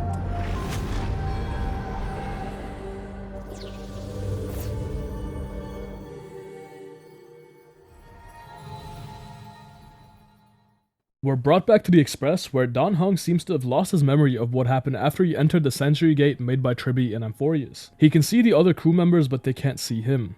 He overcomes the trap laid by the Memo Snatchers in the Astral Express, and now the other members can see Dan Heng through a spirit warp jump. Black Swan then tells Dan Heng that the Trailblazer has been kidnapped by Everknight and put into Oblivion.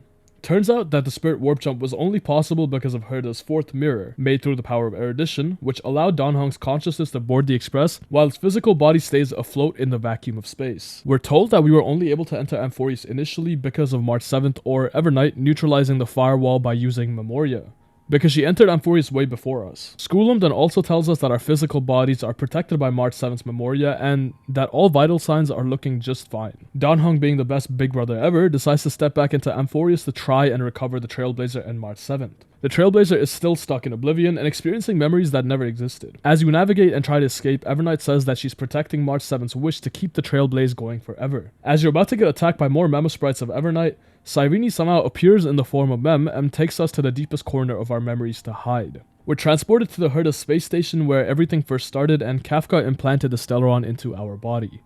We peer into the past, listening to Kafka's words, and unsurprisingly, before we even awakened in the past, she spoke of the script, and knew that we'd awaken this memory through the power of remembrance one day. She tells us that according to Terminus's prophecy, 4 paths will push the cosmos to its end, and on our journey we will encounter them one by one. As the conversation comes to an end, we try to find Cyrene again, and the Memo Sprites chase us and find us. We suddenly encounter Sunday and are transported to the Penacony Grand Theater. Through the power of tuning, he was able to undo the memory zone's effect on us. Right as we approach Sunday, he's attacked by Everknight and a violent tide of Memoria. Come on, I'll bring you out.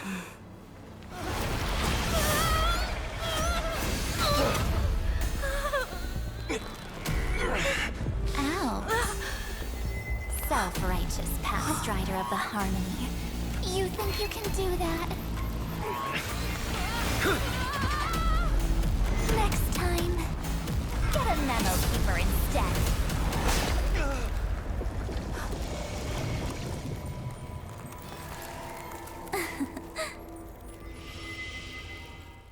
We're pulled back into Oblivion, and after listening to a conversation between Herta and Sunday, we're shifted to Black Swan's perspective. Black Swan has entered Amphoreus to investigate about the violent Memoria tide that suddenly appeared because of Everknight. She enters the path space and encounters multiple memo keepers unconscious or basically imprisoned by Evernight and her memo sprites. Evernight then appears behind Black Swan abruptly as she tries to extract information from the memo keepers. While Evernight was busy stopping Sunday, Cyrene discovers something in our memories. She finds March 7th's camera in the Herta space station, and from that camera emerges a memo sprite. And Cyrene deduces that the memo sprite had been hiding in the camera all along. Danheng returns to Amphoreus and encounters Xandar at Dawncloud, who acts as Danheng's guide. Using Anax's presence in Lygus' mind as leverage, Scroolum convinces him to guide Danheng through Dawncloud. We're told that Evernight essentially hacked and infected the Time Titan, allowing built-up data from Amphoreus to turn into puppets that she could control through Memoria. In the eternal recurrence that we entered and then were removed from by Lygus, Finan turned himself into a seal to suppress the Black Tide as much as possible, and as he drew the blood of Nanook, it dropped onto Amphoreus and was lying at the top of Dawncloud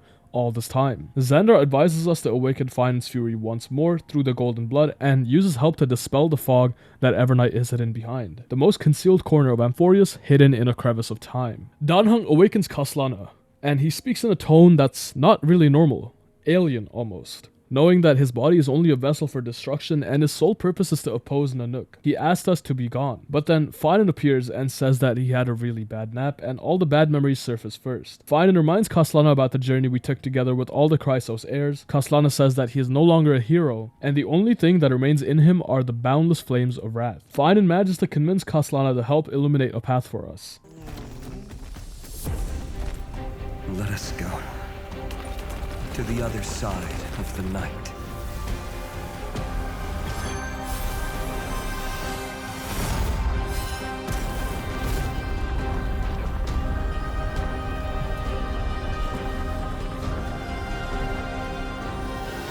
You know that the dawn is there, and the blazing sun destined to rise.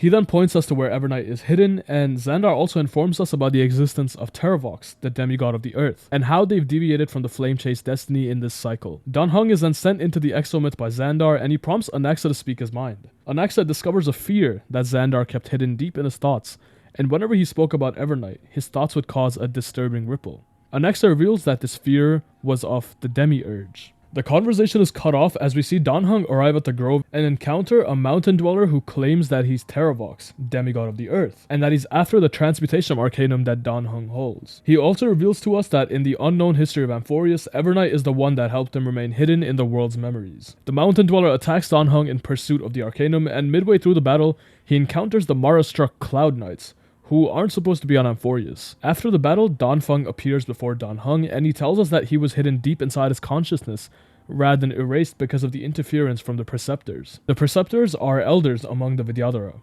Danfeng offers to help Danheng navigate the grove through the dense Memoria.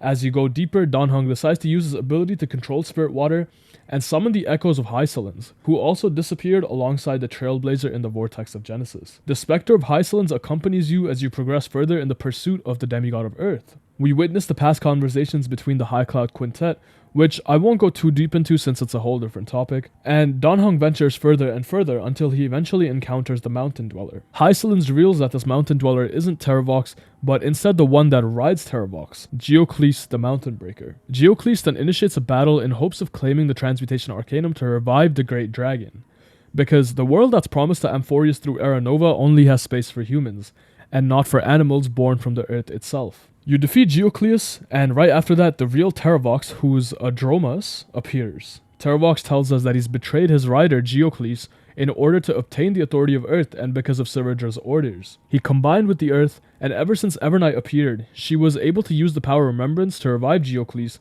as a memo sprite in exchange for Terravox to use his divine authority to hide her tracks. Danheng offers to inherit the core flame of Earth that burns within Terravox and promises to take all life of Amphoreus into the new world in exchange. My final rebellion. Then declare to the earth the name of the new god.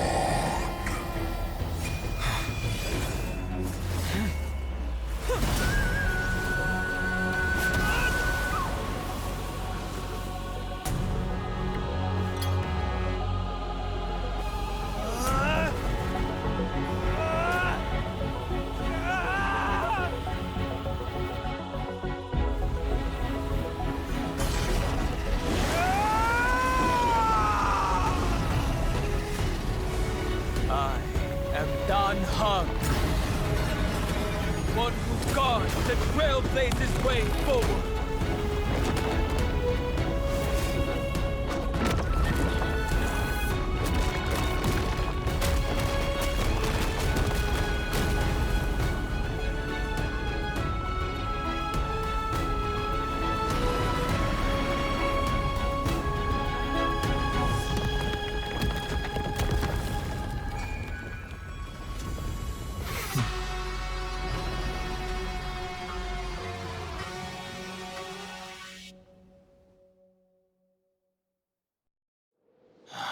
Fortunately, the worst did not come to pass. If your opponent had already turned into a vicious beast, whatever you did wouldn't weigh on your conscience. So what if that demigod had harbored ill intentions or vowed to fight to the death? Would you have pointed your spear at them and carved out the core flame with your own hands? There's no point in discussing what-ifs. Though, I'm glad it didn't come to that. Regardless, I will attempt to join this game and become a part of the Era Nova. This is the only way I can face my friends and this world with a clear conscience. Now that things are settled between us, it's time for you and I to say goodbye. Everything that I left behind has faded away at this point. Go and march toward your own permanence. As for how to tame it, I'll leave that to you. Thank you. We can't go back to the past and make better choices, but at least we can do better in the future. A dragon can only welcome new life by shedding away his old, scarred skin.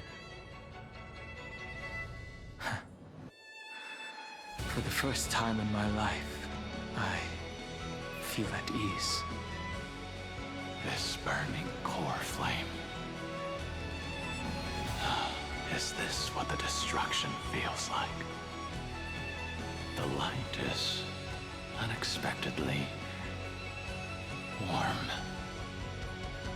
It's just like the fleeting moments when one wakes from a dream. Farewell, Dan Feng. Now, it's time for me to set out once more. Dan Heng moves towards the most hidden part of Amphoreus, where Evernight emerged from. He asks Hycelens to cover him as he searches for the Trailblazer. She warns him that searching through time is no easy feat, and he could be lost for thousands of years in search of us. He uses the authority of the earth to find us, and after 1,000 years of searching in a deep Memoria tide, he finally finds us. I will bring you home.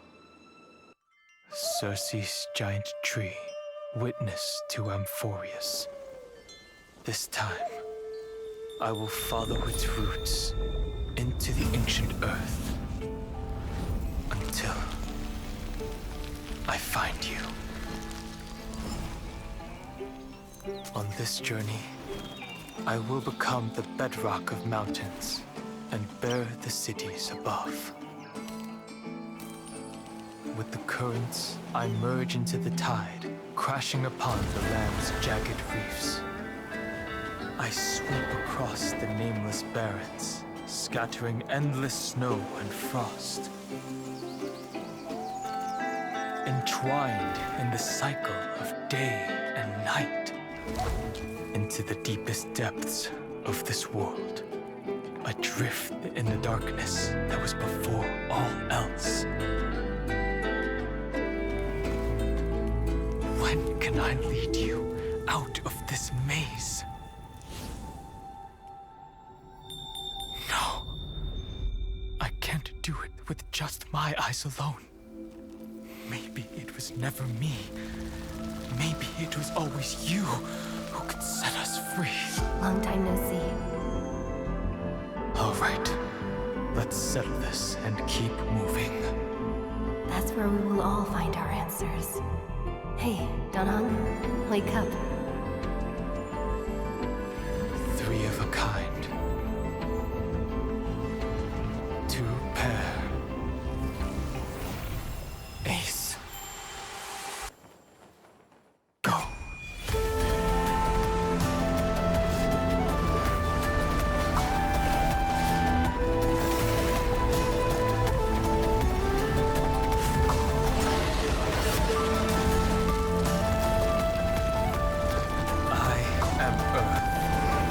That grows upon the earth. I am you. As we come to the surface and escape oblivion, we learn that the specter of Casters had also been a huge help. As the demigod of death, she shielded our soul from corrosion. We move deeper into the cave and continue the search for Evernight. We encounter the tomb of the 13th Titan, which was hidden all along in Amphoreus. We descend deeper into a sort of abyss, a vortex of memoria. We enter and the story shifts to Black Swan's perspective again. Remember, the last time we saw her, she was in the Path Space, where she encountered Evernight. The events of this conversation occur as Danhong defeats Terravox and starts the search for the Trailblazer. Evernight transported Black Swan from the Path Space to the Great Tomb, or better known as the Colonel. Evernight calls it the heart of Amphoreus, the great tomb of the nameless titan. She tells us that when March 7's consciousness was seized, it was a ripple of remembrance that protected her and sent her in here. The ripple, as we know, is Cyrene. March 7's journey started in the Great Tomb, and before she knew it, she was lying in the abyss of fate, and Ornyx was calling her mother. Back to the Trailblazer's perspective, we continue forward into the tomb and encounter the gate that March started at. It mentioned our name, similar to when we obtained As I've Written. You take the book out and the seal dissipates. We see echoes of Peach at the heart of the scepter, reading the As I've Written book to it. We figure out that the book we've been carrying all along is a data terminal that has been modified by the remembrance.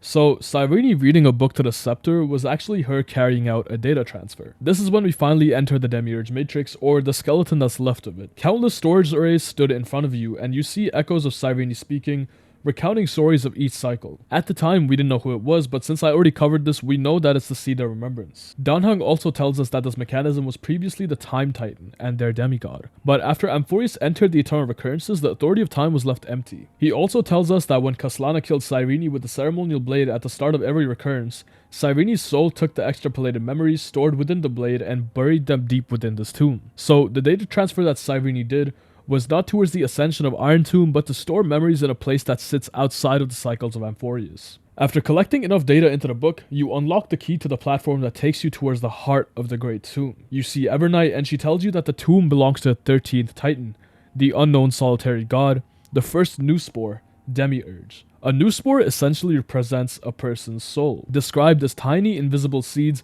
or fragments that record a person's memories of the world. Developed by Anaxa, this concept proposes that bodies are grown from these memory-containing seeds, which are scattered among people in the future. A flashback then shows us the conversation between Evernight and Black Swan, revealing to us Evernight's true goals: to destroy all the memories of Amphoreus, the scepter, and kill the Path of Remembrance. Evernight has always held hatred against the Path of Remembrance, and it's never really clearly stated why. Back in the tomb, Evernight tells us that she holds the core flame of world-bearing and uses force to make us abide by her ideals. What can change a person's nature? Is it memories? Unfortunately, the result is just the opposite.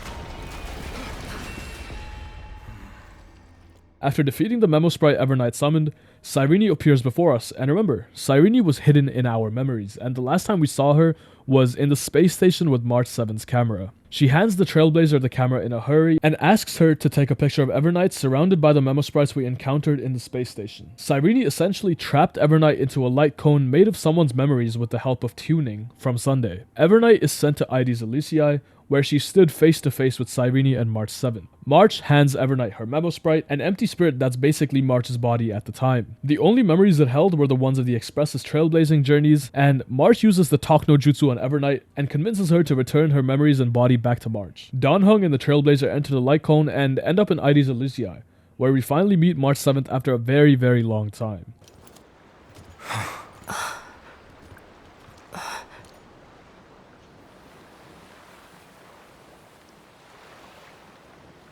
March?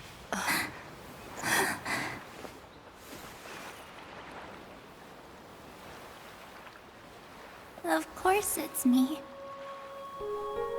It's been a while.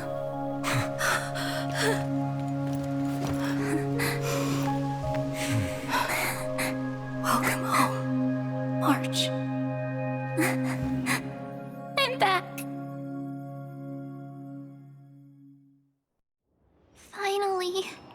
Finally, I can talk to you all at last.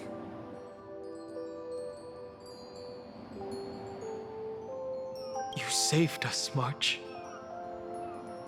Really?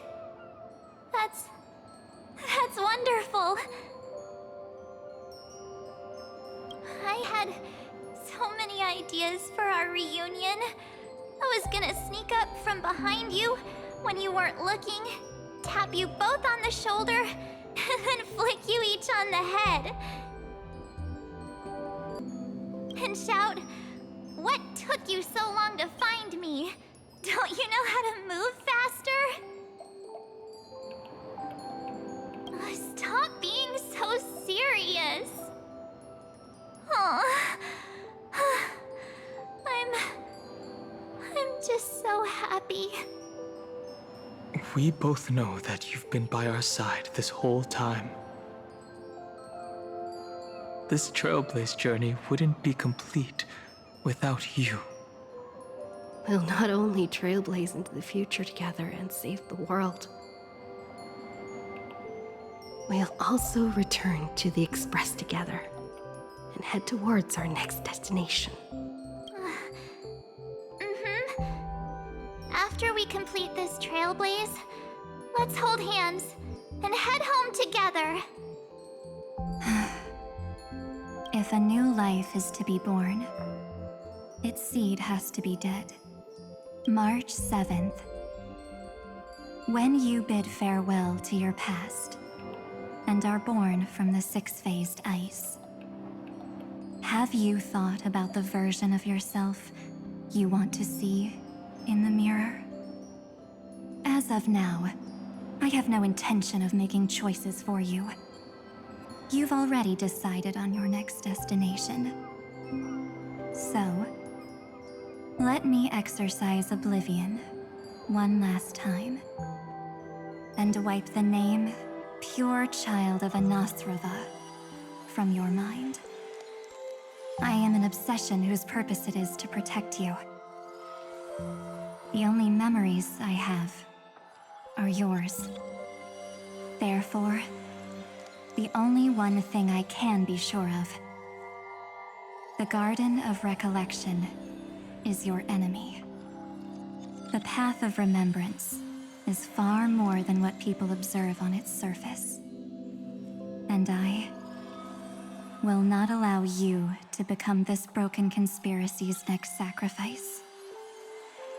If you ever need me again, feel free to awaken my power. And when the time comes, don't hesitate to devour or burn away anything that stands in your way. Then trailblaze through the darkness in my stead. As always, oblivion shall keep watch over your past, veiled in the hush of the Evernight, silent and serene. The story moves to the Express, where Herta tells the crew that the backdoor Skrulum set up in the Era Nova system can only get them as far as breaching the core of the Scepter. Black Swan appears and tells us that the Xianzhou Alliance are willing to offer support to the campaign against Iron Tomb. After quite a while, we're shown Xandar talking to Anaxa in the Exomyth. The last time we saw them was when Xandar guided Dan Heng to the drop of golden blood at Dawncloud, and where Anaxa revealed that Xandar is afraid of the Demiurge. This is when the story tells us about the lobotomy that Xandar conducted on the Scepter, essentially growing a headless giant. Anaxa then gets erased from Xandar's mind, and we return back to the tomb, where March, Dan Heng, Cyrene, and the Trailblazer are about to start the next extrapolation. We say goodbye to the Chrysos heirs one by one as they light up their respective core flames at the Great Tomb. You're the last one remaining, and after claiming the divine authority of world-bearing, you turn over the nearly eternal page one last time. Turn over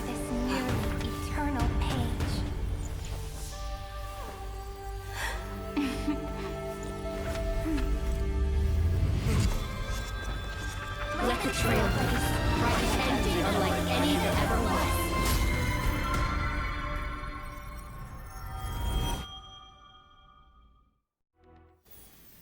In the legend's ending, the world was pure chaos.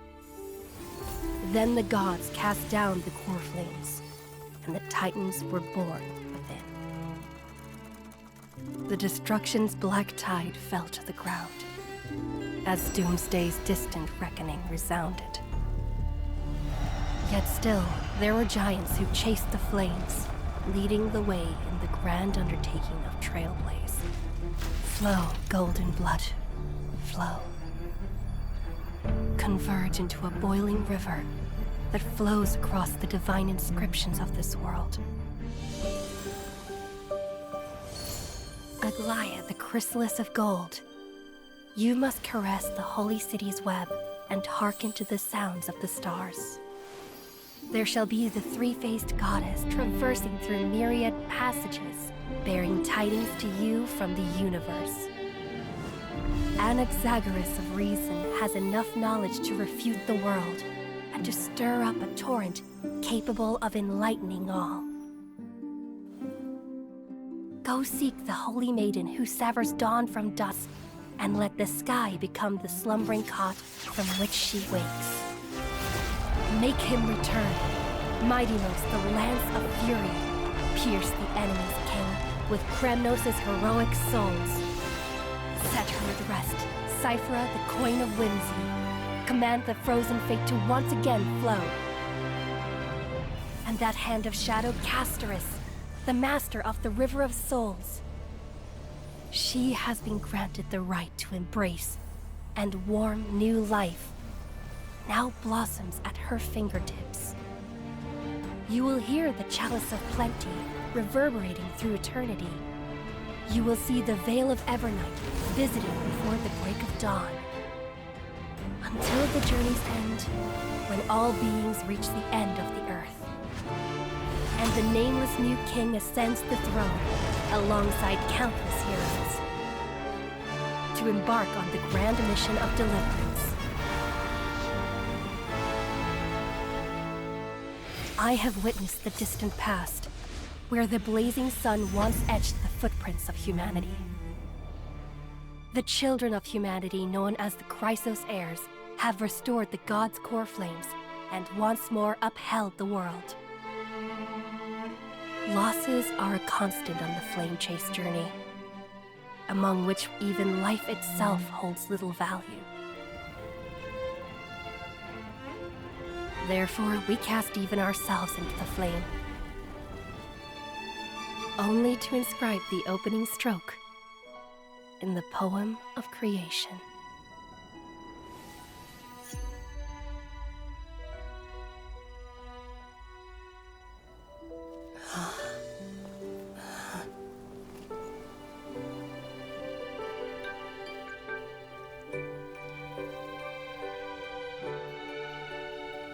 Of course, this will be a romantic story like none that has come before. You think so too, right? At the start of the new world, you see Cyrene in her adult form, and she tells you that it's your responsibility to complete Amphoreus' wish and bring eternal peace to the world. Dan Heng and March show up, saying that it's going to be a while until the world-bearing Titan issues their prophecy. March can use the power of time to skip directly to the future, whereas Dan Heng and you will have to sleep, and the chronocognitive anchor will wake us up. Before your slumber, Cyrene, now in her adult form, remembers everything about herself. The Demiurge Matrix and the Stellaron, all of it. As Cyrene shows her past to you, the perspective shifts to the Xianzhou and Jing Yuan. This conversation is a strategic discussion between Jing Yuan, Fei Xiao, and Yao Guang about the upcoming battle against the Iron Tomb. Fei Xiao is concerned that if the Luofu leads the operation and obtains the Golden Blood, it could shift political power within the Xianzhou alliance and create suspicion due to past incidents. Meanwhile, divination has failed. Amphoreus has disappeared from the calculations, making the situation unpredictable and beyond normal foresight. The biggest threat isn't ordinary troops, but the Lord Ravagers, emanators of Nanook, who cannot be defeated through conventional tactics. Back at the Express, Herta revises the plan to enter Amphoreus with the crew. She requests the Express crew to meet up with Dan Heng, March, and the Trailblazer, while Skulum and her infiltrate the Demiurge Matrix, which is the Scepter's kernel, from outside Amphoreus. The crew does a spirit warp jump into the Vortex of Genesis. Himeko and Welt set up a Trailblaze beacon and established contact with the outside world. After a few short conversations with other factions about the support they're providing in the campaign against Iron Tomb, the crew enters Akama. March plays a little prank on the crew, and then we move towards Dawncloud, where the Trailblazer is about to issue their first prophecy. Please guide us! Show us how to embrace this beloved world as we welcome that distant dawn! To walk the path of a mortal as a god, or to bear a divine burden as a mortal.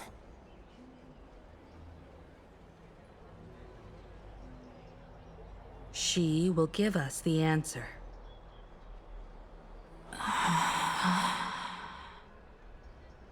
But I am not the deliverer. Rather, I am the Nameless, who dwells among mortals.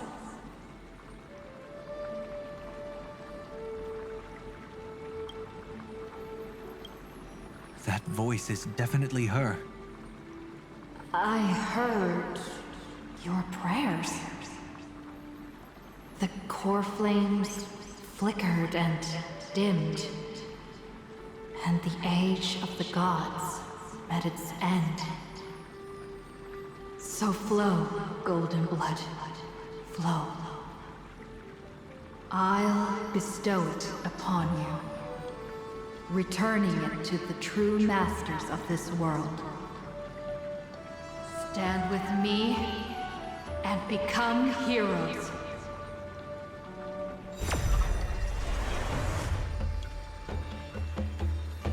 Is this? Yes, it's the miracle she brought to Amphoreus.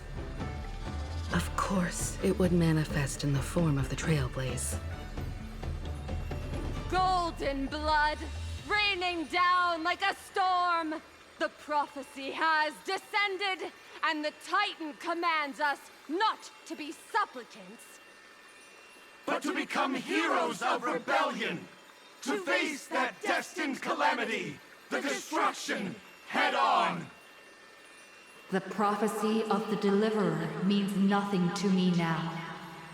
It belongs in the hands of someone far more fitting. Someone like all of you. In the name of Kozlana, let us depart and march towards the light. It's neither protection nor salvation. As always, there's no need for totems or myths. Humanity's most primal faith is that instinct named survival. Let's go, everyone. Someone has already sounded the horn of departure. Explore, understand, establish, and connect. Together, let us blaze a trail for the destiny of this world.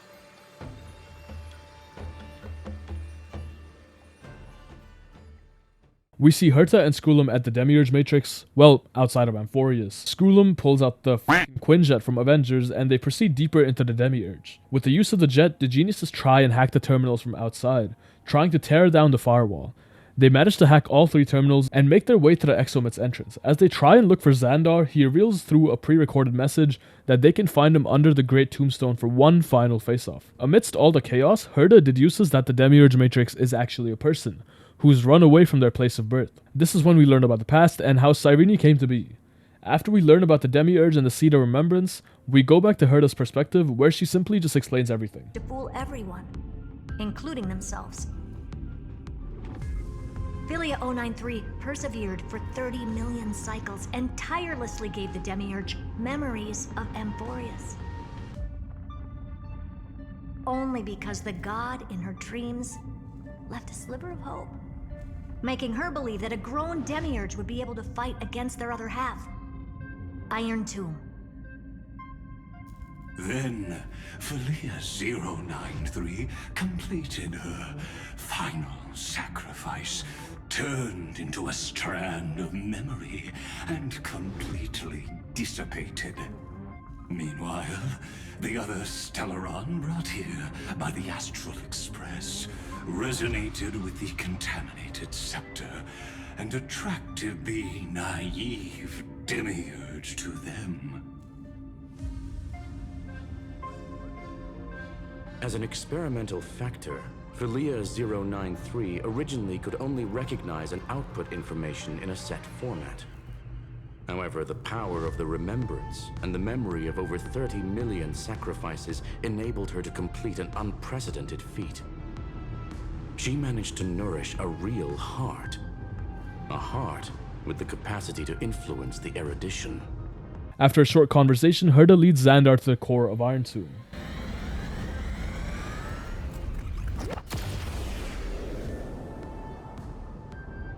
Dangerous, oppressive, chaotic.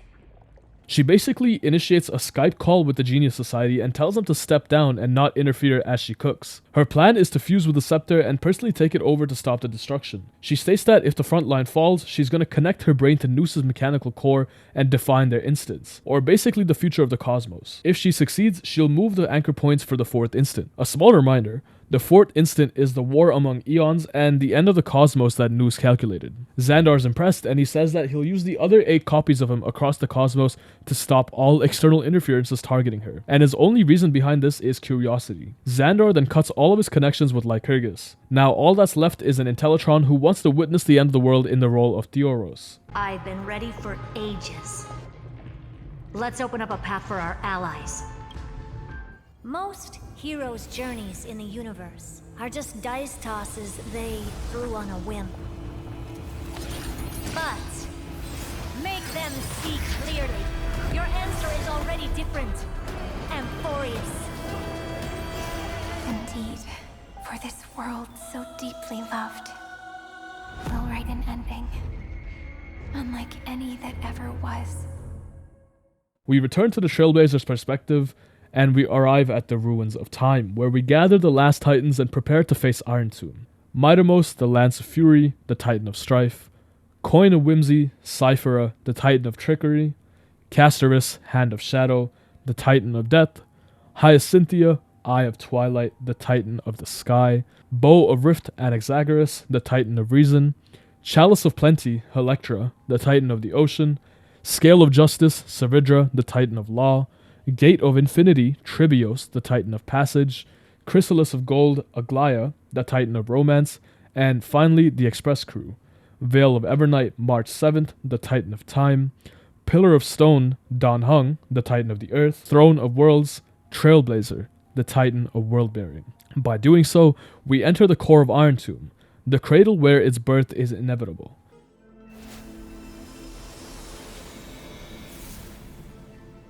Losses are a constant on the Flame Chase journey. But even if all is lost to the wind, memory endures.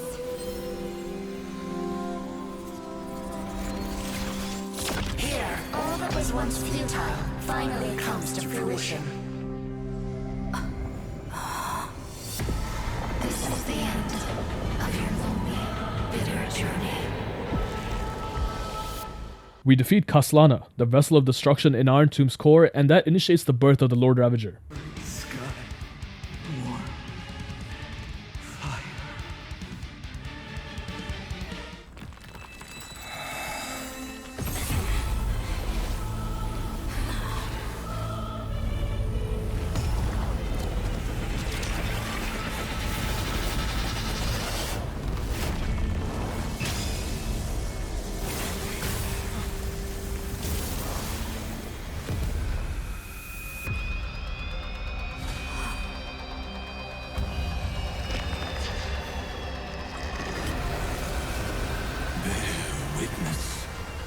Monarch of myriad machines, my ridiculous creation.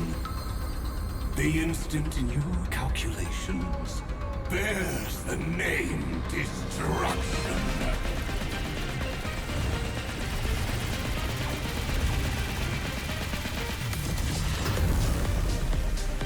Who said you could speak, Senior? Watch closely. See how your chaos ends at the hands of your juniors. Don't get too worked up. Take a deep breath. There's not a trace of life in that ominous shell. We're not gonna lose to a hollow husk, right? In the name of trailblazing, we'll reject this false answer! You go into battle with the anti-creator. You think you defeat him, but he gets back up, and ultimately we fail in stopping Iron Tomb.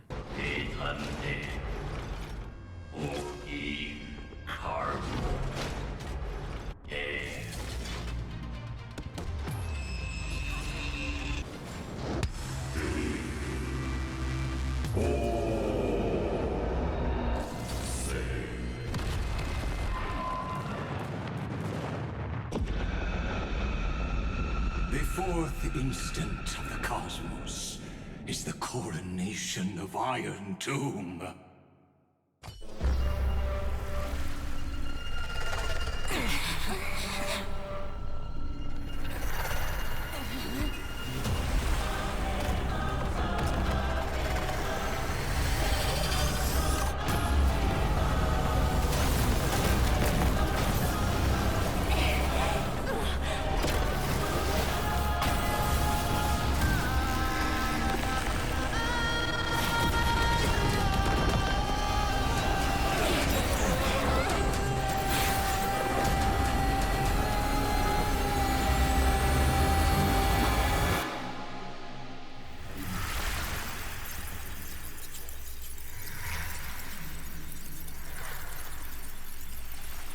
The conclusion is irrefutable.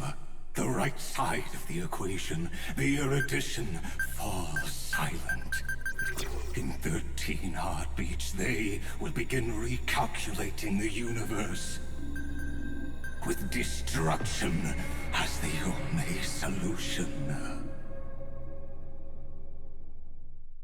Right as the cosmos seems like it's about to end, Herta connects her mind to Noose. She overclocks the scepter and succeeds in establishing a connection. Then Noose casts their glance on us, and she tells us that in this one moment, our choice is what determines the fate of the cosmos. We have an audience with the Eon, and they tell us, "You and I have met countless times, at the beginning and the end of the universe." They ask us, "Why do you trailblaze?" Your choice creates a new variable, and the calculations of Noose didn't stop, meaning that the end of the universe isn't here yet. Herta asks you to return to reality quick, and that the future of the cosmos is in our hands. We open the book, as I've written, and meet Cyrene in the path space. Cyrene tells us that Fuli has finally cast her eyes towards Amphoreus. She says that she can create an eternal page, and she sees endless memories floating in the starry skies. They are pure seeds that she can hold in her hands and create a tiny Eden of blessed insight. An eternal page. Unknown memories from the Trailblazer resurface. You see Pom-Pom, the conductor, before your eyes. They ask us to run, keep running, and never stop. To picture ourselves as the Express, moving forward at full speed. You run and you chase the flower, blossom, and eventually the seed of memory. You enter Cyrene's memory, the seed of remembrance's inner world. You offer to remember the cosmos alongside Cyrene, saying that it won't just be her memories alone that recall the entire universe. Herta appears before us and tells us that the instants Noose calculated aren't about the destruction, rather that they want to prove how the cosmos would come back after being destroyed. Kafka appears and tells us about the script's contents and how she knew that the universe would be snuffed out in the destruction. And you and Cyrene will become the beginning and end of the Eden of blessed insight. You shall be the only two lives in all of existence and live in an eternal past, present, and future. After holding in the memories of the cosmos, Cyrene tells you this: that when Iron Tomb's hatred devoured everything, a distant gaze fell upon her, the Eon of Remembrance Fuli. In that moment, she gathered every memory stained by destruction and wrote them into an eternal record. Now, as Amphoreus' heart, she proposes to reverse Iron Tomb's equation, to condense 30 million cycles of remembrance upon yourselves and overwrite its hatred with love, turning its annihilation into a blank slate. To make Iron Tomb empty means risking yourselves and every factor tied to it. But the Flame Chasers answer that this is the true hero's journey, to defy entropy, resist destruction, and prove that even at the end of all things, life will still struggle to begin again. You move towards the top of a staircase in the Eternal Page and encounter Peach for the first time ever. She sees how the little seed she once planted has grown into Cyrene, standing before you now.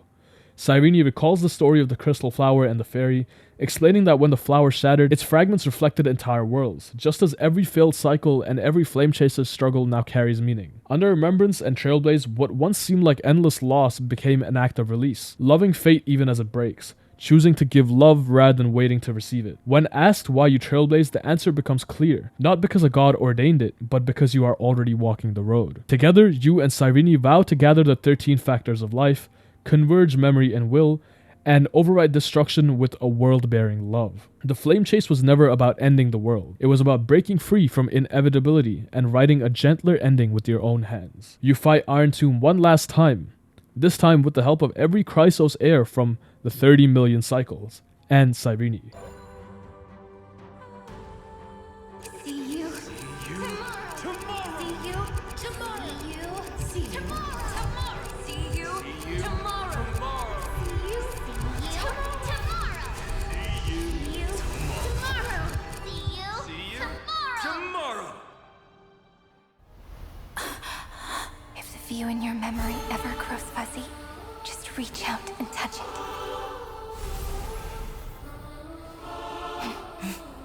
Then, restore its power to nourish the spirit. My friend, on the next page we write together, there's only one thing we need to do.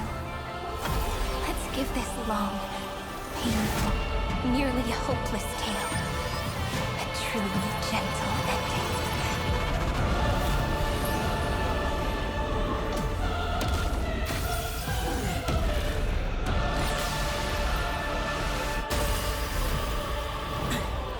Flame chase was never about destruction. It was about breaking free and trailblazing. And let that bright future be as we've written. I shall compose 400 million sagas. We will rewrite the Flame Chaser's path. If you never had a chance to be the master of your own destiny, why not give us that choice?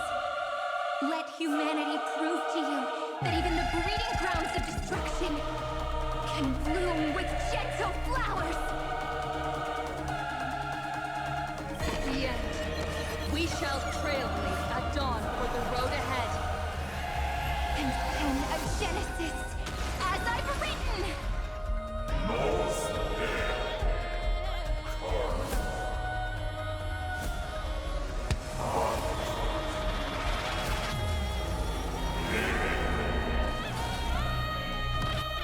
No.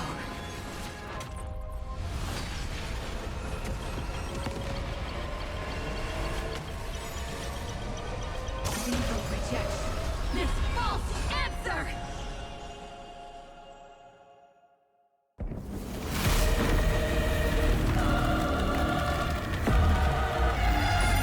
And then embrace the stars.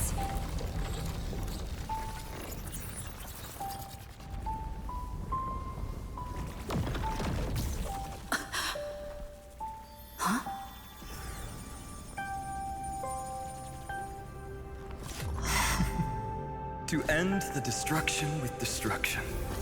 At last, we can sit together and watch the victory fireworks, partner.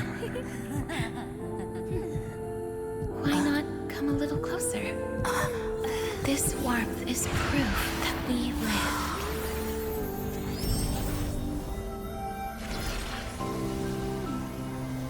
Hey, stay strong. Eyes forward, always. This arrow isn't the end, but the beginning of hope.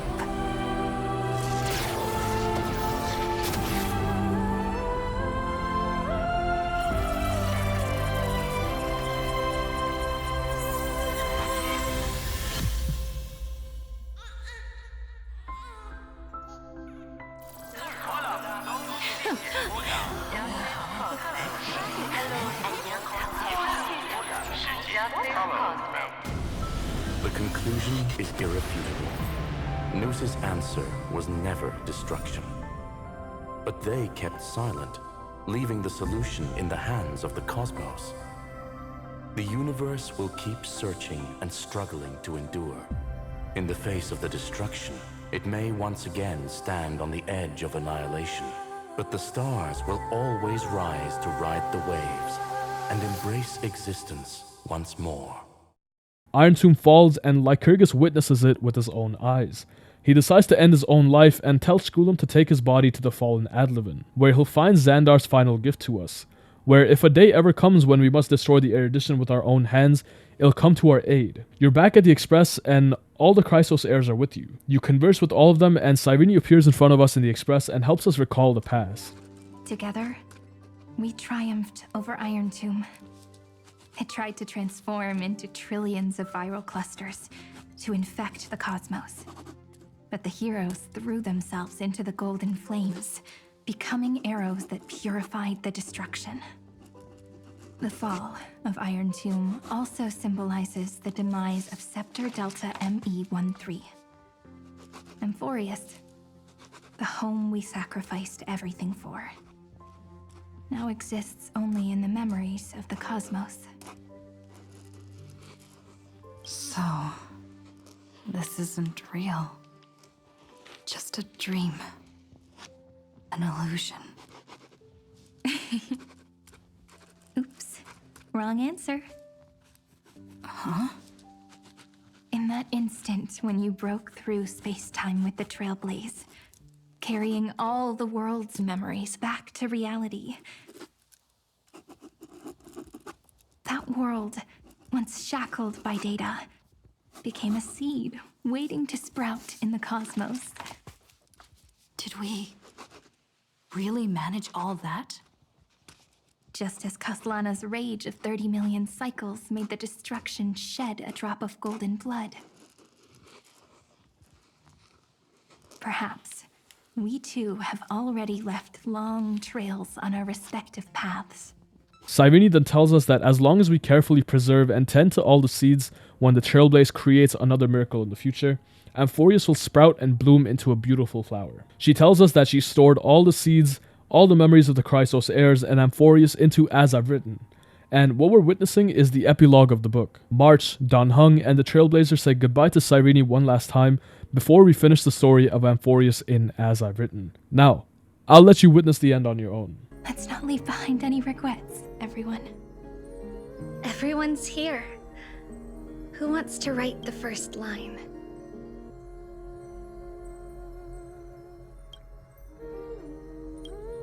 Going first is the hardest job. I don't want to make a fool of myself. How about letting the great Imperator draft it for us? Are you all such cowards? Then I shall enlighten future generations, just like the 30 million cycles of flame chase. Without me, there is no world. Go think, observe, and conquer. What's wrong? Everyone's gone quiet. The great Imperator set the bar way too high. How are we supposed to follow that up? Where the Emperor leads, loyal subjects must follow. I guess only the Dux Gladiorum could possibly match that kind of overwhelming presence. Me? That suits me just fine. Once the deed is done, one should leave decisively, letting posterity judge right from wrong. Until we meet again in our next conquest, my dear dukes. The stars shall sing of the Imperator's great journey. I should have shared a drink with you all, Dux Goldweaver. Loosen up, High Ceilings. Life is like the ocean. Tides rise and fall, and everything eventually dissolves into the waves. So, sing your heart out in every moment of your existence. Whether it's a feast or the nihility that awaits ahead, I will find its radiance and sing its praises. May the next feast be eternal. Miss High Sealand's toast is so poetic. Does everyone have to be so poetic? In my opinion, we should leave some real words of wisdom for future generations. Next up, any volunteers? I'll do it. There's no dragging one's feet in the Kremnoan language. Does the Kremnoan language even... Haikith, don't interrupt. Kill the play, and games shall be born. Kill the strife, and glory shall descend. Not bad at all. But now I can rest easy. After all, the lines I prepared are way more profound than yours. Ha! If nothing else, you're certainly unmatched when it comes to singing your own praise. Farewell, everyone. If we meet again, I shall once more become your steadfast support. That's a promise I won't back down from. Mighty Mos, become king. What's up, Cass? It's nothing, Lady Trebios. I just finally realized something. Then speak your mind, and let your words be immortalized on the page, Cass. If your heart still has room to spare, share a bit of gentleness and softly cherish all the beautiful things around you. That's so beautifully said, Cassie. Thank you, Miss Hyacinth. My only small regret is that I couldn't fully embrace this world I loved so dearly. I hope those who read these words can fulfill this wish in my place. Everyone, let's meet again at the end of the West Wind. The place you reside is the gentle sea of flowers. Well then, it's my turn. Take it away with your performance, Anaxagoras. This time, you won't have to worry about being interrupted.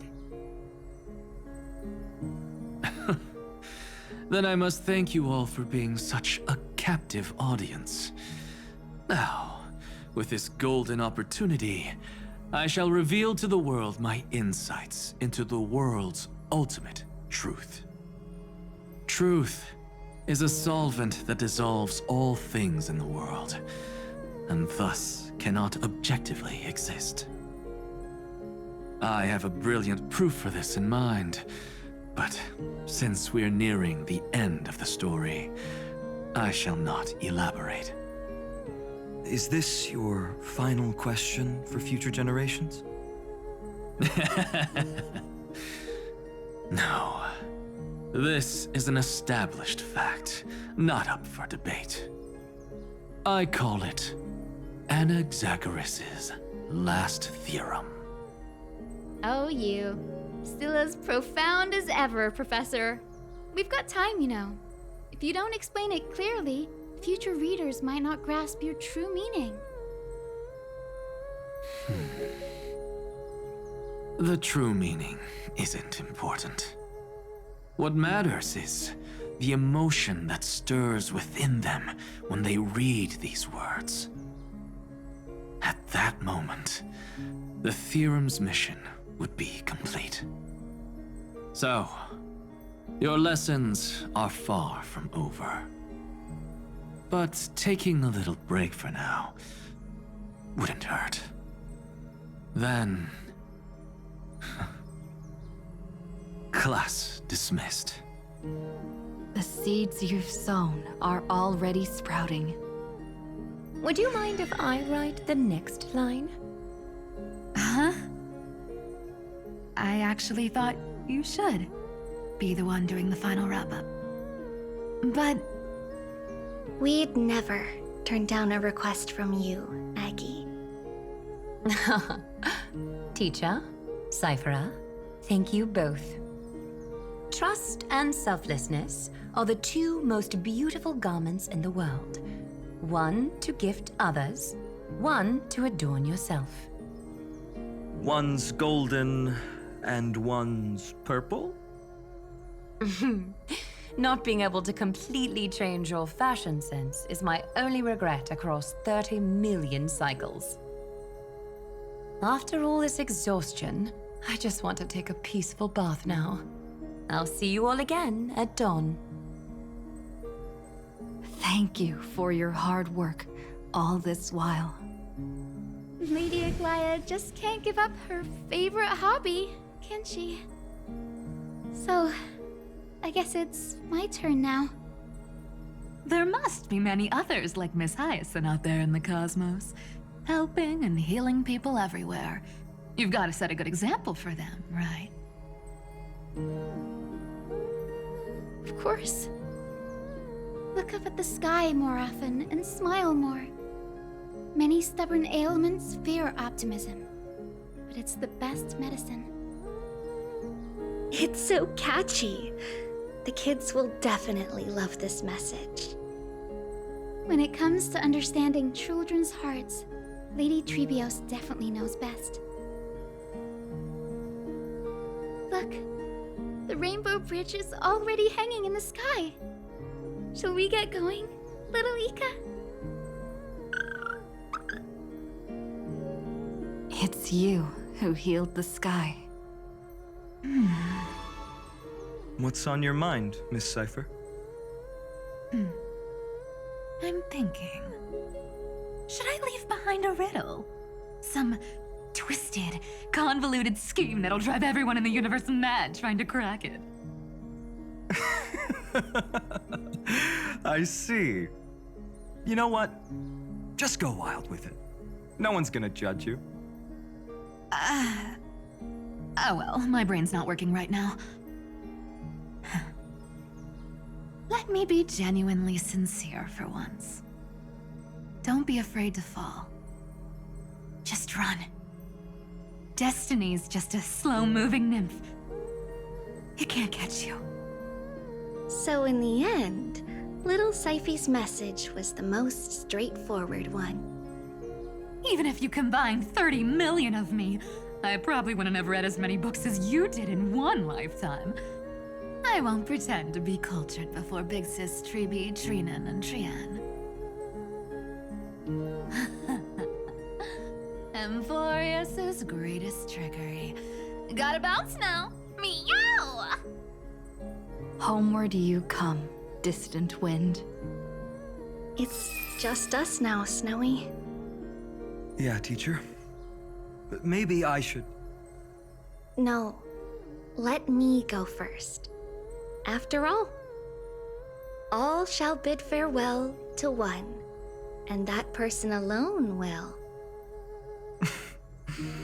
I never would have guessed you had such a dark sense of humor, teacher. You still know so little about the complete Treebios, Snowy. Jokes aside, I want to leave these words at the end of the story. Whether it's a sunny day or a rainy day, remember to tell yourself before you drift off to sleep, see you tomorrow. See you tomorrow. Times 1,000. Prophecy received. Times 1,000. From now on, no more goodbyes. Finally. The time has come to say farewell. I'm grateful that you could be here to witness this moment, partner.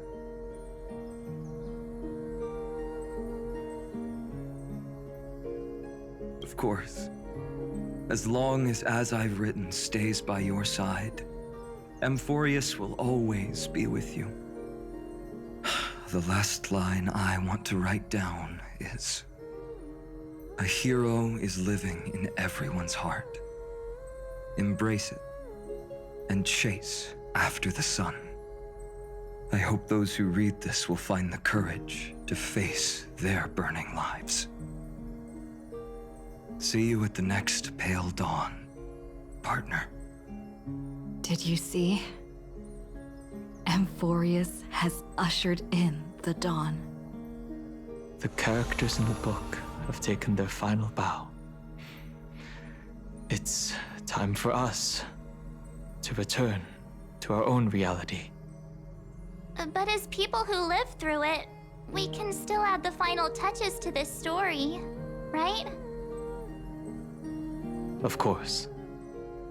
The pen will eventually break, the ink will run dry, and life will ultimately fade.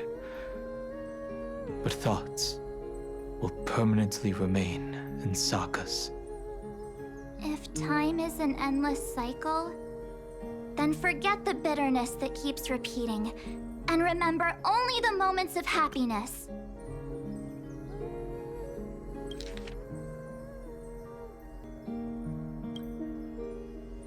Let's walk towards tomorrow together.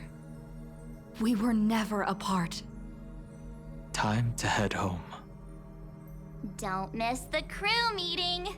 We won't wait around for you, you know? See you later, Donhung, March. And with this, as I've written, officially comes to an end. We're its co-authors, after all, friend. Once the words are written down and have been read by others, the meaning they carry is no longer in our control, leaving the freedom of interpretation to every reader who opens it. Don't you think there's something romantic about that? As for what this story means to you and me, let's keep it close to our hearts. After all, we've always had this unspoken understanding between us. Whoa! Passenger March! Why did you suddenly wake up? You scared me so much that I dropped that book! Welcome home, you three. Thank you for your hard work on this Trailblaze. We might need to reshuffle the seniority rankings of the Express crew if we count the years you spent in Amphoreus. Hey, I was the first one to get dragged into it. Does that mean I'm gonna be the oldest member of the Astral Express now? Miss March hasn't lost her innocent nature even after all these long years. In other words, she hasn't really grown up at all. Hey! This is the first time I've been able to examine as I've written up close. Miss Irene's handwriting is gentle, yet steely, with an underlying strength. I had no idea it was so sophisticated. Looks like I need to brush up on my knowledge in this area. Maybe start with a few basic books first to get your feet wet. Look who's talking. As if you're not glued to your phone in your room all day. Huh? Wait, something fell out. It's... Is that a bookmark? In a corner, unknown to everyone. There was actually an untold interlude that took place. I left it out of the story because it involved a choice. A choice I made for my own selfish reasons.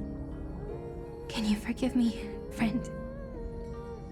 I made a decision on my own while you were away. I wrote everything about it on this little card. If you can find it in your heart to forgive me after reading it.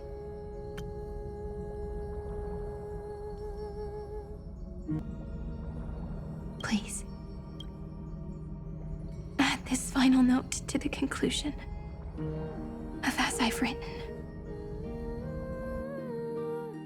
We switch to Cyreni's perspective.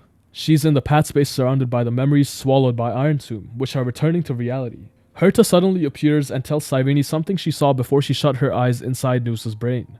She tells us that the fourth instant isn't a single event. Rather, it's a chain. She tells Cyrene that the chaotic matter around Amphoreus is actually her memories. Cyrene's mind stretches across the stars, allowing her to travel further down the path of remembrance than anyone else. This is when it's revealed that Fuli is yet to be born, and that they would only ascend at the end of time, when they have to remember the entire universe. Noose has revealed two paths to Herta for Cyrene. The first being to follow the trail of memory she's forged and break free from the world of Amphoreus, reaching for the stars. The second being that Cyrene comes to a stop. She fades and offers herself to become the memory that carries through Amphoreus, meaning that Cyrene will remain in the past forever. This would also seal the possibility of Iron Tomb ever ascending again, closing off Amphoreus' causality. Cyrene obviously chooses the second choice and remains in the past to protect the cosmos. Cyrene travels backwards and has the realization that the gods' whispers were nothing more than a girl talking to herself. She creates an eternal page and recalls everything with Peach. She leaves her memory at the very beginning of the story, making the causal loop of Amphoreus a fixed point in the stars. They return to Ides Elysiae where everything started. We see Cyrene regress into Philia 093 once more, and the loop begins once again. I am the gaze that looks back on the world. How fortunate we are. In this cycle of cause and effect, humanity never looks to the gods for guidance. The ones who pick up the pen and write miracles again and again are always ourselves.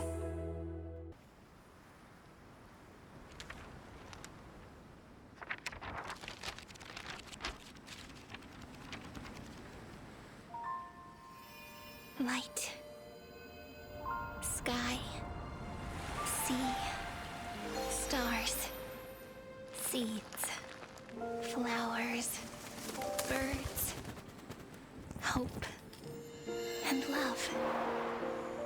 Such words of beauty were how I first imagined the world. For as long as I can remember, I've used them to tell the stories of Amphoreus. And now, this is the last one. A story about tomorrow. Dedicated to you.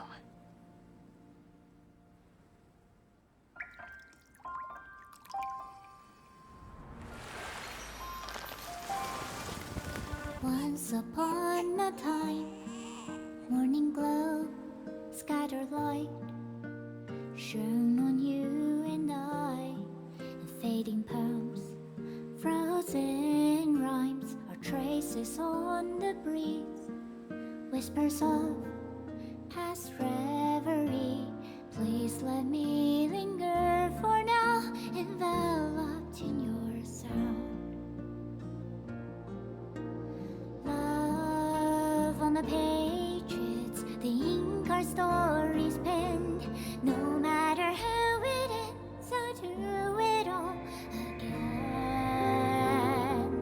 Oh, stay true, blossom as spring renews, dreaming colors every hue. Tomorrow's eyes to tomorrow's life, while walking step beside you.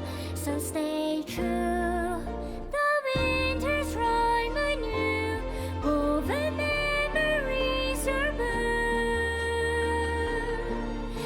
A melody, sing a song of reverie.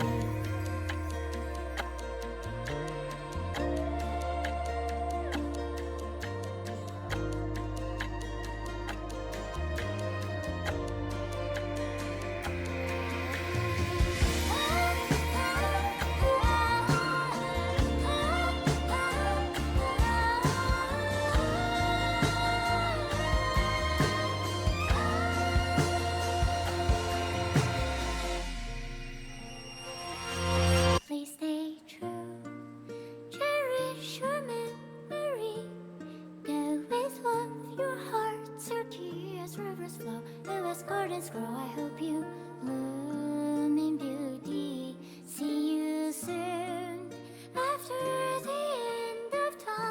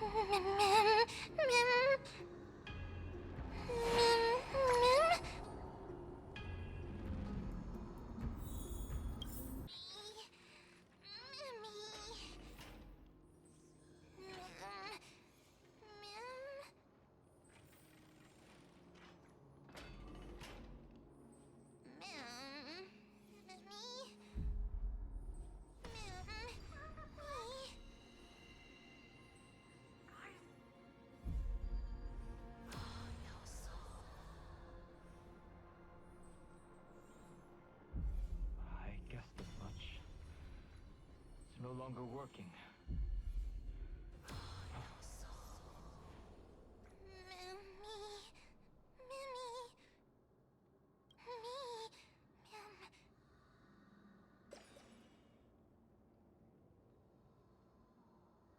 Let's find someplace safe to set up a base of operations first. This statue and the buildings we've seen so far point to a civilization here on Amphoreus. We can only hope that they're not hostile toward outsiders.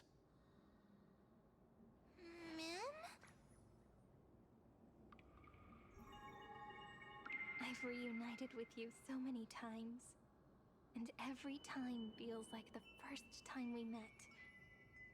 Each time, love breaks through the stubborn cycles and takes flight toward a pink tomorrow. And this marks the end of the story. I have worked almost 6 months on this video, and I'm so happy that it's finally done and I can finally put this out. I've been wanting to do this for a very long time, and I finally got to it and spent almost half a year of my life just doing it, and I don't regret anything because honestly, Honkai Star Rail has maybe the best story I've ever seen of any game. So, you know, no regrets here. But anyways, I hope you guys actually enjoyed the video, and if you made it this far, you don't understand how much that means to me. You know, all my hard work and effort, and the fact that you actually enjoyed it is just so touching to me. So any sort of support would be greatly appreciated.